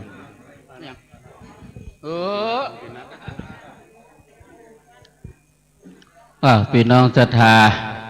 ตอนนี้พระเดชพระคุณหลวงพ่อท่านพระครูนิวิตศิลสังวรอธิบดีสงฆ์ผู้ปกครองสงฆ์ในเขตอำเภอเวียงกระเป้าแล้วก็ท่านพระครูพิสุทธธรรมรองเจ้าหน้าอำเภอเวียงกระเป้าพระมหาเถรานุเถระเจ้าคณะประสังฆาธิการเดินทางมาถึงแล้วเนอะทราบควันอ้อยพุ่นเผาอย่างใจกะนะเขาจีกะเพราะเขาเนี่ยพุ่นเผาอย่างนี้นะเขาทราบควันอ้อยเขาจีเนาะเอาสถาวัดลังกาเขาจีเนาะตุปีล้นอย่างไหนมีไหนโมทนาพ่อธนากรแม่นัชชามณีชัยนางสาวนิชาเลิศทละธาดานางสาวอารัญญพัฒน์มณีจยธนคมลงทานเข้าพัดน้ำใบบัวบกเนอะนะอนุโมทนาสาธุไข่จำในก็ไปกินน้ำบัวบกเนอะต้น2 ต้นเนอะที่เขาตักกันนี่ก็จะได้ถวายบูพระพาจารย์คือหลวงพ่ออดีตเจ้าหน้าอำเภอทั้ง2 อำเภอนะพี่น้องศรัทธาเขาเนอะสาธุตั้งอย่างสมุนไพรของที่ไหนก็จากเมืองจีนเอาไปถวายพ่อเจ้าหน้าอำเภอบนเลยโยมจับถวายพ่ออำเภอรองอำเภอก็จ่ายมันโยมเขาเลยนะจำกัดเนอะจำโยมท่านนะ ไปคือไปถวายเลยโอ้นี่มาจากเมืองจีนว่ะนวดกระทิงน้ำมันนวดกระทิงโอ้ดีคึกเลยกันเจ็บไหล่เจ็บแอวเจ็บแข้งเจ็บขาดีขาตุเนาะก็ว่าจากพระสังฆาธิการนี้วัดตุงห้าเนาะมาแล้วครับเนาะตามเน้นเนาะแล้วก็วัดศรีสุพรรณท่านว่าครูประหลัดอนันต์เนาะนิมนต์นะครับตอนนี้ในส่วนของกระถาญาติโยมตัวนี้เก้าอี้ยังห่างอยู่เนอะวัดประเมิดศรีดลมูลมาถึงแล้วนิมนต์นะครับครูบาโอ้เขาแต่นเขาควบมาละก็ตาอีแม่ใส่อันแม่ขึ้นมาเขาก็หนาใจเขามันอิดโอ้อาติมมาหนึ่งถังเนอะโอ้วันนี้นะอาติมมานึ่งถังมาละเขานโมทนาไอ้น้อยเนอะไอ้หนุ่มเนอะโอ้ยกสักนาติมขึ้นมาบนเนี่ยบุญได้ใส่เต็มบุญเติงศรัทธาญาติโยมทั้งหลายอันนี้ปักต้นอีแม่อีพ่อทั้งหลายเนอะคำว่าอีแม่นี่มันใจคำหยาบนะเป็นคำเมืองนะคุณพ่อคุณแม่อันนี้คำไทยพ่อเฒ่าไม่เฒ่าอันนี้คนอีสานเนาะก็ปักได้เนอะบุตรเขาจะประเคนบูชาคุณบุรพาจารย์ทั้งสองตนสององค์วันนี้เราถือว่าเป็นวันกตัญญูกตวินิตาคุณเนอะศรัทธาญาติโยมอาตมาอู้แล้วก็อู้แหมเนอะเขารับตาย้อนเมื่อเขาขนหินขนจ้าขึ้นมานี่นะยื่นทรงนี่นะแล้วก็เป็นรูปเป็นร่างมาถึงวันเนี้ยก็ด้วยแรงศรัทธาพ่อแม่พี่น้องตั้งต่างหลายบัดนี้ว่าสงฆ์องค์ข้าเจ้าก็เดินทางมาถึงพอสมควรแล้วยังมีแห่งหลายวัดอยู่ที่นเขตอำเภอเวียงเป้ายังมาบ่ค่อยบ่ครบเตื้อกำลังเดินทางมาก็ดีนะก่อนนโมทนาเนอะบางผู้ท่านก็หอบหิ้วเข้าป่าอาหารมาตะกี้ก็ติ้วถังไอติมขึ้นมานะอันนี้แหละศรัทธาญาติโยมบุญเป็นข้าวติบน้ำติบที่ประกาศเนี่ยแต่มาอู้ไปตอนแรกเนาะบางครั้งบางคราวนี่เขาโอ้พ่อกำนันขอไปหาลุงพระครูไปขายพระครูอันนี้กำพ่อกำนันพระครูแดงกำตั้งหลังสาธุเนอร์ยาแก้ไออาจารย์พระครูบรัตอนันต์ได้มาถวายเนอะอันโมทนาญาติโยมหมอทวัฒน์เลียลาเนาะหมอทวัฒน์เลียประธานสภาหมอเมืองล้านนาเชียงรายร่วมทำบุญมาตัวเนอะประตานโมทนาสาธุนะเชิญพ่อกำนันไปหาละเนาะในส่วนของงานวันนี้เขาจะหันว่าโอ้หลวงปู่มาแล้วเนอะท่านพระครูปฏิภาณวันทินเนาะแต่เก้ก็เฉียดฉิวเพราะว่ากาแฟหมีหาหลวงปู่ตันพอดีซื้อกาแฟมา3 ห่อใหญ่หาจะกินกาแฟเดินด้านหลังเนอะจุดเดียวจุดเดียวอยู่ด้านหลังนะกาแฟก็มีน้ำฮ้อนเป็นกาเป็นคูลเลอร์เนอะหลวงปู่ตุลุงดอยมาละเนาะส่วนของศรัทธาญาติโยมฝากฟังตะวันตกตะวันออกเก้าอี้พลเรือนทางหน้านี่เก้าอี้ก็มีอยู่เนอะตั้งบนนี่เข้าใจว่าบ่ฮ้อนบ่เหมือนตั้งลุ่มเพราะว่ามีลมอยู่มีลมมีอย่างอยู่แล้วก็ประกาศซ้ำย้ำเติมจะไปว่าบ่อยก็ว่าได้เนาะอนุโมทนาสาธุท่านเจ้าอาวาสวัดศรีสุพรรณเนอะท่านพระครูประหลัดอนันต์พร้อมน้องญาติโยมวัดศรีสุพรรณร่วมทำบุญจะทบใจเป็นจำนวน660 บาทสาธุเนอะน้ำก็มีสมปล่อยเราต้องอู้กันย้ำๆว่าพระเจ้าสี่สองเมืองตนดีบนนี่ไผ่ห้ามลำเล่มเอาน้ำสมุทรไปผ้าผายนะถ้าหันจะปรับแสนเอาจริงๆเพราะว่าปนพิษทองลงรักพิษทองเนี่ยลดไป60,000 ป่ายนะโยมนี่ทองคำแท้นะทองคำเปี่ยวแท้เนี่ยแต่พระธาตุเขาเต็มที่นะขอไหว้ขวานเนอะจะไปแยกเด็ดขาดนะมัน4 บนหลอกบดโดนน้ำสปอยนะวันนี้ก็น้ำสปอยมีเยอะแยะพระสงฆ์ทั้งนั้นพวกจะได้สวดอยู่เนอะได้รอสัญญาณครูบาอาจารย์อาจารย์บรรยงเนาะเอาไม้ให้อาจารย์บรรยงตั้งบนตัวเนอะไม้ตั้งบนตัวเดี๋ยวถ้าเสร็จแล้วอาตมาจะสวะไม้เปิดเนาะกิจกรรมนี้เขาจะทำเป็นประจำทุกปีเนอะจะดูช่วงจังหวะเวลาที่มันว่างศรัทธาญาติโยมเขาบ่ได้กำหนดเป็นวันนี้ตายตัวเพราะอย่างเพราะกิจกรรมคณะสงฆ์เนี่ยมีนักหนาเหลือเกินหลายอย่างเนาะทางฝากฟังเจ้าอาวาสกาตั้งเลขาตั้งเจ้าหน้าอำเภอกันไหนโดยส่วนมากเจ้าหน้าอำเภอรองอำเภอนี่ก็ภารกิจเป็นนักก็จะฟังเอาตั้งสถานีวิทยุเนี่ย นี่ก็เลื่อนมาได้วันนี้เนาะเร็ว1 2 3 4ได้มาวันนี้นะส่วนไม้ดังบนขอจัดแจงกรรมตอนนี้หลวงปู่มาถึงละเนาะพี่น้องสถานโยมน้ำซุปปอยเอาห้องกัน3 ถังเนอะโยมพ่อโยมแม่เนาะทดสอบ1 2 3 4 5ส่วนดังบนนี่มีละ2 สลุงเนาะวันนี้อนุโมทนามาดังลงทานหลายผู้หลายท่านเนอะน้ำดื่มโอ้เป็นตับเป็นแต่นะตานน้ำได้เป็นเศรษฐีไข่ตานแว่นตานบีไปหาผู้จานพุ่นนะก็สิ่งที่ดีที่งามของเราเกิดขึ้นตั้งใจเนอะพี่น้องศรัทธาญาติโยมม่อนพระเจ้า42 เมืองเนี่ยถ้าวันปกติเนี่ยจะเงียบเหงามากนั่งพอกล้องบนมีมดนี่นะครูบาอาจารย์ที่ดูแลหรือว่าตรงเนี้ยเปิ้นจะมีกล้องในมือถือของเปิ้นพอเปิ้นอยู่ที่วัดพอใครขึ้นมาหันหมดอ่ะนะแต่ว่าวันมีงานเนี่ยเขาจะคาคร่ำไปด้วยพวกออกศรัทธาเนาะ1 2 3ตอนนี้กำลังเตรียมพร้อมด้านกล้องวันนี้ถ่ายทอดสดของสถานีวิทยุไฟหินเนอะวัดไฟหินเชียงใหม่ถ่ายทอดสดออนแอร์สดเลยไฟหินเชียงใหม่แล้วก็ไปทั่ว8 จังหวัดภาคเหนือที่รับสัญญาณได้รับสัญญาณได้ในส่วนของพิธีกรรมก็จะประเพณีเขาเลยเนาะสุมาการวะมหาเทเลปมาเทนะเนาะเสร็จแล้วเขาก็จะได้ก้าวหัวแล้วก็จะได้ฟังโอวาทจากพระเดชพระคุณหลวงพ่อเจ้าคณะอำเภอตัวและครูบาอาจารย์ตั้งฝ่ายพระอาจารย์บรรยงเดี๋ยวนี้พระอาจารย์บรรยงเปิ่นเป็นรองเจ้าคณะอำเภอโดยหล่อเนอร์จะทายาทโยมตำแหน่งก็ได้ขึ้นมาละเนาะอันนี้ก็ถือว่าเป็นนาบุญกุศลที่ดีที่งามในส่วนของครูบาอาจารย์ที่เป็นหัวลักใหญ่หัวลักใหญ่เป็นเก้าเป็นกิมน้ำส้มปล่อยไปฝั่งคงด้วยกันบุตรประทำพิธีแล้วก่อนเนาะก็ประพรมเนาะถ้าภาษาลือพวกเขาว่าแพทเขาเป็นลือหรอลือบนว่าเอาน้ำส้มปล่อยไปแพทคนเมืองว่าพระพรมพระผายถ้าลือนี่แพทต่อพอจะหู้กันเนาะเอาชักตางปิ๋วชักตางปิ๋วปักยอดเนื้อสบายแต่บุรพาจารย์ทั้ง2 รูป 2 ตนเนาะวันนี้แล้วก็ในส่วนของนาคำส้มปล่อยทางบนก็เตรียมไว้เรียบร้อยในส่วนของญาติโยมที่กำลังขึ้นมาก็มีเนอะเจริญพรเนอะจะเย็นครูบาอาจารย์ครับบุญมาละเนาะจะเย็นตั้งหลังพวกก็จะทายญาติโยมจัดสำหรับอาหารพระสงฆ์ละท่านใดจะไปเสริมไปเติมก็ได้เนอะ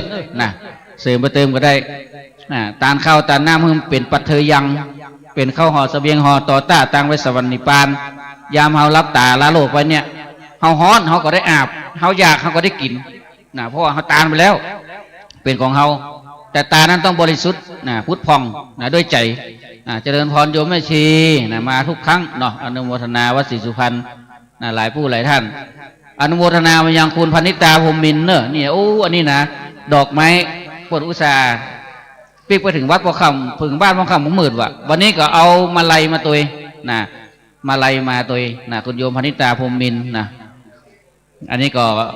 เป็นมหาวิสุกาที่ได้ร่วมด้วยช่วยกันมาตลอดตั้งแต่แรกเนาะในส่วนของงานบุญนี่ก็บละบลืมไปกันทุกที่ส่วนเจ้าทายญาติโยมที่กำลังเดินทางเข้ามาก็จับจองที่นั่งเนอะนั่งสบายเก้าอี้ที่เฮาตาเนี่ยเห็นไหมได้ประโยชน์ตาแล้วก็มาใจประโยชน์สีน้ำตาลเนี่ยสมัยตะกอนแรกๆนะธรรมะก็เอาเก้าอี้เก่าวัดแต่ละตัวเนี่ยสีเกลียวเนี่ยวัดอาตมาว่าตัวหลายตัวมาพ่นตัวลุงบุญตัวลุงอ๋อยวัดม่อนจอมพอก็มาได้สีพ่นเอาเนี่ยพระหลังๆมาพระจำโยมเมื่อก่อนได้ประกาศเจ้าทายาทโยมเป็นเจ้าภาพเก้าอี้สีน้ำตาลนี่เอาใจเฉพาะตรงนี้แล้วด้านหลังนี่จะมีตีล็อกเรียบร้อยเจ้าทายาทโยมต้องกลัวล็อกกุญแจกล้องวงจรพอส่องเรียบร้อยไห่มานอนไห่เตียวเข้ามานี่หันหมดเนี่ยกล้องพวกนี้หันหมดเลยอันนี้ก็ถือว่าเป็นหูเป็นตาโยมก็ถวายตัวทำบุญตัวเรื่องการติดกล้องเนาะแล้วก็ไฟเมื่อคืนก็จะเมียงมองก็คือไฟโซลาร์เซลล์ไฟโซลาร์เซลล์อันนี้ก็แล้วก็ขอบคุณโบทนาสาธุประจังองค์การสมบูรณ์หารตำบลแม่เจดีย์ใหม่ได้นำน้ำรถพงใส่น้ำมาใส่ห้องน้ำเนี่ยเนื่องจากญาติโยมเขาได้ใจกันเนาะ ฝั่งตะวันตกเป็นของสถาโยมนะมี10กว่าห้องนิ่ม2ห้องฝั่งตะวันออกเป็นของทุกเจ้าเนอะเข้าทางเพเนอะเตียวมาทางเพนะอย่าไปเตียวของเข้าของทุกเจ้ามีฮันปีจนอาตมาตุ๊บปนเนี่ยออกห้องพชดออกห้องมาโหอีเนาะเขาก็ได้กระหือเนี่ยมาได้นะในส่วนของพระสงฆ์ครูบาอาจารย์ก็มีมาเนาะหลายผู้หลายท่านหลายตนหลายองค์หลายวัดหลายวากิจกรรมนี้ก็แจ้งว่าจะกำหนดแต่ตัวบอกค่อยได้สถานโยมประเมินประเพณีส่งน้ำพระศรีสองเมืองอันนี้จะว่าแฮมหนึ่งค่ำนี้วัดอำเภอเวียงเป้าจะมาเลยนะแฮมหนึ่งค่ำหลังเข้าสารเนี่ยนะส่งประเพณีส่งน้ำพระศรีสองเมืองเนาะได้เวลาแล้วเนาะกับครูบาอาจารย์พระสงฆ์มหาเถระพระเถรานุเถระทุกรูปอันใหม่มีหลวงพ่อพระครูนิวิตศิลสังวรเจ้าคณะอำเภอเวียงป่าเป้าท่านพระครูพิพิธสุตธรรมหลวงพ่อรองเจ้าคณะอำเภอพระเจ้าพระสงฆ์ทุกรูปขณะนี้ได้เวลาที่จะได้ประกอบพิธีขอกราบนิมนต์ครูบาอาจารย์ได้ขึ้นมานั่งดังบนนี่คือเต็มหมดนะครับขอนิมนต์นะครับตึงคณะสงฆ์ที่มาร่วมงานตัวนะครับคณะสงฆ์ในอำเภอเวียงป่าเป้าแล้วก็คณะสงฆ์ที่มาร่วมงานเก้าอี้นั้นก็สงวนไว้ให้กับศรัทธาได้นั่งครูบาอาจารย์นิมนต์ขึ้นตั้งบนนี่นะครับครูบาอาจารย์พระสงฆ์นั่งแถวหน้าสามเณรกับ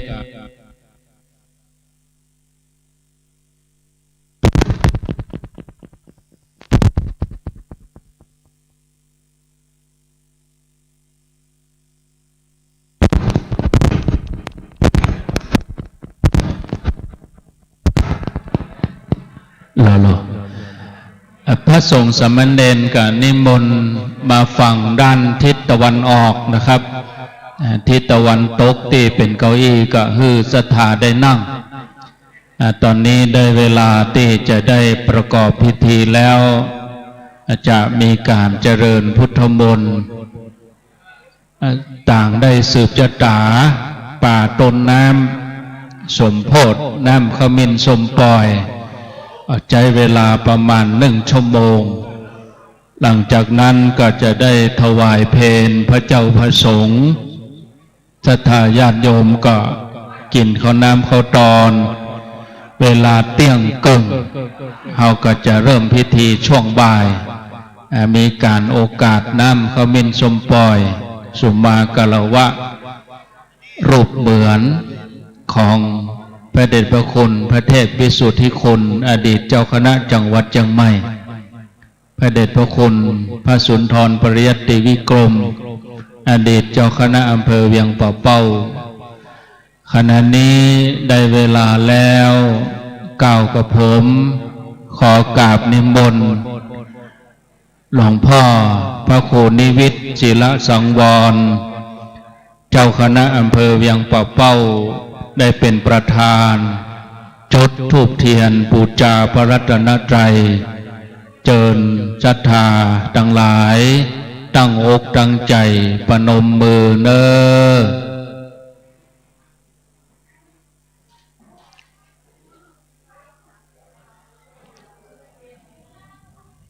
ทำพิธีแล้วเนอญาติโยม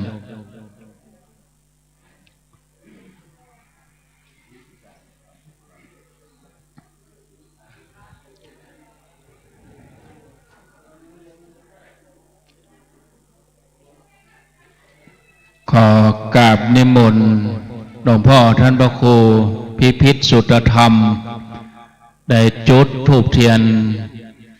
ปูจากุลหน้าหูปเหมือนพระเดชพระคุณพระสุนทรปริยัติวิกรมอดีตเจ้าคณะอำเภอเวียงป่าเป้าอดีตเจ้าวาดวัดป่างิ้วและขอกราบนิมนต์หลวงปู่พระครูปฏิภาณธรรมทินเจ้าวาดวัดพระธาตุม่อนจอมพ่อ ได้จุดธูปเทียนปูจากุลหน้าหูปเหมือนพระเดชพระคุณพระเทพวิสุทธิคุณอดีตเจ้าคณะจังหวัดเชียงใหม่ขอกราบนิมนต์ครับพร้อมกันนี้ขอเจริญพรเชิญพ่อกำนันองค์อาจขันใจพ่อกำนันตำบลแม่เจดีย์ใหม่ได้ประเคนขันศีลตีประธานสงฆ์เจริญพรเชิญพ่อกำนันขึ้นมาจันบน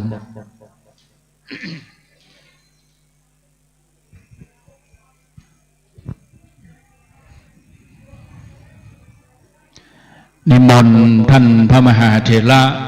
ทั้งสามรูปได้นั่งแผ่อธิษฐานจิตนะครับ มีหลวงพ่อพระครูนิวิตศิลาสังวรประธานสงฆ์จะได้ปั่นศีลแล้วก็ครูบาอาจารย์จะได้เจริญพุทธมนต์นำโดยท่านพระครูสุเมธธรรมเสวีกราบนิมนต์มหาเถระทั้งสามรูปได้นั่งอธิษฐานจิตแผ่เมตตานะครับเจริญศรัทธาญาติโยมทุกท่านทุกคนตั้งอกตั้งใจไหว้พระสมทานศีลพร้อมกันณบัดนี้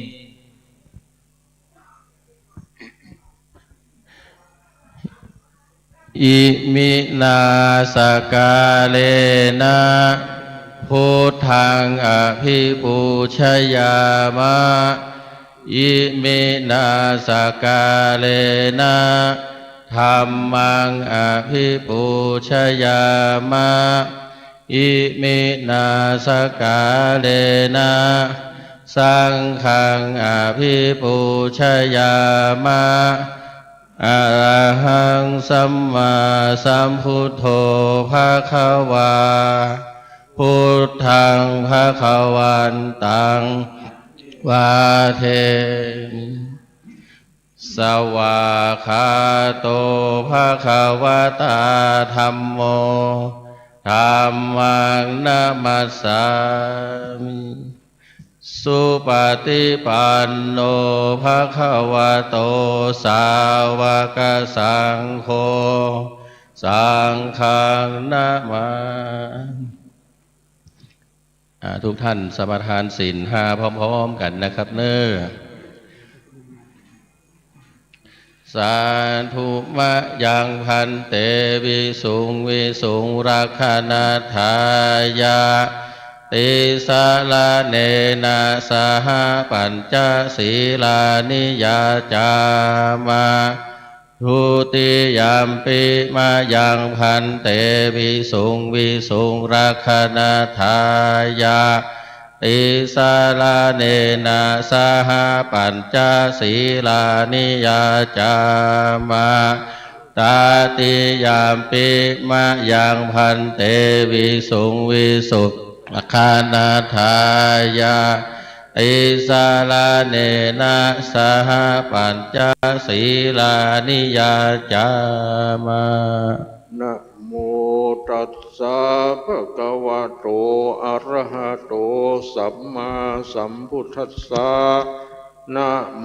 ตัสสะภะคะวะโตอะระหะโตสัมมาสัมพุทธัสสะนะโมตัสสะภะคะวะโตอะระหะโตสัมมาสัมพุทธัสสะนะโมตัสสะภะคะวะโตอะระหะโตสัมมาสัมพุทธัสสะนะโมตัสสะภะคะวะโตอะระหะโตสัมมาสัมพุทธัสสะนะโมตัสสะภะคะวะโตอะระหะโตสัมมาสัมพุทธัสสะพุทธังสรณังคัจฉามิพุทธังสรณังคัจฉามิธัมมังสรณังคัจฉามิธัมมังสรณังคัจฉามิสังฆังสรณังคัจฉามิสัง ฆังสรณังกัจฉามิ ทุติยัมปิพุทธังสรณังคัจฉามิ ทุติยามปิพุทธังสรณังกัจฉามิ ทุติยัมปิธัมมังสรณังคัจฉามิ ทุติยามปิธัมมังสรณังกัจฉามิ ทุติยัมปิสังฆังสรณังคัจฉามิ ทุติยามปิสังฆังสรณังกัจฉามิ ตติยัมปิพุทธังสรณังคัจฉามิ ตติยามปิพุทธังสรณังกัจฉามิ ตติยัมปิธัมมังสรณังคัจฉามิ ตติยามปิธัมมังสรณังกัจฉามิ ตติยัมปิสังฆังสรณังคัจฉามิ ตติยามปิสังฆังสรณังกัจฉามิ สรณะกมนังนิสิตา อามะพันเต ปานาติปาตาเวระมณีสิกขาปะทังสมาธิยามิ ปานาติปาตาเวระมะณีสิกขาปะตังสมาธิยามิ นาตินาตานาเวระมณีสิกขาปะทังสมาธิยามิ อาทินนาทานาเวระมะณีสิกขาปะตังสมาธิยามิ กาเมสุมิจฉาจาราเวระมณีสิกขาปะทังสมาธิยามิ กาเมตุมิจฉาจาราเวระมะณีสิกขาปะตังสมาธิยามิ มุสา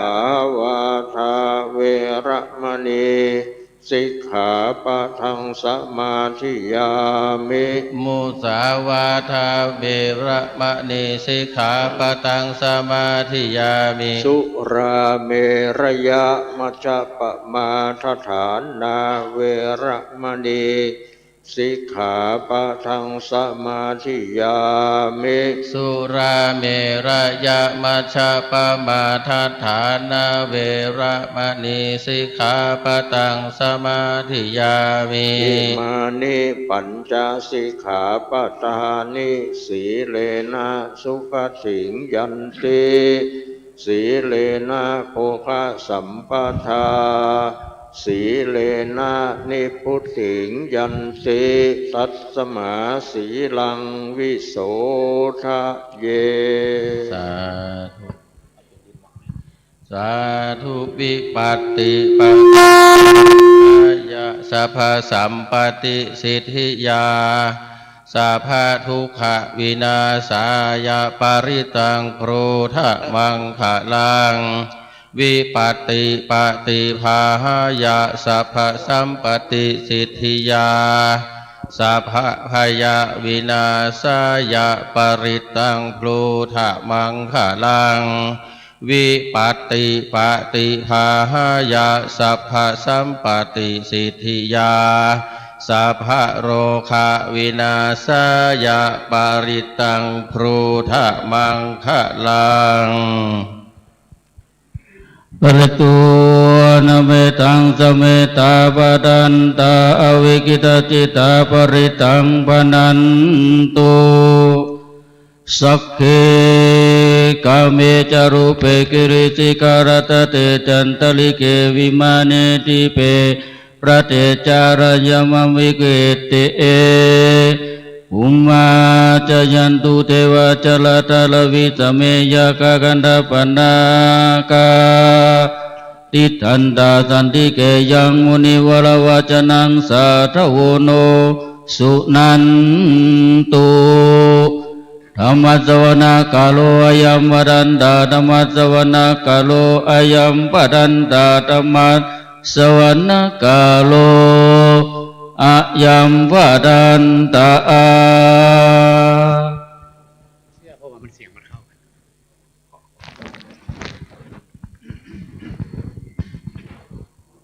นะโม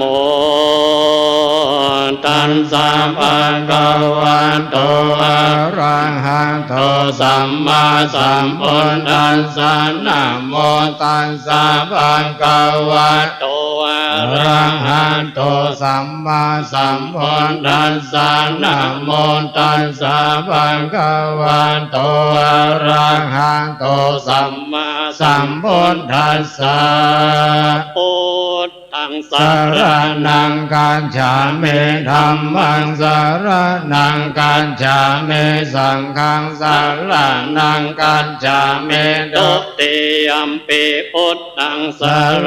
ณังกัจฉามิตุติยัมปิธัมมังสรณังกัจฉามิตุติยัมปิสังฆังสรณังกัจฉามิตติยัมปิพุทธังสรณังกัจฉามิตติยัมปิธัมมังสรณังกัจฉามิตติยัมปิสังฆังสร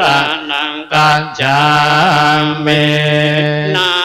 โมเมสัมมาพุทธานังทวาติงสาวะละลังกาโนตันนังกาโรมหาเวโรเมดังกาโรมหายาโสสารานังกาโลโลกาหิโตเดปังกาโลโยตินดาโลกดันโยชนะปาโมกขมังกาโลภเรสาสาภสมาโนสมาโนเดโลเลก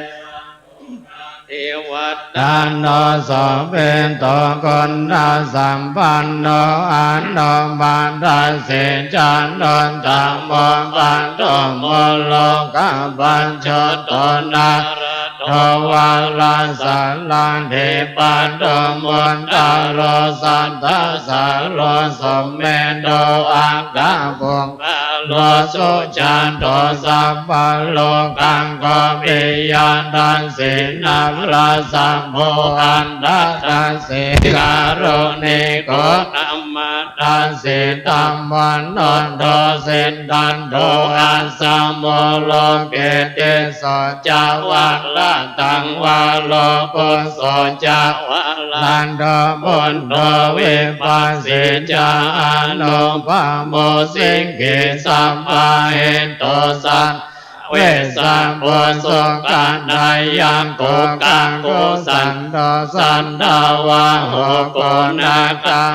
โนลาลัญจาโหกัสสะโพสิเรสัมปันโนโกตโมสังกายาปุงคาโวอันดาเวสันเดสังกันตาอิเมปุณธามาเหตุเดกังการุณาคุณนาสัมปันนาสัพพะโลกาภิปุจิตาเอเตนะสัมภาลาพุทธาอุตตมาอังคาบุงกาลาเตปิสังฆคุณนาอาสมเดเดเยอัมมาตังบันดังเอเตพุทธาอาทิตาจามังกาลาหุนเตสัพพันดาอันดาวิสันเดเมพุนเดอาหังวันดามิสัมปันดาเตสัญญาเยนะสิเลนะ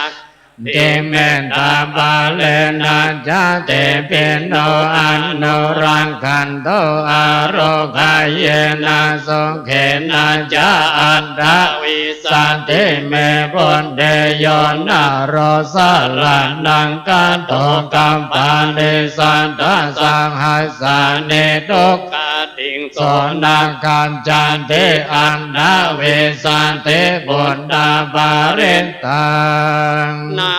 โมอะระหันโตสัมมาสัมพุทธัสสะมะเหเสนะนะโมอุตตมะธัมมัสสะสวากขันตัสเสวะเตเนตานะโมมะสังฆาสะเบเวสุนดาศิลาเดนเตโนนะโมมันตยารันดาสารันตานันตยัสสะสะ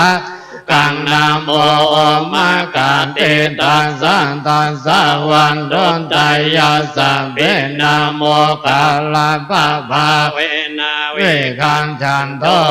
ปัตตวานะโมกาลาโนภาเวนะสุวันเทหอนโตสัพพันดานะโมกาลาชาเตเจนะเวเดเมโหมิเตจาวา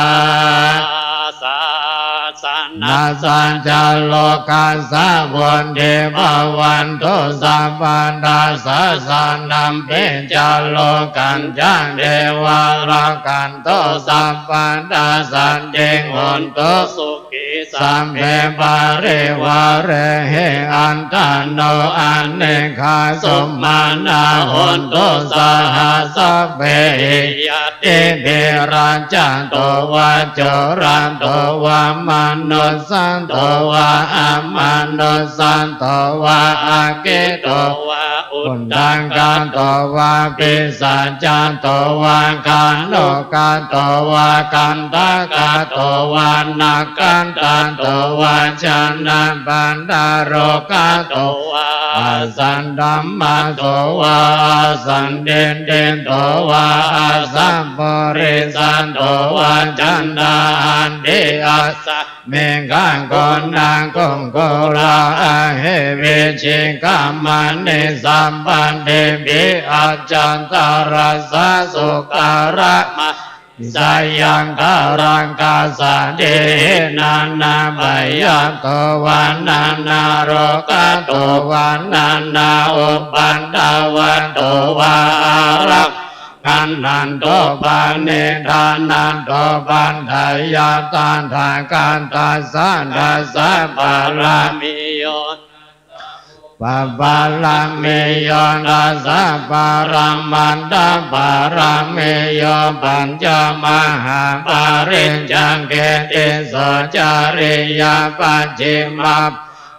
อาภาวะกันเทงจะเทงอาเดนเดงกามานังปานดานาจาริยังผลเดบัลลังเกมาราเวจายังสัพพัญโยตายานัปปะเตเวตังนาวาโลกุนตารานัมเมปิสัมเมปิเมบุญดากุเนอาวัจจินทวาเวสาริยาเตโสปะการันตาเรโสติยามารันติงปาริต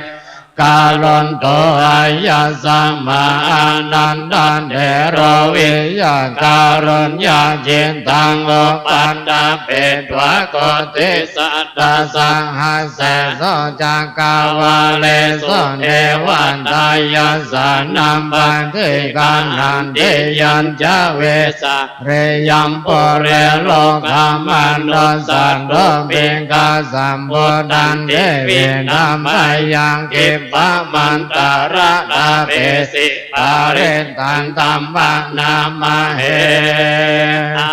เสวานาจัมบาลานังวันเดนทานันจะเสวานาปุจจะปุจเนยานังเอตัมมังกาลามนตามังปันเตโรปะเตสวาโสจะบุเบจังกันตาปุญญาตาตาสัมมาปานิจะเอตัมมังกาลามนตามังบาหุสัจจันจะเสมปัญจเวนัยโยจะสุสิกิโตสุภาสิตาจายาวาจาเอตัมมังกาลามนตามังมาตาปิโตปัฏฐานังปุตตะลาสาสังกาโหอานาคุลาจะกัมมันตาเอตัมมังกาลามนตามังทานันจะธัมมะนิยาจะยาตากานันจะสังกาโหอานาวาจานิกัมมานิเอตัมมังลามนตามังอาราติเวราติปะปะมัจจปานาจะ ยามโมอัมภะมันโดจักธัมเมสุเอตัมมังคาลามุตตมังคาลาโวจานิวัตโตจะสันตันทิจังกันตัญโยตากาเลนะธัมมัสสวานังเอตัมมังคาลามุตตมังคันติจะโสวาจัสสะสัมมานานันทัสสะนังกาเลนะธัมมัจจกัญจเอตัมมังคาลามุตตมังคาโปจาพระมะริยัญจาอริยสัจจานันตัสสะนังเนปานาสันติกิริยาจาเอตัมมังคาลามุตตมังบุตตัสสะโลกะธัมเมจิตตังยาสานาคัมปติอาโสกังเวราจังเขมังเอตัมมังคาลามุตตมังเอตาเดสานิกันตวานาสัมปันธรรมปาราเจตาสัมปันธาสนเด่งกันจันเตตันเตสังมังคาลามุตตมันเตมหามังคาลาสุตตา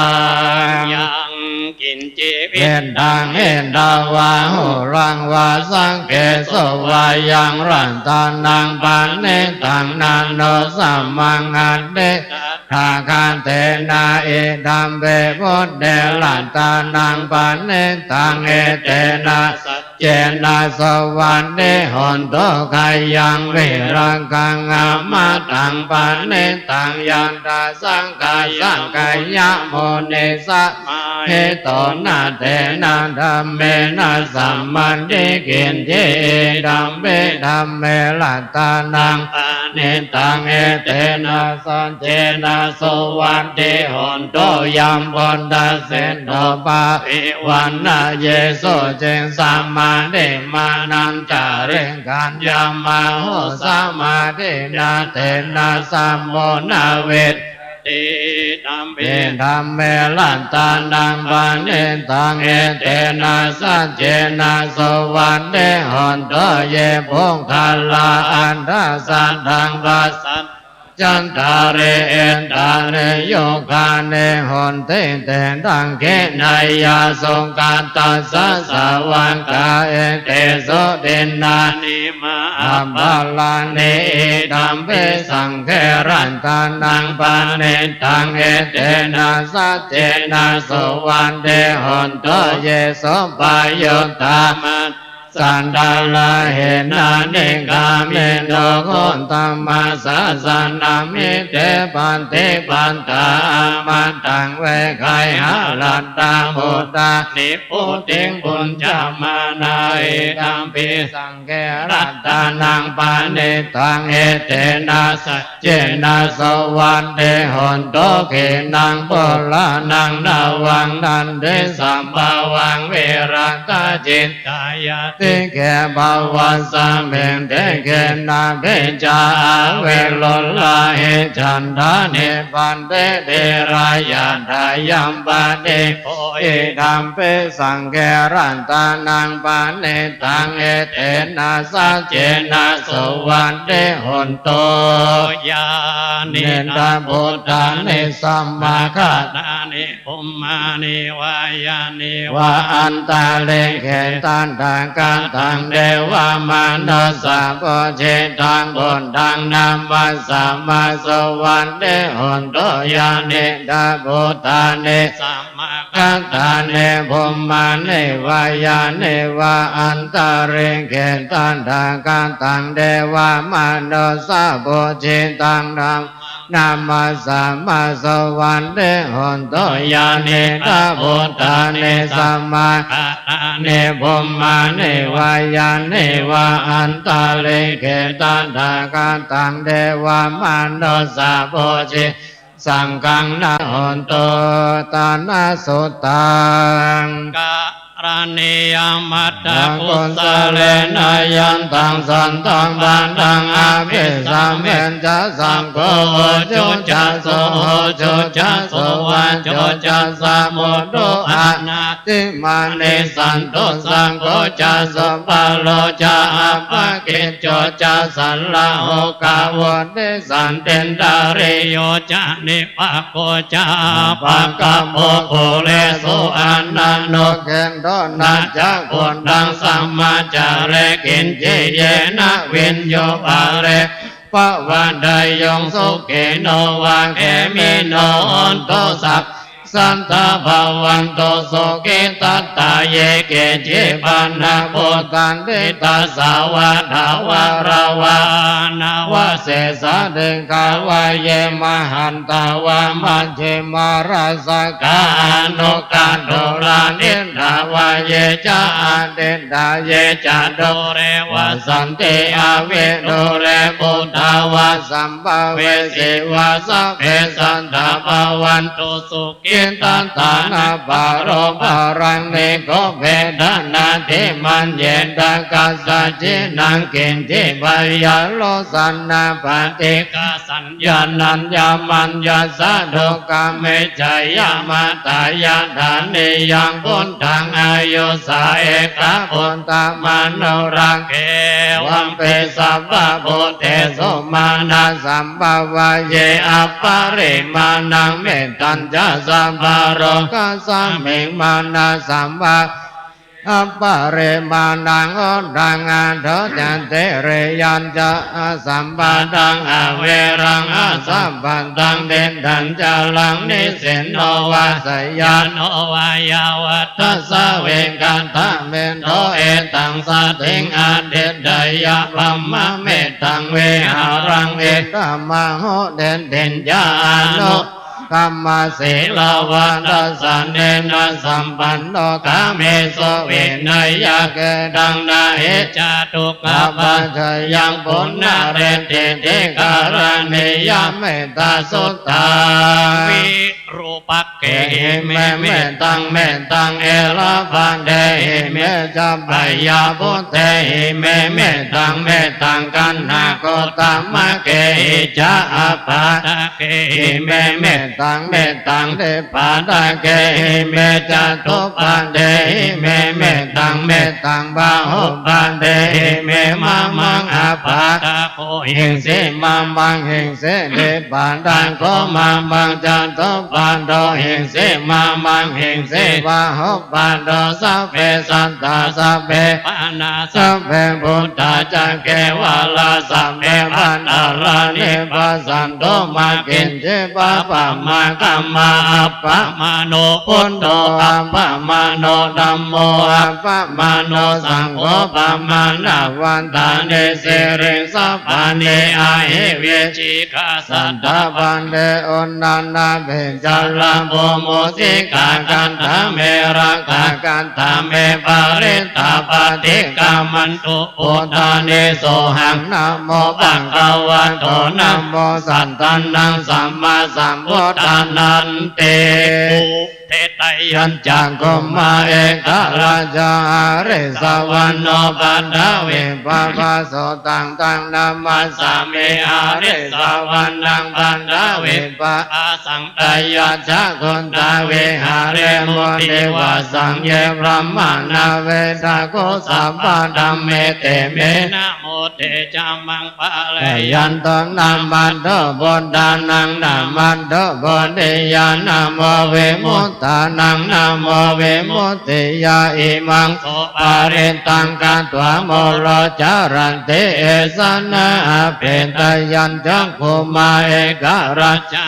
เรสวรรณปันดาเวปะปะโสตังนามาสามิอาเรสวรรณังปันดาเวปะปะสังตยัจจะคนตาเวหาเรมุรัติงเยพระมานาเวสังสัพพะธัมเมเตเมนะโมเตจามังปะลายันโตนามันโตพุทธานังนามัตโตยานะโมเวมุตตานังนะโมเวมุตติยาอิมังโสปาเรตังกัตถะโมโลวะสัมมากัปปะเยเต ติโลเกสีละอุณโนสัจจังโสจยานุตายาเตนะสัจเจนะกะหามิสัจจะเกริยามะตะรังอาวจจินตัวธรรมะบาลังสาเรนตัวบุปเกสิเนสัจจะบาลามาวะสายาสัจจะเกริยามะกาสหังสันติปะกาปัตตานาสันติปัตตาวัจจานามัตตาเวทาจานิกันดาจันตะเวดาปฏิกรรมสหัสสเจกันเตไมหังมหาปัจจาริโตเสงเขวะเจสิโสรัสสกาเรสันเนโอตังกังปันทวายาตาเสงเขสัจเจนะสมโมนันเทเอสัมเมสัจจะปาระเมเตนัตติเมสะลานังอัญญังบุญโดเมสะลานังวะลังเอเตนะสัจจะวะเจนะหนโตเตจยามังกะลังนัตติเมสะลานังอัญญังธัมโมเมสะลานังวะลังเอเตนะสัจจะวะเจนะหนโตเตจยามังกะลังนัตติเมสะลานังอัญญังสังโฆเมสะลานังวะลังเอเตนะสัจจะวะเจนะหนโตเตจยามังกาลังยังกินเจรันตานังโลเกเวจันติวิเวดังบันโดรันตานังบุตตาสัมมังนันเดตาสัมมาสันเดภาวันโตเตยังกินเจรันตานังโลเกเวจันติเวียนดังบันโดรันตานังนัมมาสัมมังนันเดตาสัมมาสันเดภาวันโตเตยังกินเจรันตานังโลเกเวจันติบุญโดรัตานังสังฆสัมมังนันเตตัสสะมาสดเทภาวันโตเตยะโตหังปักกินิอาริยายะทัตติยาจาโตนะปัญจานามิสันจินจาปานังเจวิตาวโรเปตาเตนะสัจเจนะสดเดเตหนโตสดเดกาปัจจะยะโตหังปักกินิอาริยายะทัตติยาจาโตนะปัญจานามิสันจินจาปานังเจวิตาวโรเปตาเตนะสัจเจนะสดเดเตหนโตสดเดกาปัจจะยะโตหังปักกินิอาริยายะทัตติยาจาโตนะปัญจานามิสันจินจาปานังเจวิตาวโรเปตาเตนะสัจเจนะสดเดเตหนโตสดเดกาปัจจะโพจังโฆสันติสังฆัตโตธัมมานังเวตายโยตันทาวิริยัมปิติปัสสันติโพจังกาจันตันทาภะเรสัมมาโดเบกาโพจังกาสันเตเตสัมมาทัสสินามุนีนาสัมมาทักขาตาภาวิตาภาหุเลกาตาสังวัตตันติอาปิญญายานิพพานายะจาโพธิยาเอเตนะสัจจวัจเจนะโสเตเตหนโตสัมปันดาเอกสัมมิงสัมมาเยนะโดโมกัลลานันจักกัสสะปังเกลาเนโดเกเตเดสวะโพจังเกเทสะเยเตจัตตังอาเปนันเดสวะโลกามุจิงโสตังกันเนเอเตนะสัจจวัจเจนะ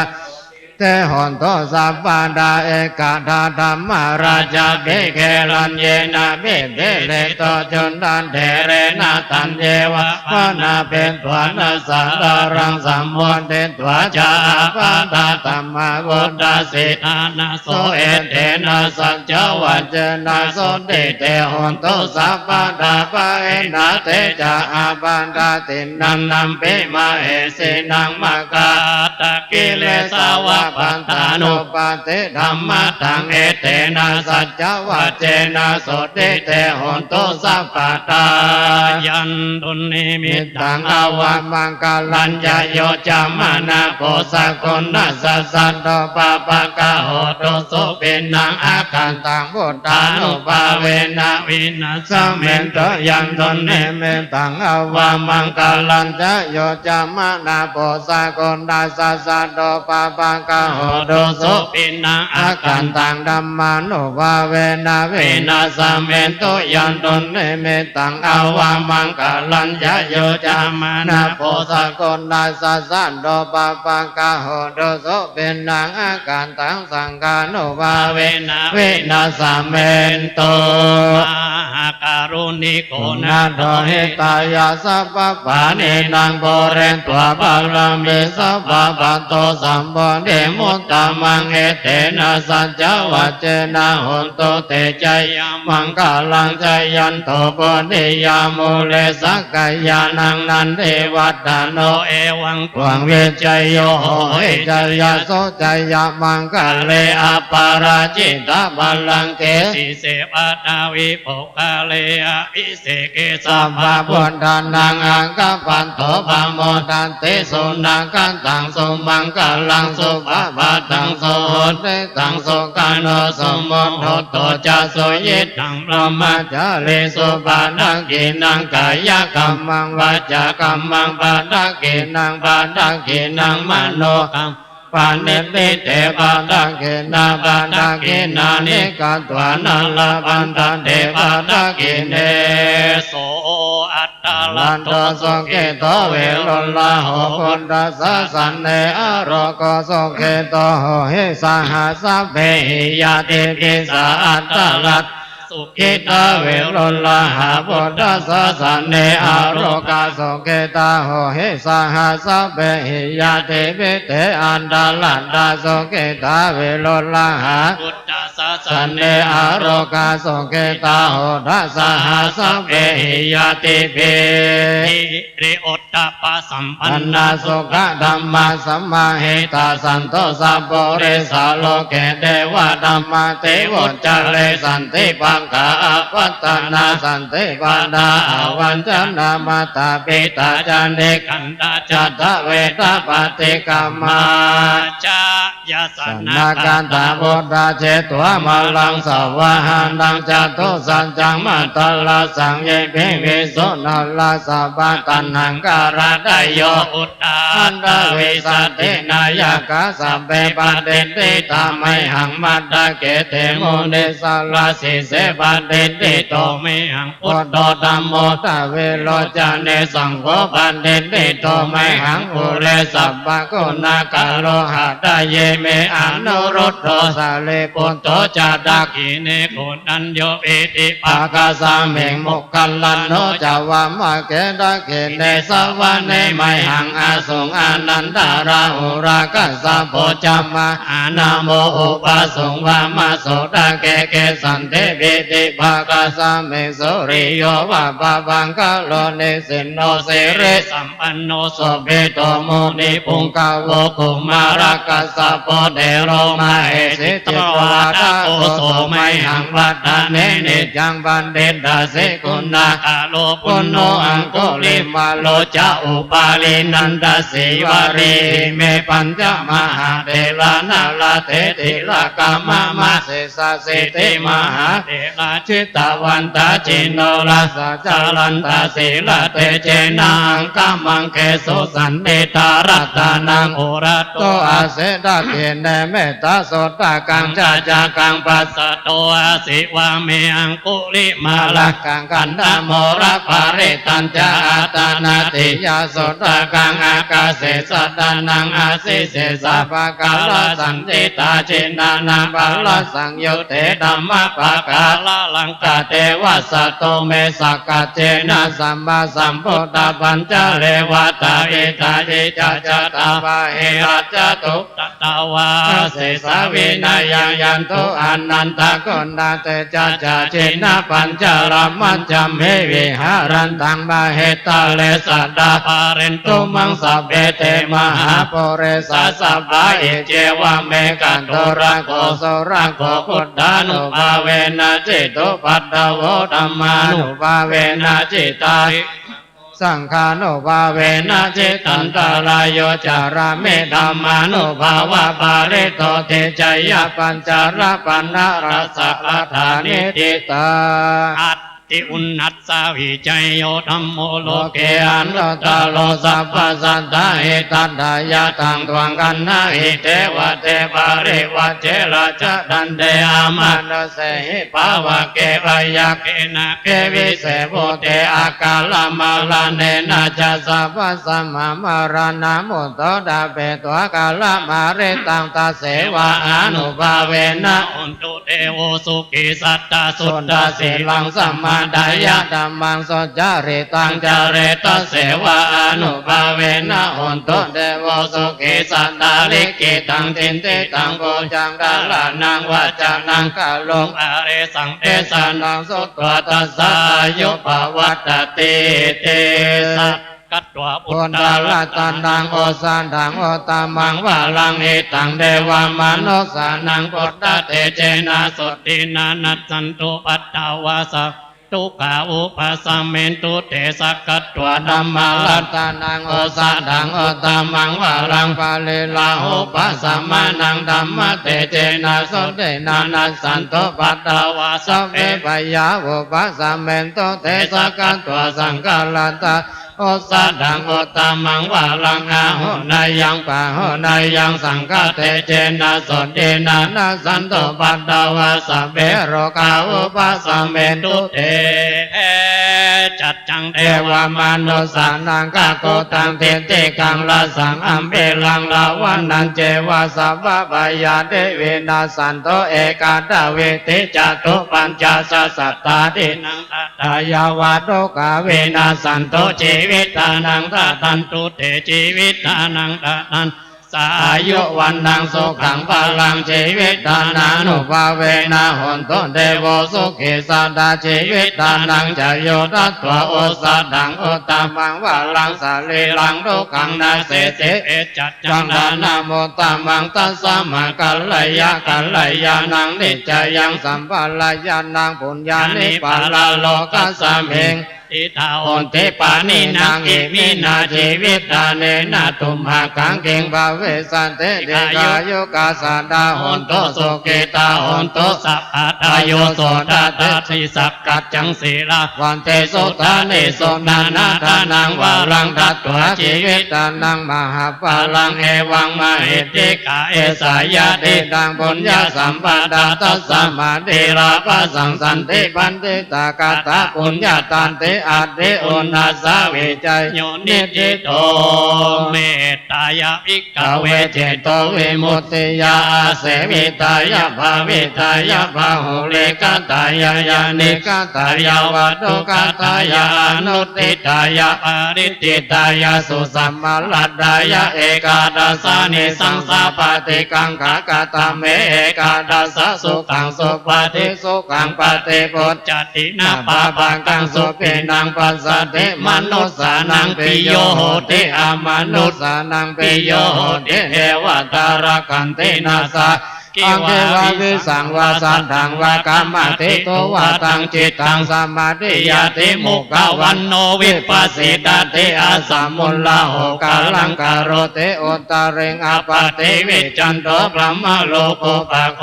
ติเมตตายาภิกขเวเจโตวิมุตติยาเสวิตายาภาวิตายาภาหุลิกตายายาเนกตายาตุกตายานุติตายาภาริติตายาสุสัมมาลัดดายะอิเม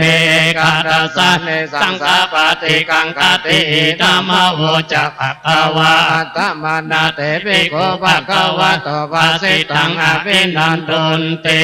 สิริติติมาติเตโจจยาเสนเตมาเหเตมหากุณาภาริมิตาปุญญาติกาลสัสสะพันตาลายานิวารณะสัมมาทัสสะภควะโตอะระหะโตสัมมาสัมพุทธัสสะตวะติงสัมมาปุริสลักขานานุภาเวนะอาสิตายานุอายัญจนานุภาเวนะอัตตุตลังสัตตมังคลานุภาเวนะจัปนารังสียานุภาเวนะเกตุมาลานุภาเวนะดัสสะปารมิตานุภาเวนะดัสสะอุปปารมิตานุภาเวนะดัสสะปารมัตถปารมิตานุภาเวนะศีลสมาธิปัญญานุภาเวนะพุทธานุภาเวนะธัมมานุภาเวนะสังฆานุภาเวนะเตจานุภาเวนะอิทธานุภาเวนะภาลานุภาเวนะยยะธัมมานุภาเวนะจตุราสิทธิสาสะธัมมกันตานุภาเวนะนวโลกุตระธัมมานุภาเวนะอัตถังนุภาเวนะจตุสัจจญาณานุภาเวนะทัสสะปัลลญาณานุภาเวนะสัพพัญญุตญาณา โนภาเวนะเมตตาการุณามุทิตาอุเบกขาโนภาเวนะสัพพะปาริตาโนภาเวนะรัตนัตถยสารนาโนภาเวนะตุยหังสัพพะโลกาโสโกปัตตวะทุกขโทมานะสุปายาสาวินาสันโตสัพพะอันตรายาภิวินาสันโตสัพพะสังกัปปะตุยหังสัมมิจันโตเอกายุกาตุยหังโหนโตสันตวัจจะชีเวนะสัมมังคิโกโหนโตสัพพะดาอากาสัพพะปัตตวานะภูมิกังกามาสัมพุทธารกากาเทวตาสดาตุเมอนุรักขันโตพุทโตมังคลาสัมพุทโธสัมพุทโธเทปะโตธัมโมพุทธมังคลามะกัมมาสัพพะโลกาปมุญจเลธัมโมมังคลาสัมพุทโธกัมเปโลโดดาโสอนุงธัมมะมังคลามะกัมมาสัพพะปยาปมุญจเลสังโฆมังคลาสัมพุทโธตะเกนยโยอนุตตโรสังฆมังคลากัมมาสัพพะโลกาปมุญจเลศรัทธาทั้งหลายเมื่อเขาปีนกันตาเข้าไปทางในขออาราธนากายตาสติปัฏฐานกายของพระองค์หน้า47เนาะว่าของสังขารร่างกายผมขนเล็บฟันหนังเนื้อเอ็นกระดูกคือเขาทำงานปกติอย่าได้แปรปรวนอย่างนักลำไปแปรปรวนไปเจ็บไข้ได้ป่วยนักก็เจ็บไข้ได้ป่วยน้อยเจ็บไข้ได้ป่วยน้อยกับปัญหอมปัญหาบุญรักษาถ้าจะเท่าจะเกก็เท่าจ้าแถมน้อยถ้าจะไปแต่ไปว่าวันสิ้นอายุไขก็ไปอันนี้บุญรักษาไว้ก่อนขอรัตนากายคตาสติของพระองค์ปกคุ้มครองรักษาคณะศรัทธาทั้งหลายถึงบ้านถึงเมืองพร้อมทั้งบทสืบจัตตาสังขารร่างกายความมีชีวิตของสังขารร่างกายมีอยู่อย่างเดียวเท่านั้นอย่างอื่นถึงมีหมดอัตติมัตสามิงกายเกสาโลมานะขาทันตาตาโจมังสังนาหาโรอัตติเมนจังวะกังอัตตยังยากานังกิโลมากังทิหากังบาปะอันตะโกนังอดาเลยังกาเลสังเป็นตังเสมหังโบโลหิตังเสโดเมโดอาสุวาสาเกโรสิงคานิกาลาสิกามุตตังมัตถเกมัตถลุงอันติอินตัจจตาเทวจัตตาพระมจัตตามหาพระมจัตตาเอสิจัตตามหาเอสิจัตตาโมเนจัตตามหาโมเนจัตตาโปเรจัตตามหาปุเรสจัตตาจักรวาติจัตตามหาจักรวาติจัตตาพุทธจัตตาปัจเจกอุตตจัตตาอรหันตจัตตาสัพพเสนเจวิจัตตารานังจัตตาสัพพโลกาจาริยานังจัตตาสัพพโลกาธิปติยานังจัตตาเอเตนะสัจจวัจเจนะตุยหังโสวัตเตหนตุตุยหังสวหายะนะโอพุทธสันนะโมธัมมัสสะนะโมสังฆัสสะสยะเตดังโรสวหา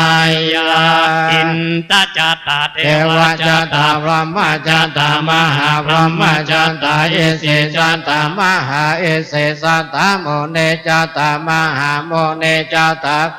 สัจจตามหาปุเรสัจจตาจักรวัติจัตตามหาจักรวัติจัตตาพุทธจัตตาปัจเจกพุทธตาอรหันตจัตตาสัพพเสนทิวิจัตตาลานังจัตตาสัพพโลกาจาริยานังจัตตาสัพพโลกาธิปติยานังจัตตาเอเตนะสัจจวัจเจนะตุยหังสวัตติโหนโตตุยหังสวหายะนะโอพุทธัสสะนะโมธัมมัสสะนะโมสังฆัสสะสยะเตดังโรสวหายะ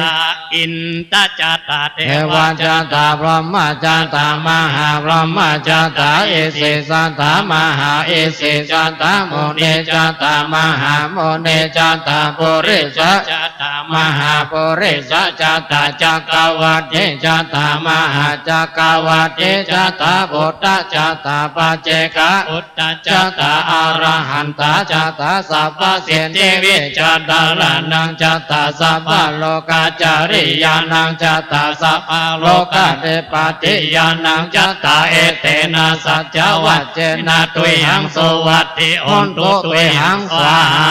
ยานาโมพุทธัสสะนะโมธัมมัสสะนะโมสังฆัสสะสยาเดดังโหโรโหโรสวา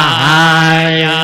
ทุกขปัตตาจันนิทุกขพยาปัตตาจันนิพยาโสกปัตตาจันนิโสกาหนตุสัพเพปิปานิโนเอตวัตตาจามเอหิสัมปะตังปุญญาสัมปะตังสัพเพเทวานุโมทันตุสัพพะสัมปติสิทธิยาดานังดาตันตุสัตตายาสีลังละกันตุสัพพะนาภาวนาเวรัตาหนตุกัจฉันตุเทวตากันตาสัมเพพุทธาบัลลปันตาปัจเจกานันจะยังบัลลังอรหันตานันจะเตเจนะรักขังบันดามิสัพพะโสวัตุสัพพะมังคลังรักขันโตสัพพะเทวตาสัพพะพุทธานุภาเวนัสสะดาโสเทภวันโตเทภวัตุสัพพะมังคลังรักขันโตสัพพะเทวตาสัพพะธัมมานุภาเวนัสสะดาโสเทภวันโตเทภวัตุสัพพะมังคลังรักขันโตสัพพะเทวตาสัพพะสังฆานุภาเวนัสสะดาโสเทภวันโตเตนะตัตตยักขะอุตานังปะปะกะหะนิวาลนาปริตตัสสานุภาเวนะหันตัวเตสังอุปัฏฐเวนะกัตตยักขะอุตานังปะปะกะหะนิวาลนาปริตตัสสานุภาเวนะหันตัวเตสังอุปัฏฐเวนะกัตตยักขะอุตานังปะปะกะหะนิวาลนาปริตตัสสานุภาเวนะหันตัวเตสังอุปัฏฐเว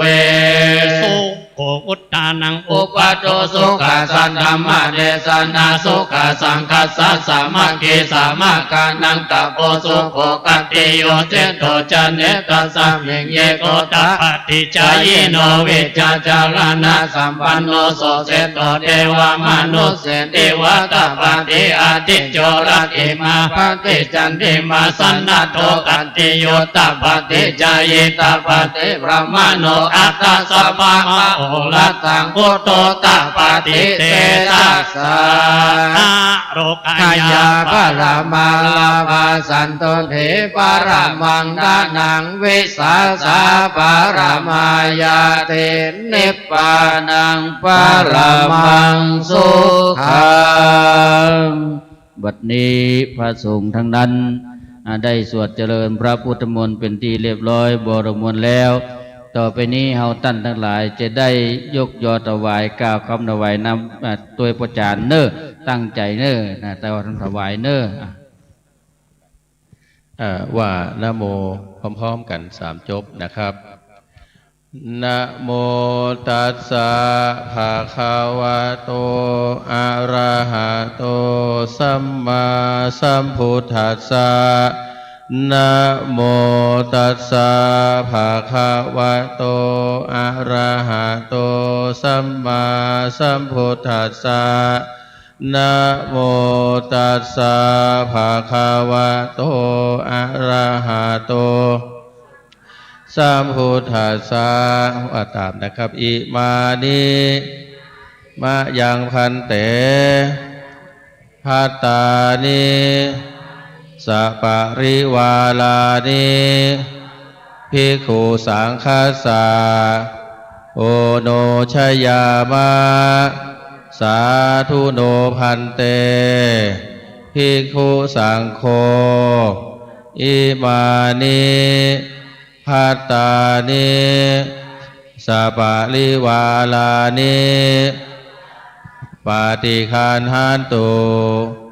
อัมหากังทิคาลาตังหิตายะสุขายะข้าแด่พระสงฆ์ผู้เจริญข้าพระเจ้าทั้งหลายขอน้อมถวายซึ่งภัตตาหารกับทั้งของที่เป็นบริวารทั้งหลายเหล่านี้ของข้าพระเจ้าทั้งหลายเพื่อประโยชน์และความสุขความเจริญ ตลอดกาลนานเทินสาธุ นิมนต์ท่านพระครูชลทานพิทักษ์กับท่านมหาสมชาติได้รับประเคนภัตตาหารโต๊ะตั้งหลังพุทธครับ เจิญศรัทธาที่อยู่ตั้งข้างตั้งหลังไปประเคนภัตตาหารแก่ครูบาอาจารย์ตั้งหลังพุทธไปประเคนที่โต๊ะบัดนี้ศรัทธาได้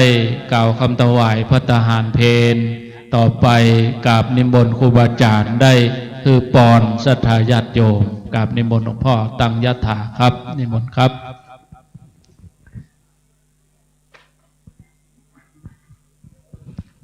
ยะถาวาริวหาปุราปริปุเรนติสาครังเอวะเมวะอิโตทินังเปตานังอุปกปติอิจิตังปฏิตังทุมหังคิปะเมวะสมิสตุสัพเพปุเรนตุสังกปาจันโทปันนรโสยะถามณิโชติลาโสยะถาสัพพิติโยวิวาจันโตสัพโควินาสตุมาเตตวันตารายโยสุขิเตยุโกภวะอภิวาทนาสิสเนจังวุฒาปัจจาจัตตารโอธรรมาวัฏันติอายุวันโนภาลังทิโรวันโตปฏิปาสุขาสัตตาตาเมตาสุขังโสอธิกาจติอายุตาตวาพลังวันนังจะปฏิภาณโตติโยยัสสวาโหติยัสทุปปัสสติติสัพพมังคลังรักขันตุสัพวัตตาสัพพพุทธานุภานาสัทธาโสทิภวันภวตุสัพพมังคลังรักตุสัพพเทวตาพระธรรมานุภาเวสัทธาโสทิภวันภวตุสัพพมังคลังรักตุสัพพเทวตาภะสังฆานุภาเวนัสสัทธาภาวันตุเตสาธุสาธุสาธุนิมนต์ครูบาอาจารย์ได้ไปฉันภัตตาหารเพลนะครับเวลาเที่ยงตรงศรัทธาญาติโยม 12 นาฬิกาเราจะได้เริ่มประกอบพิธีโยงน้ำขมิ้นสมปล่อยโยงขันสุมากะละวะแล้วก็ทำพิธีสะเก้าดำหัวสุมากะละวะหุบเหมือนพระเดชพระคุณพระเทพวิสุทธิคุณอดีตเจ้าคณะจังหวัดเชียงใหม่หุบเหมือนพระเดชพระคุณพระสุนทรปริยัติวิกรมอดีตเจ้าคณะอำเภอเวียงป่าเป้าแล้วก็สละสลงส่งน้ำพระธาตุน้ำพระธาตุนี่เขาก็เกี่ยมน้ำขมิ้นสมปล่อย แล้วก็พระพายสระสลงอาบน้ำพระธาตุเด้อศรัทธากินข้าวน้ำข้าวตอนเหี่ยก่อนแล้วเราถึงจะได้อิตังหยาดน้ำวันตาหลวงวันตาน้อยแล้วก็ลากลับโดยสวัสดิภาพเวลาเที่ยงตรงตอนนี้ตังพิธีกรโฆษกตังกองอำนวยการถ้าว่างก็นิมนต์เลยครับตังท่านสมชาติท่านตุลุงยองถ้าว่างก็นิมนต์ทำหน้าที่ตอนนี้นะครับนิมนต์ครับทดสอบกับถวายความเคารพครูบาอาจารย์พระมหาเถระพระเถรานุเถระครูบาอาจารย์ทุกรูปทุกองค์สามเณรเจ้าทุกรูปทุกองค์ศรัทธาญาติโยมขอความสุขสวัสดีจงบังเกิดมีแก่ศรัทธานาบุญท่านเจ้าทุกท่านทุกคนวันนี้เราได้มาทำพิธีสุมาการวะรดน้ำดำหัวสุมาการวะยังพระธาตุเจ้าสี่สองเมืองพระพุทธรูปเจ้าสารูปปิมปาพระเจ้าสี่สองเมืองรูปเหมือนของพระเดชพระคุณ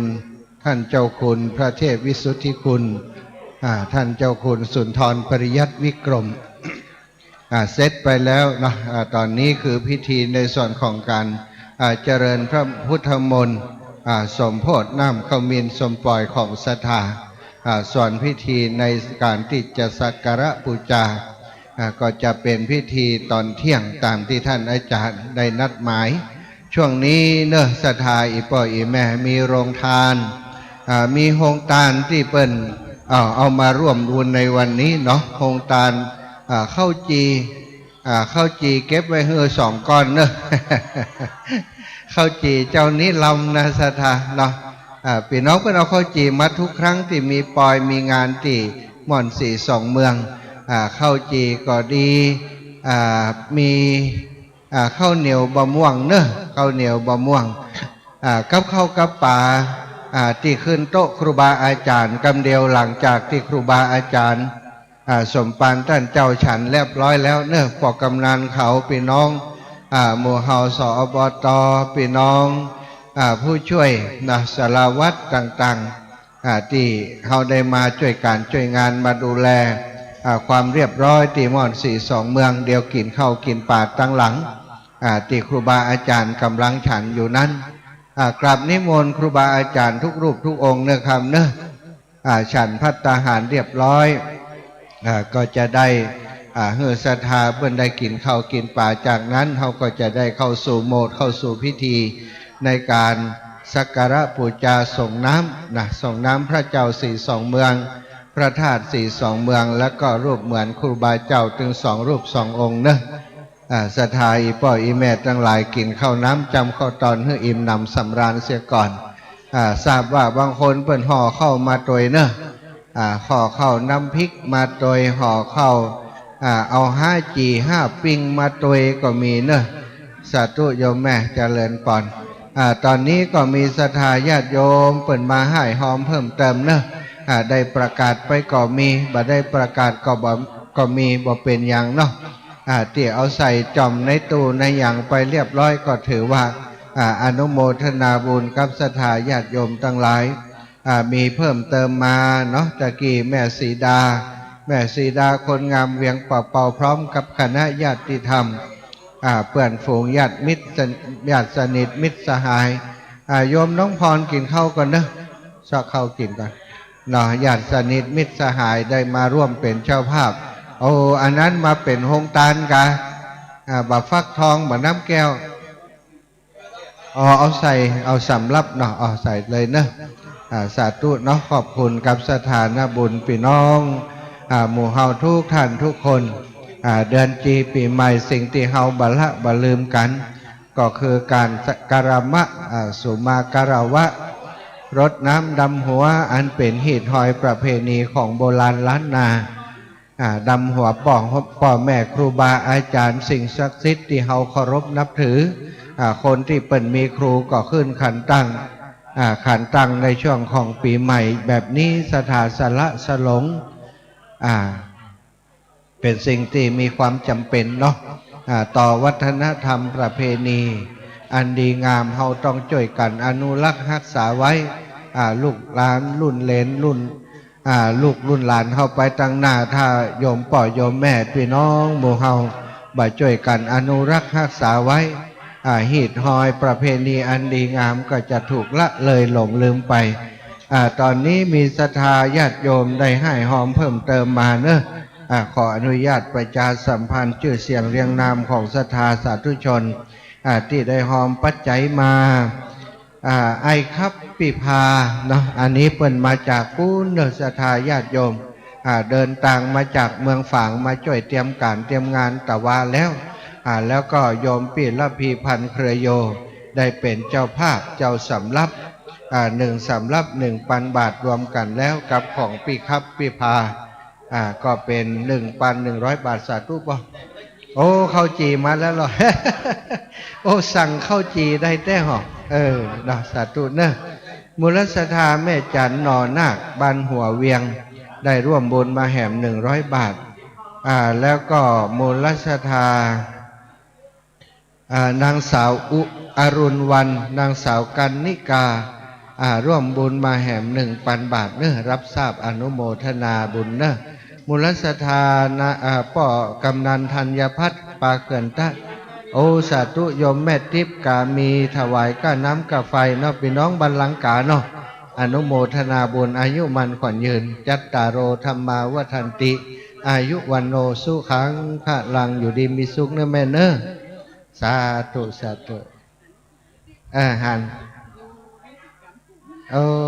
สาธุเนาะบุญรักษาเนาะเอาบุญมาฝากเนอะเอาบุญมาฝากเองแม่สาธุสาธุขอบคุณสาธุเจ้าแม่ขอบคุณอีแม่เนาะพี่น้องบัลลังกาสาธุเนอถวายเป็นก้าน้ำกับไฟมาครอบครัวแม่บุญปั่นขาวใหม่บัลลังกาอันเข้าจีเปิ่นกดตึงลำเนาะบัลลังกาท่านผู้ใหญ่ท่านผู้นำแม่บ้านกับเศร้าแก่อีป่อยอีแม่เนาะคณะศรัทธาบัลลังกาเอาเข้าจีมาเนอะเข้าจีไผ่บ่ได้กินกำเตื้อเนาะทดลองกินเข้าจีอีป่อเอาน้ำบัวบกมาทั้งเพศหรอเด้อน้ำใบบัวบกศรัทธาไผ่บ่ได้กินจะไปพังกับแต่เนอะโยมน้องพรเดี๋ยวกินข้าวตั้งหลังเนอะก็ขอบคุณเนอะกับอีป่ออีแม่ตะกี้ถึงที่ป่อกำนันธัญพัฒน์ปาเขื่อนตะแม่จันดีปาเขื่อนตะนางอาการยพิสาวรนิมมานนายมังกรวันสายเนาะร่วมบุญมา300 บาทเนอะนายซักนางนุชวังสายร่วมบุญมาแห่ม100 บาทก็นันทองอินหาฝากตุลุงแดงมาตะวาแล้ว200 บาทอนุโมทนาให้กับศรัทธาสาธุชนญาติโยมทั้งหลายเนอะทุกท่านทุกคนน้องเจ้าขุนกินข้าวแล้วยังน้องเจ้าขุนกินข้าวแล้วมีเวลาให้น้อยหนึ่งเนอะน้องเจ้าขุนเปิ่นมาร่วมบุญโดยเดินทางมาถึงแล้วหันตะกี้กำน้องเจ้าขุนถ้าพร้อมแล้วมาหาหลวงพ่อจังเพนเนอะจะให้น้องเจ้าขุนได้ร้องเพลงให้ฟังสักเพลงหนึ่งน้องเจ้าขุนน้องเจ้าขุนตะกี้ถ้าจะไปซ่อกินข้าวอยู่กันน้องเจ้าขุนเดี๋ยวมาหาหลวงพ่อให้เนื้อลูกเนอะคนติดปลาน้องเจ้าขุนมาก็มาหาจิมเนาะน้องเจ้าขุนมาจากวังเหนือเนื้อศรัทธาญาติโยมน้องเจ้าขุนนี่ก็เป็นเด็กกตัญญูเป็นเด็กที่หุ่มทำบุญมีกินมีทานมีการมีงานที่ม่อนสีสองเมืองตั้งแต่เริ่มการสร้างมาเนาะมีปอยหลวงทุกครั้งน้องเจ้าขุนก็มาร่วมมาทำบุญด้วยเปิ้ลมาปะก็อยากจะให้ได้ร้องเพลงให้ศรัทธาญาติโยมฟังได้ข่าวว่าเปิ้ลมีเพลงใหม่ด้วยอีโลบัดเดียวนี้นะตะกี้เนาะมีคนเพิ่มเติมมาคุณโยมสมบูรณ์แก้วแปลงจันทร์แม่สมกรสวรรค์100 บาทแม่พวงสร้อยศรีสวัสดิ์100 บาทร่วมบุญวัดศรีสองเมืองอนุโมทนาบุญเนอะแม่ขันแก้วอินใจร่วมทำบุญมาแห่ม100 บาทอีป่อเอาใส่ตู้เฮ้ยจิมเอาใส่ตู้เฮ้ยจิมสาธุโอยมแม่ชีเจริญปอนมาถึงตะกี้แล้วกัน น้องเจ้าขุนมีแฟดได้ก่อนอยู่ตีแม่เขาร้องสดเนาะมาป๊อบปะร้องสดเอาวันนี้นะบ่มีแฟดได้นะมาหันเหรอแฟดได้มาหันเหรอโอ้มาแล้วเนี่ยบัดตันร้องกับเจ้าเพราะได้ตังค์แล้วบัดตันร้องกับเจ้าเอาใส่หันไหมเอาใส่หันให้ลูกเนอะน้องเจ้าขุนเนาะศรัทธาญาติโยมเด็กชายกตัญญูเอ็นดูเนาะอันนี้ก็มาทำบุญโดยทุกครั้งหลวงพ่อมานี่น้องเจ้าขุนก็ต้องมาตัวทุกครั้งไปขอบคุณเนอะตุลุงบวรขอเมตตาเปิดอันแปดได้ให้จิมตะตุลุงบวร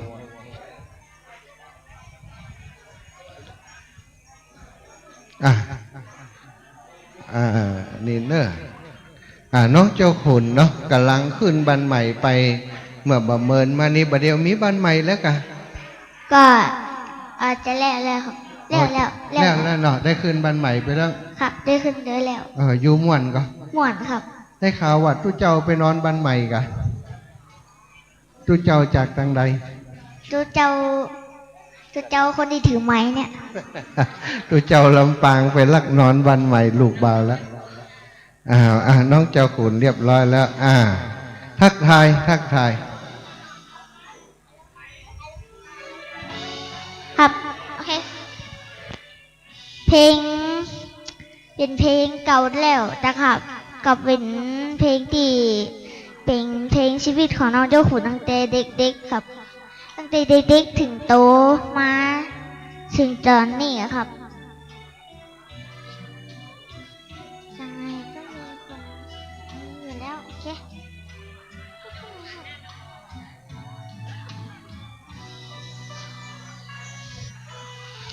ลืมตาเกิดมาข้ารู้ดินได้เป่าร้องก้องไกลบอกไปว่าคุณเกิดแล้วพวกคนหลายหน้าต่างพามาทัวมาเซลว่าคุณเกิดแล้วแต่ว่ามือน้าไม่มียามเด็กกินกลิ้งแท้จริงลำบากด้วยความจนยากเกลี้ยงเกลือเล่นอยู่กับพื้นไม่มีมือป้องเห็บหมัดกัดคุณทุกคืนพ่อแม่ยัดยืนหาเลี้ยงด้วยความลำเค็ญทั้งนมพ่ออ้อมพ่อยามในยามทุกคนลำบากต่างต้องพึ่งพาอาศัยเหตุผลพ่อมีพ่อแม่จำต้องลาไกลแยกทางกันไปทิ้งไว้กับย่าสองคนแล้ววันหนึ่งก็มีคนมาเยี่ยมแม่โดดระเตียมคำขออยากดูเจ้าคุณพ่อจึงต้องปล่อยชมรมเขามีข้อมูลจะเลี้ยงเจ้าคุณเติบโตอย่างที่งดงามเด็กชายกตัญญูเนาะน้องเจ้าขุนบะมีแขนเนอะอีปอยแม่ชอบทำบุญทุกวันพุธจะต้องไปนอนกับหลวงพ่อวัดสันมานะไปสวดมนต์ทำวัดเย็นโอ้ลูกสาวน้องน้อยทาไอ้เจ้าขุนแต่เจ้าละมาจากบ้านลังกาลูก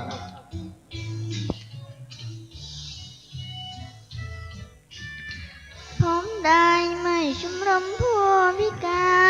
รหวังเนื้อไม่นานเท่าคุณต้นทุนราเมผู้จะไพเราะสนาด้วยเสียงดนตรีซึ่งมีวันนี้วันที่ทุกคนได้ฟังเก็บออมเก็บเงินทุกคนหยิบยืมแต่คุณส่งคืนช่วยเหลือคนพิการมากมายช่วยแม่คุณย่าสร้างสุขะคุณย่าผ่อนคลายแสนมีความหมายเจ้าคุณได้กตัญญู สู้คุณครูพร่ำสอนแม้กินด้านนอนต้องมีความดีเลี้ยงตนสู้ทนพันฟ้าทำจาสายตาผู้คนเข้าใจไม่สน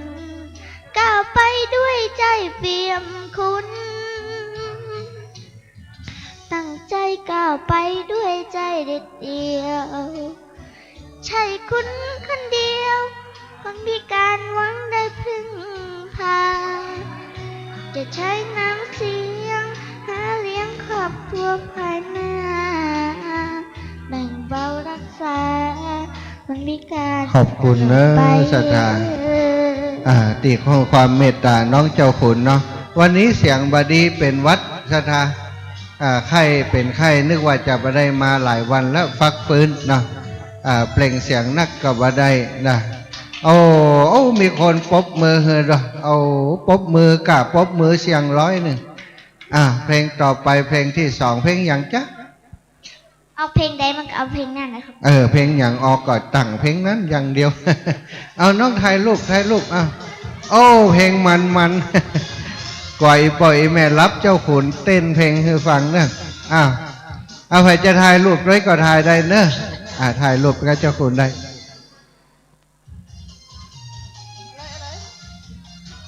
เพลงนี้กำลังดังปีใหม่เขาเปิดกันแน่นหนาซะท่าเพลงใหม่ไม่เห็นเพลงครับสวยขยี้ใจ อย่าได้เจอกันอีกขอบคุณเนอะโยมแม่ชีตาใช้แบบนี้ทำกันได้แม่ชีจิตพานีอูทองคนนี้อยู่กับความช้ำใจเจ็บอย่างนี้ไม่ก็ทนต่อไปคนหน้าตาซื่อที่ดูจริงใจเดี๋ยวมาอยู่ไปเปลี่ยนไปได้นะคนเราอย่าได้เห็นกันอีกเลยพี่เขาทำเฉยนะไม่คนหลายใจก็เมื่อวันนี้พี่เห็นกับตาเพราะว่าพี่ยืนอยู่ที่หน้าบรรยายเห็นอยู่ว่าเธอจะรักหรือไปจึงขอตัดใจหมดใหญ่ๆกันแล้วกันมันไม่โอเคจับลอยทะเลไปเสียดีกว่าขึ้นอยู่ต้องเจ็บหรือมาต้องฉีกสัญญาจบปัญหาโนเวมันไม่โอเคขอจับใส่เปตั้งแต่บัดนี้ขึ้นอยู่ต้องเจ็บตัวฟรีเจอคนแบบนี้บอกอีกทีมันไม่โอเคเพลงใหม่เดี๋ยวก็จะออกแล้วนะครับเพลงใหม่จะออกแล้วเตรียมตัวฟังได้เลยครับเพลงใหม่ยังไม่ได้ปล่อยเจี๋ยเอามาปล่อยนิ่มได้กะยังไม่ได้ปล่อยเจี๋ยครับเดี๋ยวถ้าปีนี้ครับจะคอยปล่อยละอย่าได้เจอกันอีกเลยพี่ขอทำเฉยนะไม่คนหลายใจก็เมื่อวันนี้พี่เห็นกับตา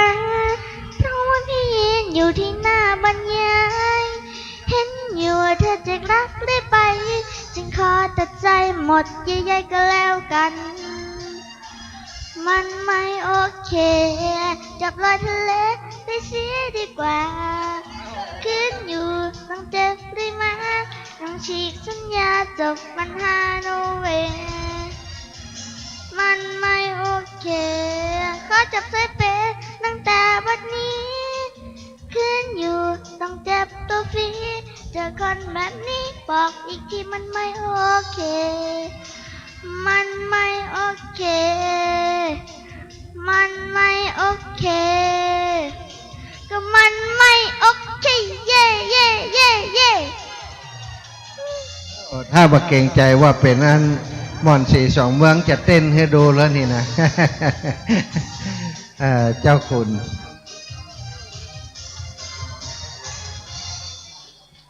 สุดยอดเพลงเร็วก่อนร้องเก่งเพลงจ้าก่อนร้องม่วนเนอะแถมมือแหมเพลงกันแล้วกันเพลง5 บาท15 บาท เพลงละ5 บาทเพลงนี้เกี่ยวกับชีวิตของน้องเจ้าขุนเกี่ยวกับชีวิตนะ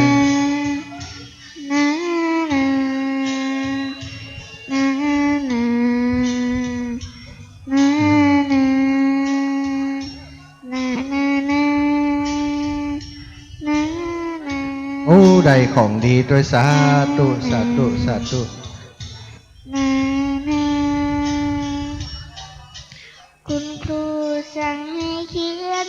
เตรียมความเรื่องแม่ฉันบอกให้ส่งให้ทันวันพรุ่งนี้มันยากจังทำไม่ไหวหนูแม่ไม่มีและจะ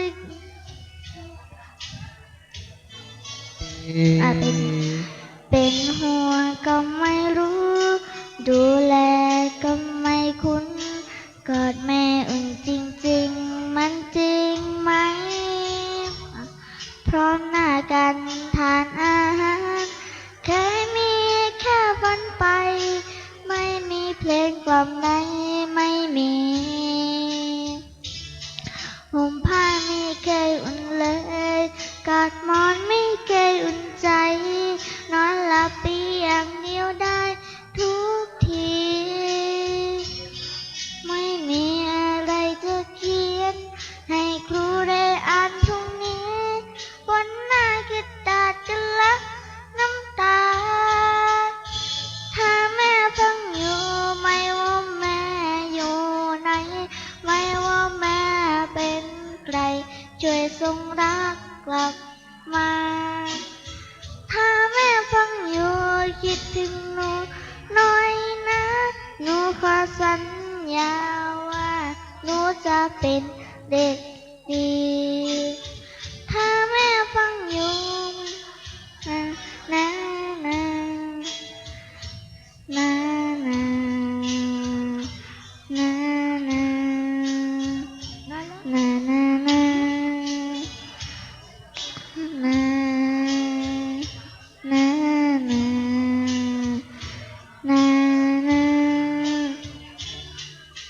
เป็นห่วงก็ไม่รู้ดูแลก็ไม่คุ้นกอดแม่อุ่นจริงๆมันจริงไหมพร้อมหน้ากันทานอาหารเคยมีแค่ฝันไปไม่มีเพลงกล่อมใดไม่มีห่มผ้าไม่เคยอุ่นเลยกอดหมอนไม่เคยอุ่นใจนอนหลับไปอย่างเดียวได้ทุกทีไม่มีอะไรจะเขียนให้ครูได้อ่านพรุ่งนี้บนหน้ากระดาษกันละน้ำตาถ้าแม่ฟังอยู่ไม่ว่าแม่อยู่ไหนไม่ว่าแม่เป็นใครช่วยส่งรักกลับมาถ้าแม่ฟังอยู่คิดถึงหนูหน่อยนะหนูขอสัญญาว่าหนูจะเป็นเด็กดีถ้าแม่ฟังอยู่ไม่ว่าแม่อยู่ไหนไม่ว่าแม่เป็นใคร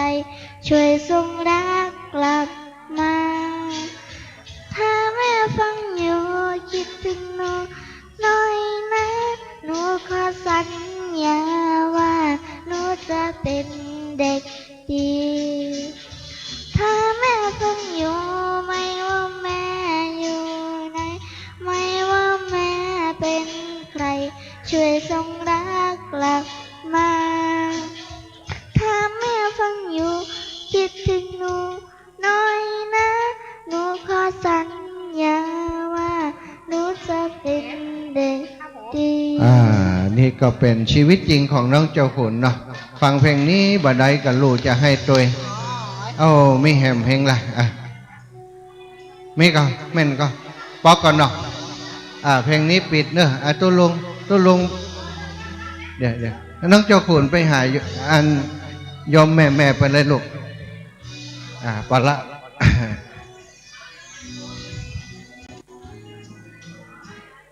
เรียบร้อยเนาะเจ้าขุนมาพบปะมาร่วมทำบุญโดยเนอะมากะลาวะรดน้ำดำหัวโดยเปิ้นออกไปให้เปิ้นถ่ายรูปโดยเนอะออกไปให้เปิ้นถ่ายรูปโดยออกไป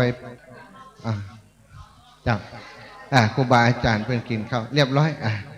ขอบคุณเนอะ ไปแอวเวียงบอกวันนี้ ฮะโอ้ล่ะไปพะเยาเพิ่นกะอ๋อน้องเจ้าขุนจะไปดำหัวอาจารย์เปิ้นที่พะเยาว่ะคนที่สอนเปิ้นวาดภาพเนี่ยเอาอันขอไต่แกนรัชทาอันมันเต็มได้นะไอ้ปอเอาถุงหิ้วให้ลูกละเอาถุงให้เปิ้นละเอาถุงให้เปิ้นเจมมันเต็มย่ามเปิ้นน่ะอันก็ว่าเอาไว้ให้ตัวลุงนี่ก่อนบ่เอาย่ามให้ตัวลุงที่เต็มนี่เอาถ่ายรูปหน่อยแม่ขอไอ้ถุงใส่ให้ลูกจิมไผ่มีหนังยืดนะขอหนังยืดจิมหนังยืดหรือว่าหนังว้องมีหนังยืดขอสัก10 เซนละเอามาหัดนะนี่เอาตัวลุงอูเห็นไหมแต่เจ้าละตึมอูขอแตบใต้ไวสาในปุญญาปารมีธรรมของเจ้าคณะพระสังฆาธิการที่พออยู่ตั้งบ้านตั้งจองฟังอยู่ตั้งวัดตั้งวาขอเจริญพรท่านผู้มีเกียรติทั้งหลายที่รับฟังอยู่ใน8 จังหวัดภาคเหนือณเวลานี้แล้วก็รั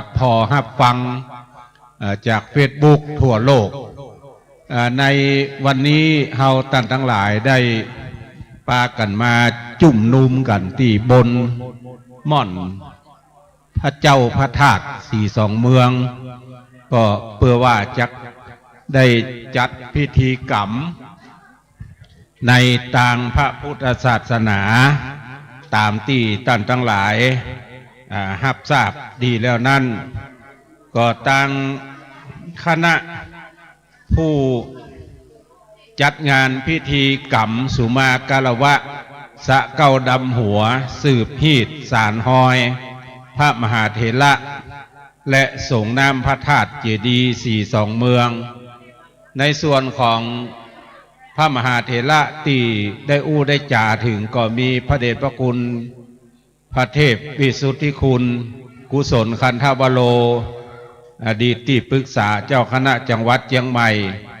อดีตเจ้าคณะจังหวัดเชียงใหม่อดีตเจ้าคณะอำเภอดอยสะเก็ดนอกจากนั่นก็มีพระเดชพระคุณหลวงปู่เจ้าคุณพระสุนทรปริยัติวิกรมอดีตที่ปรึกษาเจ้าคณะอำเภอเวียงป่าเป้าอดีตเจ้าคณะอำเภอเวียงป่าเป้าที่ได้มีคุณูปการต่อเฮาท่านทั้งหลายเป็นต้นคิดที่สร้างพระเจ้า42 เมืองเอาไว้ที่นี่แล้วก็เฮาท่านทั้งหลายผู้เป็นอนุชนรุ่นหลังก็ได้มาสืบฮีดสารหอยปกสร้างห้างแปลงศาลาหลังนี้แล้วก็อาราธนาพระเจ้า42 เมืองเอามาประดิษฐานไว้ที่นี่นอกจากนั้นก็ยังได้คืดล่ำตำสร้างแปลงรูปเหมือนของพระเดชพระคุณทั้ง2 รูปเอาไว้บนนี้เพื่อเป็นที่กราบไหว้สักการะบูชาตะวานี่ได้ปากันมาปัดเพียวพัดปัดกวาดบนศาลานี่ก็มีท่านพระครูปริยัติรัตนโชติเป็นต้นเป็นประธานหลวงพ่อพระครูบวรธรรมาภิรามเจ้าคณะตำบลแม่เจดีย์เขต 2หลวงปู่พระครูปฏิภาณธรรมทินได้ช่วยกันตั้งบนนี่ส่วนกับผมอาตมาภาพก็อยู่ตั้งลุ่มแต่ว่าอยู่ตั้งลุ่มที่อยู่ตั้งลุ่มนั้นมีเหตุผล2 ประการ1คือเจ็บหัวเข่า ขึ้นยากกึดยากโดยก็เลยอยู่ตั้งลุ่ม2ก็คือว่าจะต้องดูแลทำความสะอาดข้างถนนกล้าขยะตะวานี่ถ้าไผ่พอในเฟซอาตมาภาพนี่จะหันว่าเฮียเบอตึงเสื้อตึงผ้าตึงถุงตึงรถน้อยเนี่ยนะรถของเล่นละอ่อนเนี่ยมีกระสอบหนึ่งเอาไปทอกแล้วว่าโหหมอนี่มันลูกมันให้หลายคนนี่เนาะรถแมคโครมีรถดำมี รถใส่ทานก็มีเสื้อผ้าแถม4 กระสอบก็นึกว่าจะบอม ยกกระสอบไปไถไปตัวเฮาหมดก็หายได้กระปากกระสอบไปผ้ากองอกโยกอยู่อย่างเก่ามันไปมันนักแล้วก็นักเลยถูกได้เอาไม้กวีนไปขว้างข้างลำห้วยมันแล้วเอาคนมาตัว6-7 คนเอาถุงดำเก็บตึงขวดน้ำตึงขยะเปียกขยะแห้งเอาใส่ถุงดำก็ไปไว้ข้างห้วยหมดแล้วฮือละอ่อนเอาเครื่องตัดหญ้าตัดเสร็จแล้วก็เก็บเป่าเข้าข้างตางกว่าจะแล้วเพิกตังวันออกพุ่นใช้เวลาเกิงวันมาเพิกวันตกแพ่แถมเกิงวันเพื่อจะขึ้นมาตังบนนี้จะค่ำละจะเป็นได้ปิกเพราะเอาคนมาโดยหลายคนเอาเครื่องเป่าใบไม้ออกไปบัดใจกาว่าทุเจ้ามีเวลามาเป่านะท่านกำนันตำบลแม่จีดีท่านกำนันเบิ่มชื่อแท้แกอย่างวะกำนันเบิ่มปกิจสารพันท่านกำนันปกิจสารพันกำนันตำบลแม่จีดีก็ถ้าเปิ้นไปเฮียนหนังสือที่เชียงใหม่ที่มจรเปิ้นอย่าเอาเครื่องเป่ามาโดย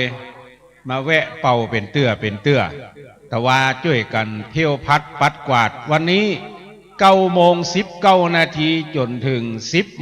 10:39เอาท่านทั้งหลายก็ป้ากันมาให้มาหอมกันปัดกวาดเที่ยวจัดสถานที่ตั้งหลังโดยแถมอันใดที่มันมาเรียบร้อยไหว้พระสมาทานเบญจศีลพระเจ้าพระสงฆ์นำโดยพระเดชพระคุณหลวงพ่อเจ้าคณะอำเภอหลวงพ่อรองเจ้าคณะอำเภอและเจ้าคณะตำบลในเขตอำเภอเวียงป่าเป้าและนอกจากนั้นก็มีท่านอาจารย์พระครูอภิวัฒนวิกรมรองเจ้าคณะอำเภอดอยหล่อหลวงพ่อพระครูสุเมธธรรมเสวีเจ้าคณะอำเภอตำบลดอยหล่อเขต1เนาะตำบลดอยหล่อเขต1มาเกาะกลุ่มลุ่มลากันสูดโยโกห้องเป็นตีบัวละมวลลงไปแล้วก็เปิดโอกาสให้ญาติโยมได้ทำบุญโดยการปักต้นตอนนี้คณะกรรมการก็กำลังเตะซองที่ท่านทั้งหลายให้หอมกันก็เดียวก็จะแบ่งเป็นสองส่วนหนึ่งก็จะเอาถวายรูปเหมือนของพระเดชพระคุณหลวงปู่พระเทพวิสุทธิคุณส่วนที่2ก็จะเอาถวายรูปเหมือนของพระเดชพระคุณหลวงปู่พระสุนทรปริยัติวิกรมหลังจากเสร็จงานแล้วกรรมการในส่วนที่เกี่ยวข้องก็จะเก็บปัจจัยไปรวบรวมกันหักค่าใช้จ่ายแล้วก็จะนำเข้ากองทุนพระธาตุเจ้า42เมืองต่อไปแถมนอกจากนั้นก็เปิดโอกาสให้ท่านทั้งหลายนำน้ำขมิ้นส้มปล่อยไปใส่ในถังตีข้างพระธาตุตั้งหน้าศาลาหลังนี้ภายได้น้ำขมิ้นส้มปล่อยมาเมาเอาไว้ในซ่าในถงลืมเอามาใส่มาเปาะมาหอมกันเอามาตอนนี้ได้เนอะการเจริญพระพุทธมนต์ของพระเจ้าประสงค์ไปตะกี้นั่นก็เพื่อจะสืบชะตาต้นน้ำแม่กวงต้นน้ำแม่ลาวไปในตัวเพราะว่าตะวานี่อู้กันกับชมรมกำนันผู้ใหญ่บ้านตำบลแม่เจดีย์ใหม่ว่าฟ้าฝนบัดตกต้องตามฤดูกาลโดยเหตุเพศภัยต่างๆทั่วโลกมันจะเป็นจะอี้กันหมดเนี่ยใดจะให้ฟ้าฝนตกต้องตามฤดูกาลขอพระเจ้าประสงค์เจริญพระพุทธมนต์ได้ก็ปรากฏว่าตะกี้หลวงพ่อพระครูสุเมธธรรมเสวีเจ้าคณะตำบลดอยหล่อเขต1พร้อมกับคณะสงฆ์ทั้งปวงก็ได้เจริญพระพุทธมนต์สูตรโยโกห้องขอฟ้าขอฝนไปเป็นที่บัวละมวลเวลาสักเที่ยงป่าย เขาก็จะเริ่มประกอบพิธีสุมากาลวะสะเก้าดำหัวครูบาอาจารย์ระลึกถึงคุณูปการของพระเดชพระคุณพระเทพวิสุทธิคุณเจ้าคณะจังหวัดเชียงใหม่พระเดชพระคุณหลวงพ่อเจ้าคุณพระสุนทรปริยัติวิกรมอดีตเจ้าคณะอำเภอเวียงป่าเป้าที่ท่านทั้งสองเป็นผู้ริเริ่มแนวคิด ประดิษฐานพระเจ้าสี่สองเมืองไว้ม่อนพระเจ้าสี่สองเมืองนี้ในสมัยนั้นพระเดชพระคุณทั้งสองรูปได้อู้ได้จากันว่าเฮาเนี่ยใดบ่ฮื้อคนไปหลงมัวเมาในสิ่งที่ตรงกันข้ามกับในทางพระพุทธศาสนาหาก็เลยคืดล่ำตำสร้างกันว่าอู้กันว่าเอาจะเจ้าคณะอำเภอเวียงป่าเป้าแปลงศาลาแล้วข้าเจ้าคณะอำเภอดอยสะเก็ดจะแปลงพระเจ้าก็เลยไปหาหลวงพ่อพระครูวัด แสนฝางหลวงพ่อพระครูวัดแสนฝางก็ปั้นพระเจ้ามาองค์หนึ่งแห่ขึ้นมาไว้บนศาลาที่คณะสงฆ์อำเภอเวียงป่าเป้าแปลงแล้วก็จัดให้มีพิธีสูตรโยโกห้องส่งน้ำพระเจ้าสี่สองเมืองทุกวันเข้าพรรษาในช่วงก่อนก็มีการจิบอกไฟการแข่งขันบอกไฟการซอมีอยู่สมัยหนึ่งพศหนึ่งเจิญนานเคินเดินเมืองจากลำปางมาเป็นโคศกบ่หอมจำเป็นได้หอมเพราะว่ามันหนทางมีลุ่มเมื่อก่อนขึ้นมาก็อิดแล้วจำเป็นได้จกหอมเพราะนานเคินเนี่ยเป็นคนที่อู้ที่จ่าบนนี่ก็ทำให้พิธีกรรมดังกล่าวนั้นสืบตามกันมาโดยเฉพาะอย่างยิ่งพระเดชพระคุณหลวงพ่อพระครูนิวิทย์ศีลสังวรได้เป็นเลขานุการเจ้าคณะอำเภอในสมัยนั้นก็เลยจัดประเพณีนี่สืบตามกันขึ้นมาแต่ว่าวันซืนนี้ปากันไปที่วัดฝ่ายหินไปสูตรโยโกห้องในงานพุทธาภิเษกและเถราภิเษกก็อู้ก็จากันว่ารูปเหมือนพระเดชพระคุณทั้งสองรูปมีเหี่ยกุฏิกุตางแล้วเฮาตั้นทั้งหลายเนี่ยปั้นแปลงแต่งแล้วก็เอาไปประดิษฐานบนพระเจ้าสี่สองเมืองแล้วเฮาควรที่จะจัดพิธีกาลวะรูปเหมือนเพื่อจะเป็นกตัญญูกตเวทิตาธรรมที่พระเดชพระคุณทั้งสองรูปมีคุณูปการต่อเฮาตั้นทั้งหลายก็จึงได้จัดพิธีกรรมนี่ขึ้นที่แรกว่าจะเอาวันเสาร์วันติดแต่ว่าวันติดทางคณะสงฆ์อำเภอเวียงป่าเป้าติดภารกิจที่จะต้องเจริญพระพุทธมนต์ถวายในหลวงรัชกาลที่10เพราะว่าทุกวันที่28คณะสงฆ์ทั่วประเทศไทยจะจัดให้มีการเจริญพระพุทธมนต์ถวายในหลวงก็จึงเลื่อนมาเป็นวันนี้ความจริงแล้ววันนี้จะต้องเป็นวันที่เที่ยวพัดปัดกวาดแต่เลื่อนลงไปเป็นตะวาหลายท่านก็บ่มีโอกาสมาเพราะหยุดงานแค่วันเสาร์วันติดบัดเดี๋ยวนี้วันเสาร์ก็จัดพิธีกรรมนี่ขึ้นก็เฮาตั้นทั้งหลายได้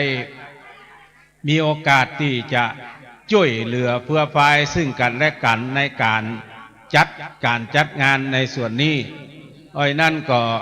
ขออนุโมทนาขอบคุณโดยเฉพาะอย่างยิ่งคุณพันนิตาจากบ้านสันปัดตองอำเภอแม่แตงจังหวัดเชียงใหม่พร้อมโดยคณะได้ร่วมกันกับท่านพระมหาสมชาติปัญโยเกาะกลุ่มลุ่มลากันออกสตางค์ซื้อดอกออกสตางค์ซื้อบ่ปอมาแปลงแฮมนะลงมือแปลงแฮมลงตึงทุนตึงแหงตึงแปลงที่หน้าพระเจ้าสี่สองเมืองแม่อย่างก็ที่แปลงแม่เทียมจันกับหมู่คณะนั่งรถคิวมานาท่านทั้งหลายนั่งรถคิวเหลืองมาลงลุ่มนี่เอาครัวลงเป็นยัง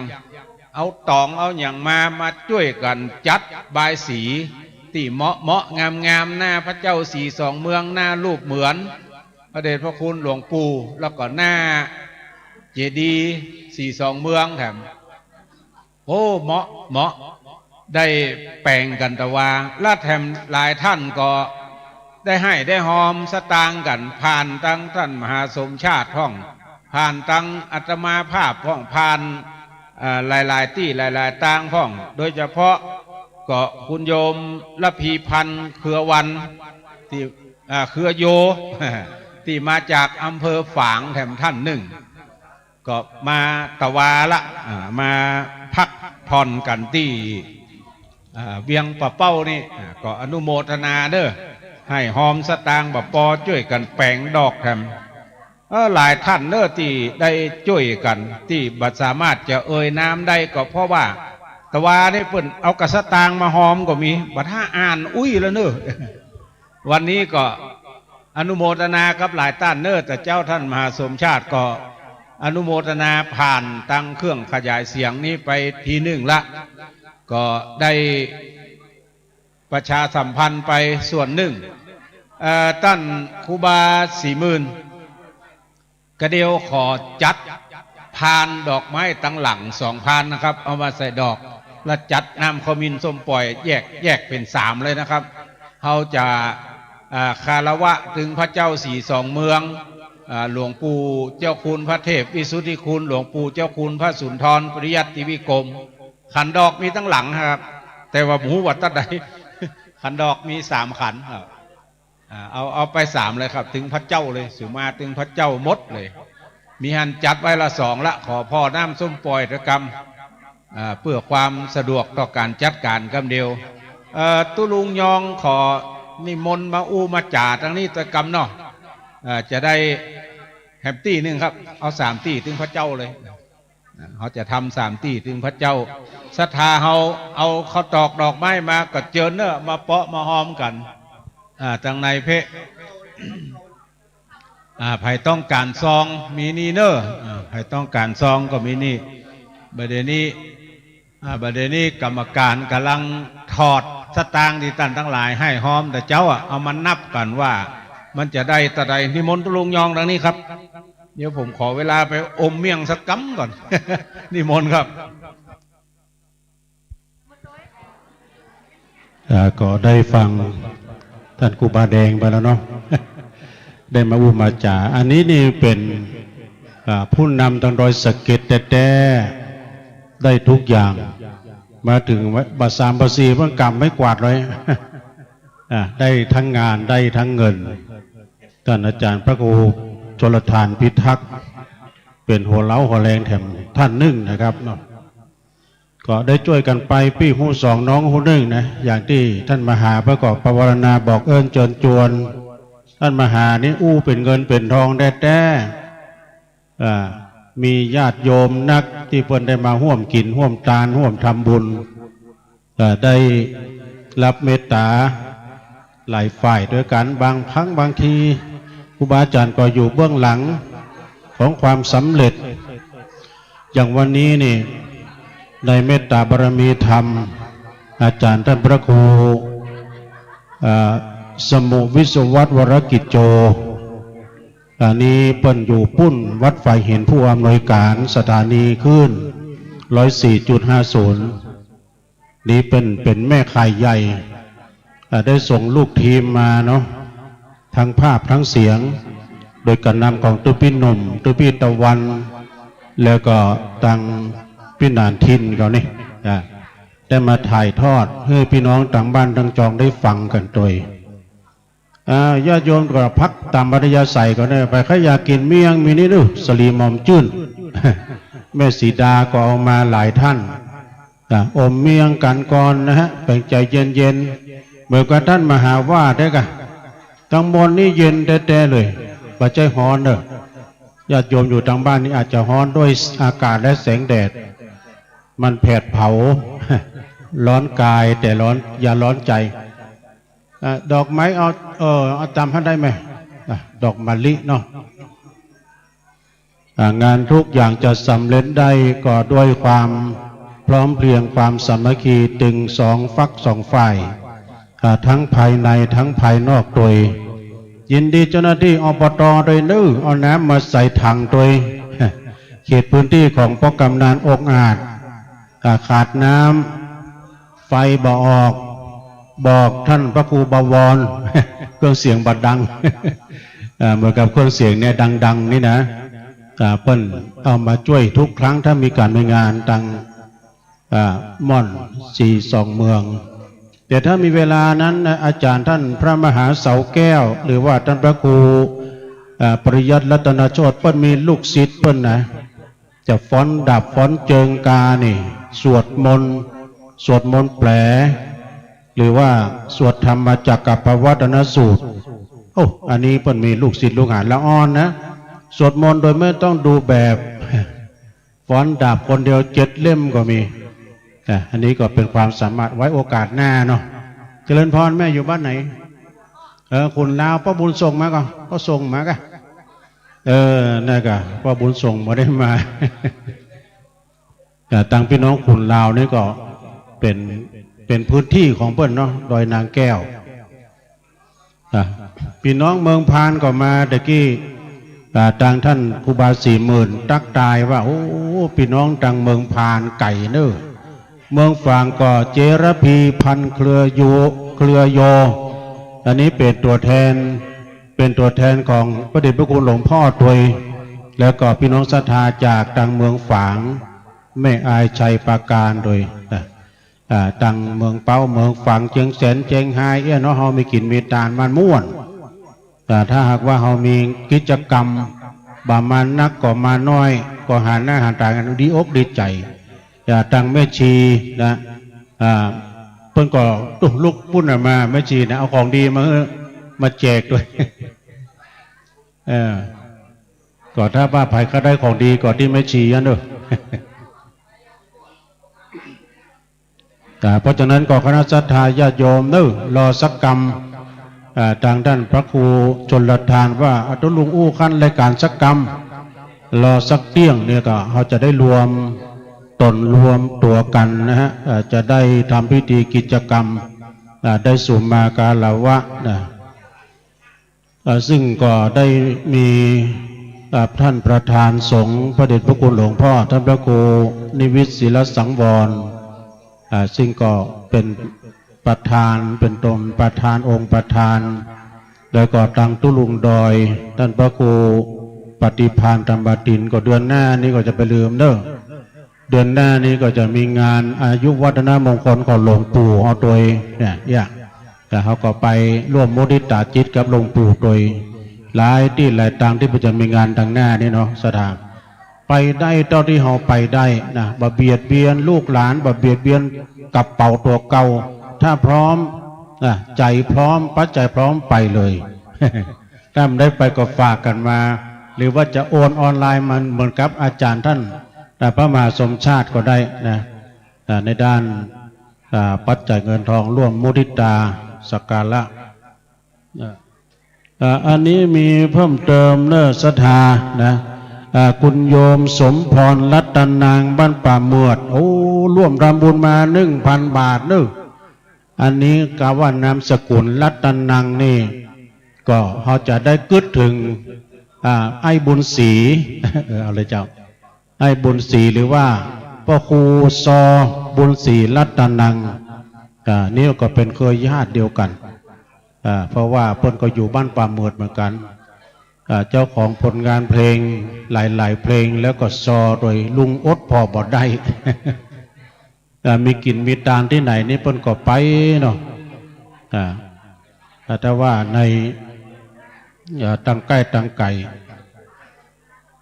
อดใจรอสักกรรมเด้อศรัทธาญาติโยมทั้งหลายตุลุงเตียวแวดพระธาตุเนี่ยโอ้ตั้งปุ้นคนก็จัดนักเดินไหลพระธาตุพุ่นนะเพราะว่าเปิ้นได้ไปอยู่ทางห้อมพุ่นเลยนะอยู่ทางห้อมพุ่นก็จุ่มเนื้อเย็นใจตอนนี้ศรัทธาญาติโยมสาธุชนก็ได้เวลาแล้วกันเนาะนิมนต์นะครับผมบัดนี้ได้เวลาที่เฮาท่านทั้งหลายจะได้ประกอบพิธีโยงขันสุมากลวะแล้วก็โอกาสน้ำขมิ้นสมปอยขอกราบนิมนต์พระเจ้าพระสงฆ์ทุกรูปนะครับได้มาร่วมกันสมานสามัคคีร่วมพิธี เวลาช่วงบ่ายนี้ก็ประมาณสักเกินชั่วโมงนะครับได้โยงขันแล้วก็โยงน้ำขมิ้นสมปล่อยนิมนต์ท่านพระประหลัดจำนันสุธีโรได้จัดเตรียมขันอยู่2 ขันน้ำขมิ้นสมปล่อยก็2 ชุดนะครับใส่สลุงขันที่1นั่นก็นิมนต์หลวงพ่อพระโคนิวิตศิลสังพรเจ้าคณะอำเภอเวียงป่าเป้าเป็นผู้โยงขึ้นนะครับแถมขัน1ก็นิมนต์หลวงพ่อพระโคพิพิธสุตธรรมเป็นผู้โยงขันนะครับส่วนน้ำขมิ้นสมปล่อยก็นิมนต์ท่านพระครูชลทานพิทักษ์วัดแม่หงไคแล้วก็หลวงปู่พระครูปฏิภาณธรรมทินนะครับได้โยงขันน้ำขมิ้นสมปล่อยส่วนผู้ที่จะกล่าวกรรมโอกาสน้ำขมิ้นสมปล่อยนั่นก็นิมนต์ท่านพระครูสังฆรักษ์ธนอัตถ์รัตนศิริวัดหริกาลามตำบลสันต้นทงอำเภอเมืองจังหวัดลำพูนจะได้เป็นตนโอกาสนำขมิ้นสมปล่อยนะครับนิมนต์นะครับครูบาอาจารย์ทุกรูปช่วงบ่ายนี้ก็ได้ฉันภัตตาหารเพลเรียบร้อยแล้วก็นิมนต์ขึ้นมาชั้นบนนี้นะครับลูกเนนตัวเนอะสมณเณรตัวก็ได้ขึ้นมาเพื่อเต็มบนนี้ตั้งร่มก็เพื่อศรัทธาเขาได้นั่งนิมนต์นะครับพระสงฆ์สมณเณรทุกรูปเลยนะครับได้พร้อมเพียงกันตอนนี้พระเถระพร้อมแล้วนะครับเหลือกาพระสงฆ์สมณเณรนิมนต์เลยนะครับพระสงฆ์สมณเณรทุกรูปศรัทธาเฮามีน้ำขมิ้นสมปล่อยก็เอาใส่ขวดเด้อตีเอาลูกบานมาเกี่ยมไว้ก็เอาใส่ขวดไผ่มีสวยก็กำสวยช่วงตีเป็นกล่าวกำโอกาสเราก็กำโยงขึ้นครูบาอาจารย์ขยับมาตั้งหน้าให้เต็มเลยครับขยับมาท่านพระครูอาจารย์มหาจำปีนิมนต์ขึ้นตั้งบนนิมนต์ครับนิมนต์ทุกรูปเลยนะครับพร้อมเพรียงกันด้วยความเรียบร้อยงดงามเป็นเนติแบบอย่างที่ดีคือกับศรัทธาญาติโยมนะครับโยงขันดอกแล้วก็ขันน้ำขมิ้นสมปล่อยครับท่านพระครูชลทานพิทักษ์ถ้าว่านั่ง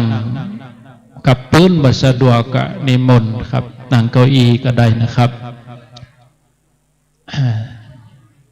ศรัทธาเฮาประจำตีเนอ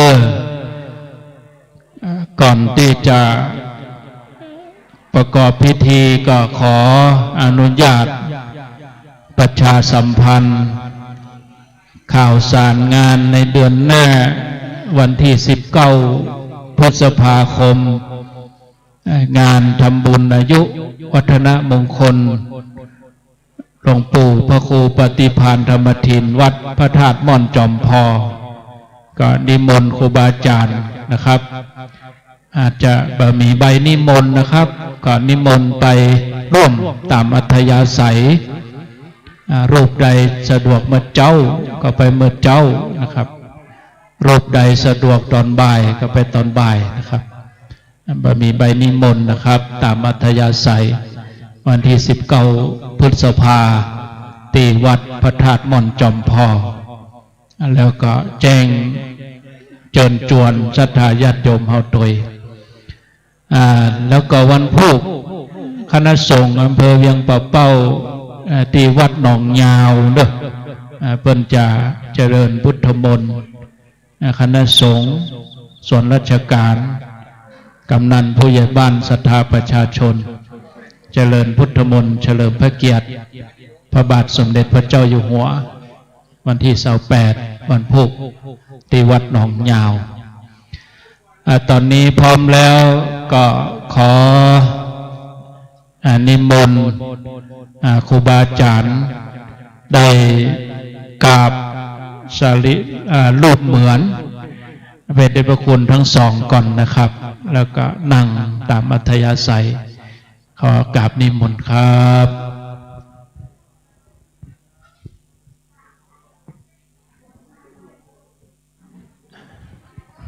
นิมนต์ท่านพระครูสังฆลักษณ์ธนอัตถ์นิมนต์ครูบาอาจารย์ได้โยงขันขึ้นนะครับขอถวายความเคารพครูบาอาจารย์พระมหาเถรานุเถระทุกรูปเพื่อความเคารพเก่าขอโอกาสพระมหาเถระได้เป็นตัวแทนได้โอกาสน้ำขมินสมปล่อยสู่มาการวะพระเดชพระคุณท่านเจ้าคุณพระเทพพิสุทธิคุณพระเดชพระคุณท่านเจ้าคุณพระสุนทรปริยัติวิกรมจะได้โอกาสนำพระมินสมปล่อยหมอกพอสมควรแก่กาลเวลาโย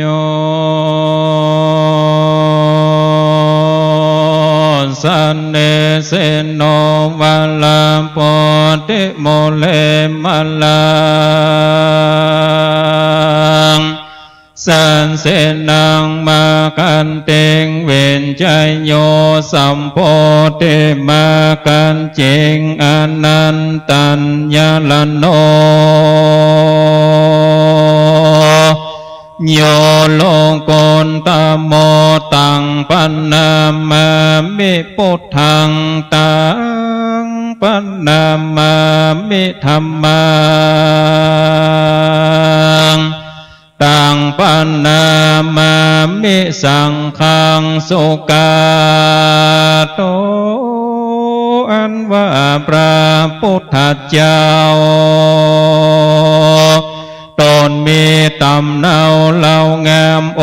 กันตาลงมาปันเตสนเทโคโลวัสเมงในวันพัดออกจากต้องแม่ทรงขาวาลัมหิในวันโศกเนคขันโตได้ออกบวชจันตะวัสสมิงในวันจันทร์สัมมาสัมโพธิงได้ทัลลัพญญาสัพพัญโยตัญญานั่งเหนือเต้นแก้วพุทธปันลังการในวันพุทธภกวาอันว่าพระบนท่านเจ้าเทศนาธรรมจังกาปวัตนาสุตังโสนิวัลลังในวันเสาร์ปัลเลเนมโพโตปางเมื่อพระพุทธเจ้า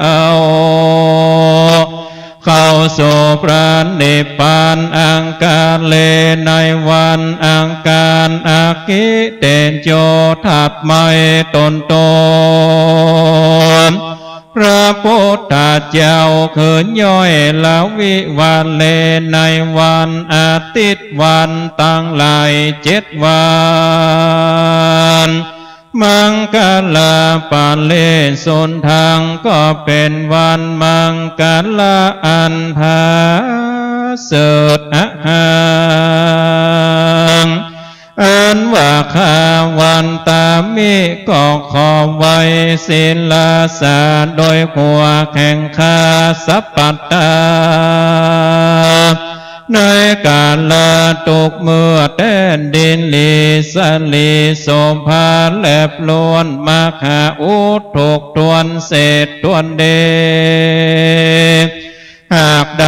ดีที่ตั้งหาเป็นวันใจญาจกฟ้าจันนาโมมันภัยอันจะนายวันเนนาก็หากเป็นวันเด สันลีใส่บ่อเศร้าเป็นวันพระพุทธเจ้านั่งแท่นแก้วชื่อว่าศีลาเป็นวันเทวันดาผ่านวันพญาเวสสันตลา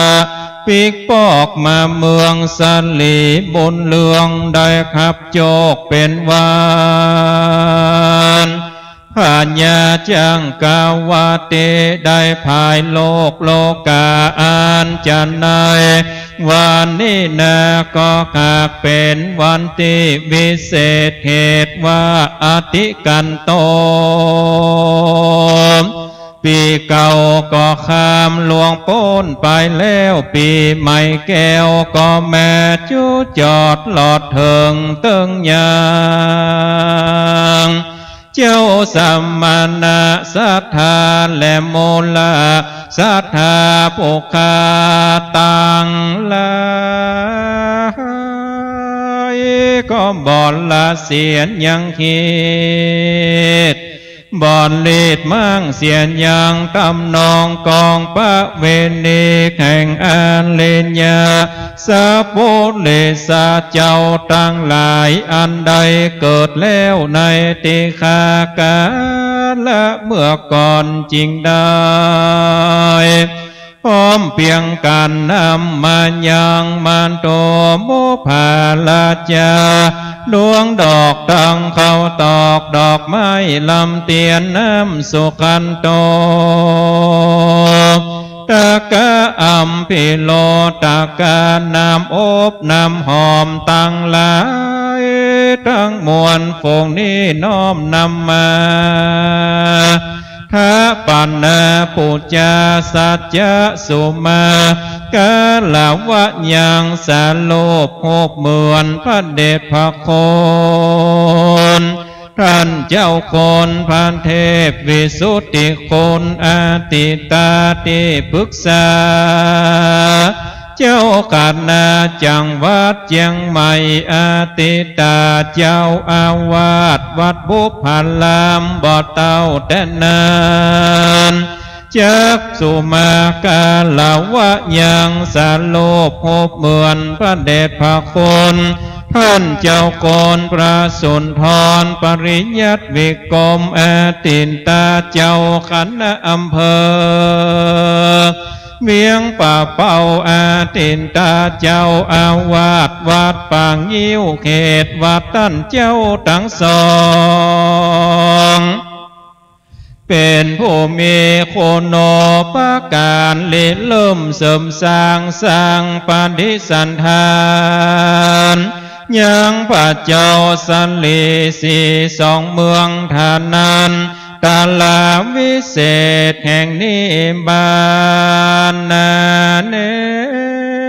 ขอโอกาสอาราธนาพระเดชพระคุณท่านเจ้าทั้งสองจงมีเมตตาไว้นาหับเอาแล้วล้อนว่าสมณะศรัทธาและมูลศรัทธาโภคาตั้งหลายได้ปมาตะอาการลาวะได้ขึ้นที่ต่ำได้ย่ำที่สูงโดยกายกรรมวจีกรรมมโนกรรมล้ำสามกรรมตั้งสามมีอิลิญาปาตาทั้งสิ้นได้คู่แจ้งทีกะตำดังอันก่อนเด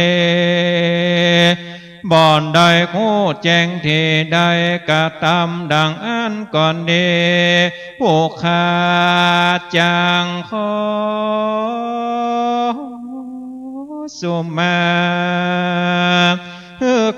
กายเป็นอโหสิกรรมบอกได้เป็นนิวรณ์ธรรมอันแก่นกาอันจากห้ามเสียนยังสังฆโมกะโกนต่างอันจากไปสู่เมืองฟ้าและเนลปานเสียแก่สมณะศรัทธาและโมลศรัทธาโภคาตั้งหลายจุเยืองโจภการบอกเศษสะลอ นั้นจงจักมีเตียงแต่เดนเลโดยแต่จากโกศลปุญญาภิสันตาละสีอันจะเกิดแก่การได้มาสุมากาลาวะสะเก่าดำกัววันนี้นาขอคือเจ้าสมณะสัทธาและมูลสันธาโภคาตั้งหลายจงมีอายุมันยืนยาวได้100 ขวบเข้าวัดสากได้อยู่ที่ข้าผาสุกพ้นจากทุกสัพพะตั้งมวลสัตว์โถหมู่โจรถอยไล่อย่าได้มาไกลกับตั้งหมู่ภัยยะตั้งหลายคือว่ามนุษย์ภัยอมนุษย์สัมภัยอุตตกภัยวาตภัยอาคิภัยตั้งเคราะห์และอุบาทจังไรโลกาภัยตั้งหลายก็เกิดนิกายอย่าได้มาไกลมีกายะอินทรีย์งามใสผ่องแผ้วพ้นจากผ่องห้องเหล่าพญาอาภาธาหลายสิ่งพญาตมากยิ่งหลายประการ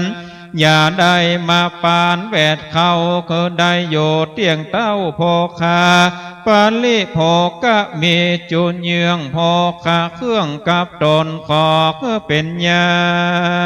ณมงคลอันผาเสดนำไปเกิดติความชาติเป็นดีเข้าของมีหลายหลากเข้านำมากนานาสีวิกัญญาพร้อมพังตามดังพุทธกถาอายุวัฏโก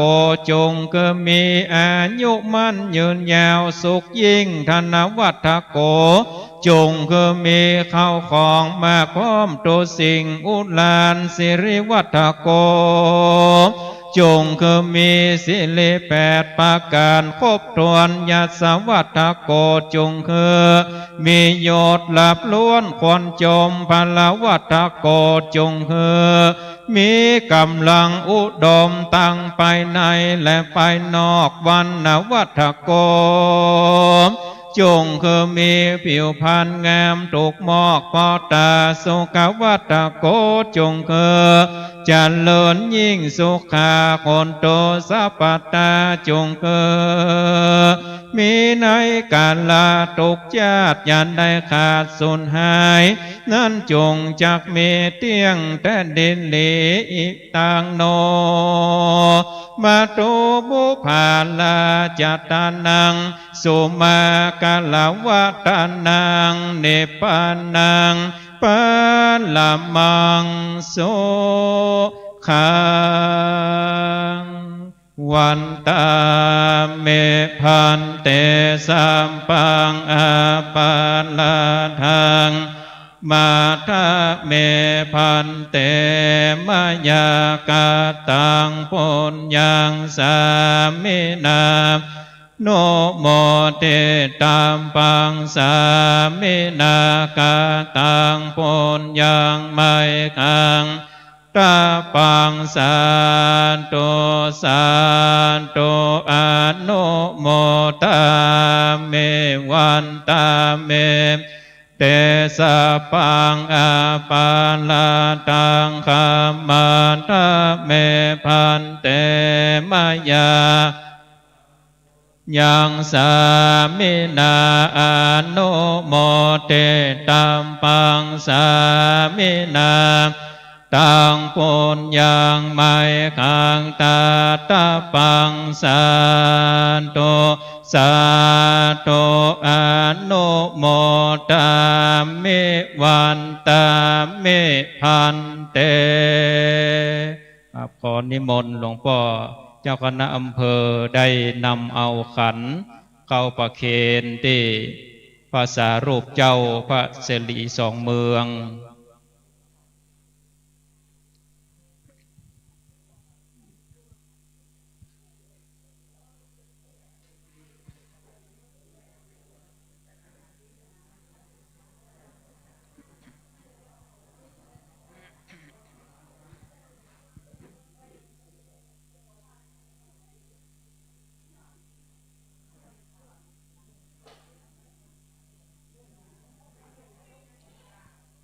สัพพังอาปาลันทังขามาทะเม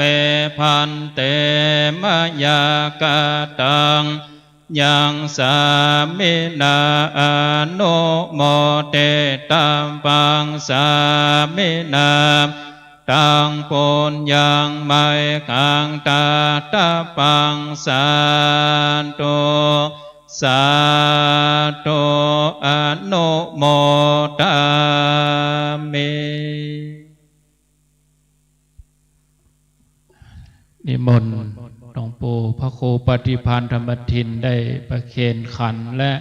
จตุปัจจัยที่ญาติโยมทั้งหลายได้ร่วมกันในวันนี้ประเคนที่รูปเหมือนพระเดชพระคุณพระเทพวิสุทธิคุณอดีตเจ้าคณะจังหวัดเชียงใหม่และนิมนต์ท่านพระครูพิพิธสุตธรรมรองเจ้าคณะอำเภอเวียงป่าเป้าได้ประเคนขันนำขมิ้นส้มปล่อยแล้วก็จตุปัจจัยที่ญาติโยมทั้งหลายได้ร่วมกันทำบุญในวันนี้ครับนิมนต์นะครับหลังจากนั้นขอกราบนิมนต์หลวงพ่อพระครูนิวิทย์ศิลาสังวรได้เอาน้ำขมิ้นส้มปล่อยได้สละสลงติหูบเหมือนหลวงปู่ทั้งสองนำเป็นเบื้องต้นเป็นประธานจากนั้นก็นิมนต์พระสงฆ์ต่อจากหลวงพ่อเลยนะครับท่านปลัดจำนันถือขันให้หลวงพ่อนะครับถือไว้หั่นเนาะนิมนต์ท่านพระครูพิพิธสุตธรรมต่อเลยครับหลวงพ่อหลวงปู่พระครูปฏิภาณธรรมทินแล้วก็นิมนต์พระสงฆ์ตั้งแถวเลยนะครับตั้งแถวต่อหลวงพ่อก็ถือว่าเรียบร้อยแล้วนะครับตอนนี้ศรัทธาก็จะได้เอาน้ำขมิ้นส้มปล่อยขึ้นมาสละสลงแล้วก็เอาฮดที่ถาดตัวเนอะไผ่ลุกก็ก้นไผ่ก้นมัน ขอความกรุณาได้เก็บเก้าอี้ซ้อนคือกรรมเป็นจันเก้าอี้สีน้ำตาลซ้อนเป็นจันละ10 ตัวเขาจะได้เก็บไว้ตั้งหลังช่วยกันเนาะร่วมด้วยช่วยกันนิมนต์ลูกเนนได้เก็บอาสนะเลยนะครับสมณเณรนิมนต์ครูบาอาจารย์นะครับ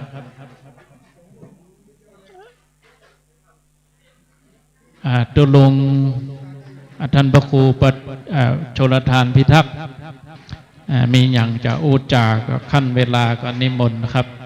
ไม่ทางนี้นิมนต์นะครับครูบาอาจารย์ได้ส่งน้ำหูปเหมือนของพระเดชพระคุณหลวงปู่พระเทพวิสุทธิคุณพระเดชพระคุณหลวงปู่พระสุนทรปริยัติวิกรมและศรัทธาเขาก็ส่งน้ำพระธาตุเจดีย์42 เมืองได้เลยเนอะน้ำขมิ้นส้มปล่อยมีหั่นก๊อกไผ่ก๊อกมันบะมีก๊อกก็เสาะหาขวดน้ำเอาใส่น้ำแล้วก็เอาไปพระผายสุมากาลวะยังพระเจติยะเจ้าตึง3 หลังนี้สร้างเมื่อปี 2564 ได้ปกสร้างห้างแปลงพระธาตุเจดีย์อนุโมทนาเนอพี่น้องศรัทธาทั้งหลายป่อสว่างคำน้อย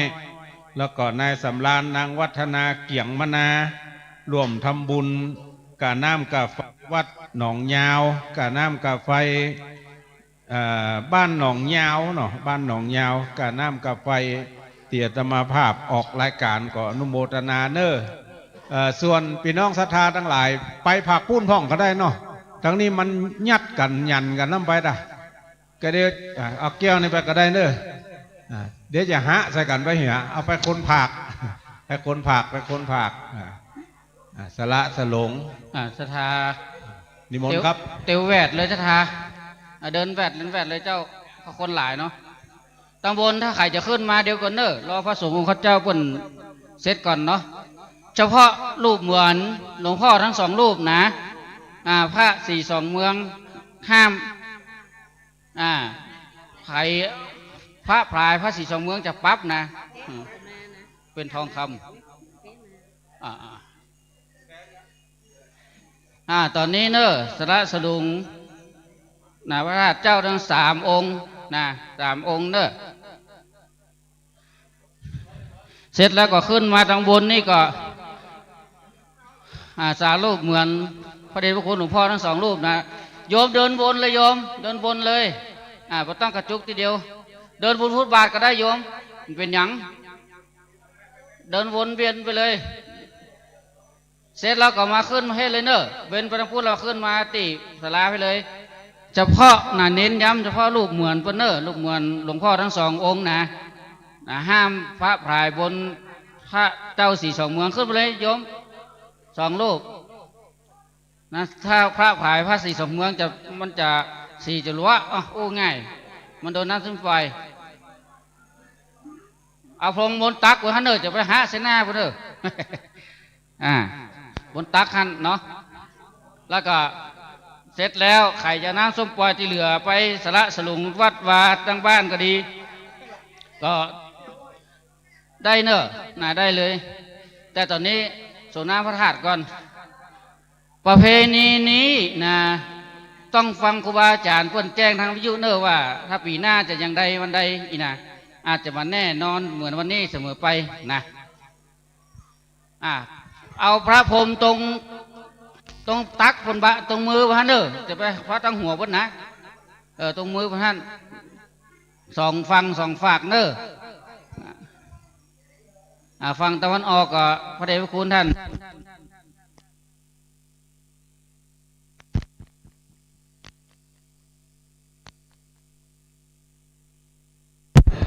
1 2 3พี่น้องเมืองฝางกันละหันน้ำเดียวนี่นะนำโดยเจนาร้านนานาสังฆพันธ์เมืองฝางเนอกำลังมาแล้วบุญเติงมาแล้วเนาะอยู่ไก่น้อยเป็นยังขึ้นไปเลยแม่ขึ้นไปเลยขึ้นทางนี้แล้วออกทางข้างเนอห้ามลงมาทางหน้ามันวันเวสิเคตนี่แหละเอาพรมตรงมือบนเนอจะไปหาแต่บนหัวทางหน้าเป็นนะนั่นสารูปเหมือนอดีตเจ้าคณะอำเภอถึง2 จังหวัดลงบนเลยแม่ห้ามลงทางหน้านี่แม่นี่ฟังส่วนเพื่อนนะเดี๋ยวจราจรจะปรับแล้วเนอลงทางปุ้นลงทางข้างปุ้นเดี๋ยวจะเป่าลูกหวีดปี๊ดนี่นะห้ามสอนลงมานี่ก็รองเท้าก็ไม่เอาก็ได้ก็ก่อยขึ้นไปลูกไปทางซ้ายก่อนแล้วมาทางขวาโยมต้องมาทางซ้ายก่อนโยมซ้ายเสร็จขวาแล้วก็ลงเลยเพราะงั้นมันจะวันเวสิเคตมันจะส่วนกันมาทางซ้ายก่อนซ้ายทางซ้ายมือเขาก่อนแล้วก็ว้ายไปทางขวา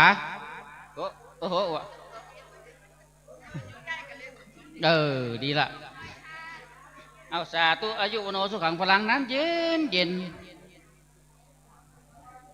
ได้ร่วมบุญกับวันนี้อธิษฐานเนอะบุญปรามีปนเรียกว่าวันกตัญญูกตวิทิตาคุณมาทางซ้ายก่อนก้อยๆซ้ายแล้วก็ขวาพระธาตุสี่สองเมืองนั่นต้องพรมแล้วเนอะบ่ต้องพรมแล้วปนประเคนล่างเขาพรมเฉพาะรูปเหมือนหลวงปู่ถึง2เนาะมาซ้ายแล้วบนขวาบนแล้วลงทางขวาบนแล้วออกมาทางเพศห้ามสวนลงมาขั้นใดได้จะเขียนไปสั่งเนอะลงปุ้นป่อลงปุ้นลงน้ำปุ้นลงทางเหนือปุ้นลงมาน้องออกปุ้นเอาพระครูปุ้นยืนคุมเชิงได้ ลงทางปุ้นโยมลงทางข้างเลยโยมอย่าลงมาทางหน้าเดี๋ยวมันจะจนกัน เดี๋ยวมันจะจนกันสำหรับท่านใดที่ได้เก็บอุปกรณ์ต่างๆก็เก็บไปได้เลยเนอะโมทนาสาธุกับโรงทานทุกโรงทานโมทนาสาธุกับข้าวป่าอาหารถวายครูบาอาจารย์พระสงฆ์องค์เด่นเนอะได้กินได้อยู่ได้กินมาเสี่ยงอยู่ดีมีสุขอยู่มันยืนยาว100 หมดเนอะใครไปถึง100 ห้างไปไหนเตี้ย โอ้ใครไปถึง100 ฟังไปไหนเตี้ยได้100 ก่อนดื้อออกไปทางขวาเนอะขึ้นทางซ้ายทางขวามี2 องค์นะ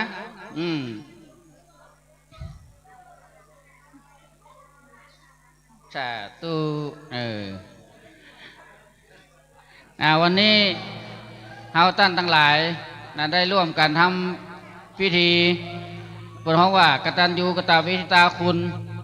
สละสลุงสุมากะละวะดำหัวพระเจ้าจะไปพรมนะโยมพระเจ้าเนี่ยหลวงพ่อมันมาบอกเนี่ยห้ามพรมพระเจ้านะพระเจ้าสีสองเมืองน่ะจะไปพรมนะพรมแล้วมันสีมันจะหลัวทองจะหลัวมันจะสีนะปวดแปลงเจ้าผ่าถึง60,000กันน่ะโอ้แม่เลี้ยงใหญ่เขามาสาธุนะบุญกินบุญตาลบุญเติงเนาะว่าหลายรอบแล้วเนอะบ่ต้องพรมนะป่นประเคนโยงแล้วฮะละพระพุทธรูปสาธุอายุวันโนสุขังเราอยู่ดีมีสุขมีโชควิจัยไปดีมาดีอ้าวสาธุนั่นแหละเอาพระพรมตรงมือท่านตรงตักวันท่านน่ะเนาะเสร็จแล้วก็ลงไปเลยนางสมปล่อยนะถ้ามีใครจะเอาก็ใส่ขวดไปเนอะแบ่งคนเล็กคนน้อยเป็นสละสูงในบ้านในเฮือนครูบาอาจารย์ทั้งสวดเจริญพุทธมนต์ให้เรียบร้อยโอ้อินตาจาตาเทวะจาตาหมดละเป็นจาตาที่พญาอินพญาอมเทวุเทวดาดูแลรักษาให้เนอะนะเอาไปคนน้อยนะงานวันนี้จะบัดสำเร็จบ่ได้ถ้าขาดพุทธบริษัทถึง3 ถึง 4เนาะพระสงฆ์องค์เนนพระวสกวสิกานะรวมด้วยช่วยกันวันนี้แล้วก็ขอบคุณโมทนาสาธุเป็นอย่างยิ่งครับสถานีวิทยุกระจายเสียงวัดฝ่ายหินนะที่ได้มาเป็นพระห้องแม่คายใหญ่สาธุดำเนินการถ่ายทอดสดไป8 จังหวัดภาคเหนือศรัทธาญาติโยมที่อยู่ต่างบ้านต่างเมืองต่างอำเภอต่างจังหวัดที่มาได้ก็เป็นอย่างเน้อรับฟังวิทยุนี้แล้วก็อนุโมทนาสาธุอยู่ทางบ้านทางจอมเนาะสาธุได้เน้อน้ำสมปล่อยแบ่งกันคนน้อยนะอาจจะไปตักเหมือน แบ่งคนอื่นพ่องเอาสาธุอีแม่อายุวโนสุขังพลังอยู่ดีมีสุขมีโจกมีใจไหมเน้อได้อยู่100 ไหมเน้อทางบนกับบอบบางแล้วเนาะพิธีกรรมวันนี้อาตมาภาพในนามพระสงฆ์องค์เจ้าที่ตัดเตรียมสถานที่แต่ละการตัวก็ขอกราบโมทนาสาธุขอบคุณนางบุญกินบุญตาลโยมพ่อโยมแม่โยมพี่โยมป้าโยมม้าโยมอาโยมน้องเนาะที่ได้ร่วมด้วยช่วยกันพร้อมทั้งเจ้าภาพลงทานอาหารถวายพระสงฆ์องค์เนรในวันนี้นี่ได้ฮัลโหลองค์หลุมนี่ได้เนอะใครจะส่งองค์หลุมเนี่ยที่ตั้งหลุมที่ได้เนี่ยแต่องค์บนห้ามเด็ดขาดนะอาจารย์มหาจุมชาติจะมีอย่างติดท้ายก่อนนิมนต์เอานิมนต์เลยดีกว่าเนาะขอบคุณศรัทธาญาติโยมเนอะ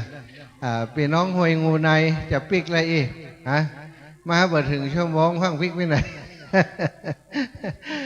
อุตส่าห์มาเนาะโอ้ขอบคุณนะคณะคุณโยมกนกพิษชัยนาได้ร่วมเป็นเจ้าภาพดอกไม้ได้ร่วมเป็นเจ้าภาพถวายหลวงพ่อท่านเจ้าคุณถึง2 รูป 2 องค์เนาะเป็นทุนในการบูรณะในการดูแลม่อนสี2 เมืองของเฮาที่นี่ขอบคุณคุณโยมกนกพิษและพี่น้องศรัทธาบันหงในร่วมบุญมา3 ปัน3 ปัน 200 บาททั้งหมดทั้งมวลก็เป็นบุญเป็นกุศลที่เฮาได้ร่วมกึศร่วมสร้างกันที่นี่เป็นการสนับสนุนกำกึศยึดเจตนาที่ครูบาอาจารย์สมปานท่านเจ้าถึง2 รูป 2 องค์ในอดีตเป็นได้สร้างไว้ให้หมู่เฮาทั้งหลายได้สืบสานได้อนุรักษ์ถวายความเคารพครูบาเจ้าครับผมสวดมนต์ งานใหญ่แห่งมะอิดถวายความเคารพท่านอาจารย์ใหญ่สาธุถ้าอาจารย์ท่านนัดกลับแล้วเนอะสาธุขอบคุณคุณโยมคุณโยมอย่างก็ชิดชบา สมพรรัตนังร่วมเป็นเจ้าภาพเจ้าศรัทธาถวาย1,000 บาทเนื้ออนุโมทนาบุญตู้ลงว่าไปเลยติ้งก็ได้เลย ขอบคุณเนาะสำหรับปัจจัยติศรัทธาญาติโยมครับผมท่านอาจารย์ใหญ่สาธุครับปัจจัยที่ได้ทั้งหมดเนาะศรัทธาญาติโยมต้องลงประมาณการเท่าใดก็จะกี่วัตเท่าใดก็ปัจจัยที่ศรัทธาได้จ้าแม่ ได้ร่วมให้ร่วมพร้อมกันที่นี่ก็ดีที่โอนมาก็ดีอาตมาภาพและครูบาอาจารย์ได้ร่วมได้เอามาร่วมเอารวมกันที่นี่นะแล้วก็ได้แม่แม่เพชรชลาภูมิใจพี่น้องจากเมืองพานเนาะแม่เพชรชลานี่ทุกงานให้หอมมาเนอะโยมแม่เปิ้นก็เป็นเจ้าภาพโดยสาธุโยมแม่พี่น้องเมืองพานเหมือนกันเนอะพี่น้องเมืองพานมาหนึ่งกันรถตู้แม่น้อยอินยาศรี อีแม่พังไปเถอะนะ เดี๋ยวจะไปโดยแม่น้อยอินยาศรีกับแม่อันพิกุลวงแก้วอยู่ทางใดนี่ช่วยเอาควาไปจิบ แม่น้อยอินยาศรีบักกับเถอะกะอยู่ปุ้นกะอยู่ลายปุ้นเนอะอีแม่จะกลับตัวตู้เจ้าจะปิกตัว2 ตนขยโยมเอามาละนี่นะขอบคุณโยมน้องพันนิตราพรหมมินทร์อีลาก็มาช่วยจัดดอกกะวามาช่วยเพียวช่วยพัดมาช่วยจัดดอกความสวยงามที่ศรัทธาได้หันอยู่ในสถานที่บริเวณนี้ดอกไม้เป็นของศรัทธาเนอะอาตมานี่เป็นในนามเนาะออกสตังไปก่อนแต่ศรัทธาได้ให้ได้หอมสมทบมาก็เกือบจะกุ้มจะปอละเนาะ6 ปันปลายนะซึ่งก็เป็นถวายเป็นพุทธบูชาอาจาริยบูชาศรัทธาญาติโยมเขาได้น้อมถวายเป็นพุทธบูชาร่วมกันซึ่งตอนนี้พิธีก็เสร็จสิ้นบริมวลแล้วเนอะช่วยกันเก็บโต๊ะเก็บเก้าอี้เนาะสำหรับพี่น้องหมู่เฮาที่ยังอยู่ส่วนที่มาแต่เจ้าละอีแม่รถรออยู่ก็เดินทางกลับโดยสวัสดิภาพปลอดภัยเนอะขออำนวยอวยใจเอาคุณพระพุทธคุณพระธรรมคุณพระสังฆเจ้าได้มาห่มเก่าเหตุสาปกปักรักษามูลศรัทธาท่านเจ้าทุกท่านทุกคนเดินทางโดยสวัสดิภาพปลอดภัยและขออนุโมทนาขอบคุณกับทีมงานถ่ายทอดสดของวัดฝ่ายหินท่านอาจารย์พระครูสมุวิศวัตวรกิจโจ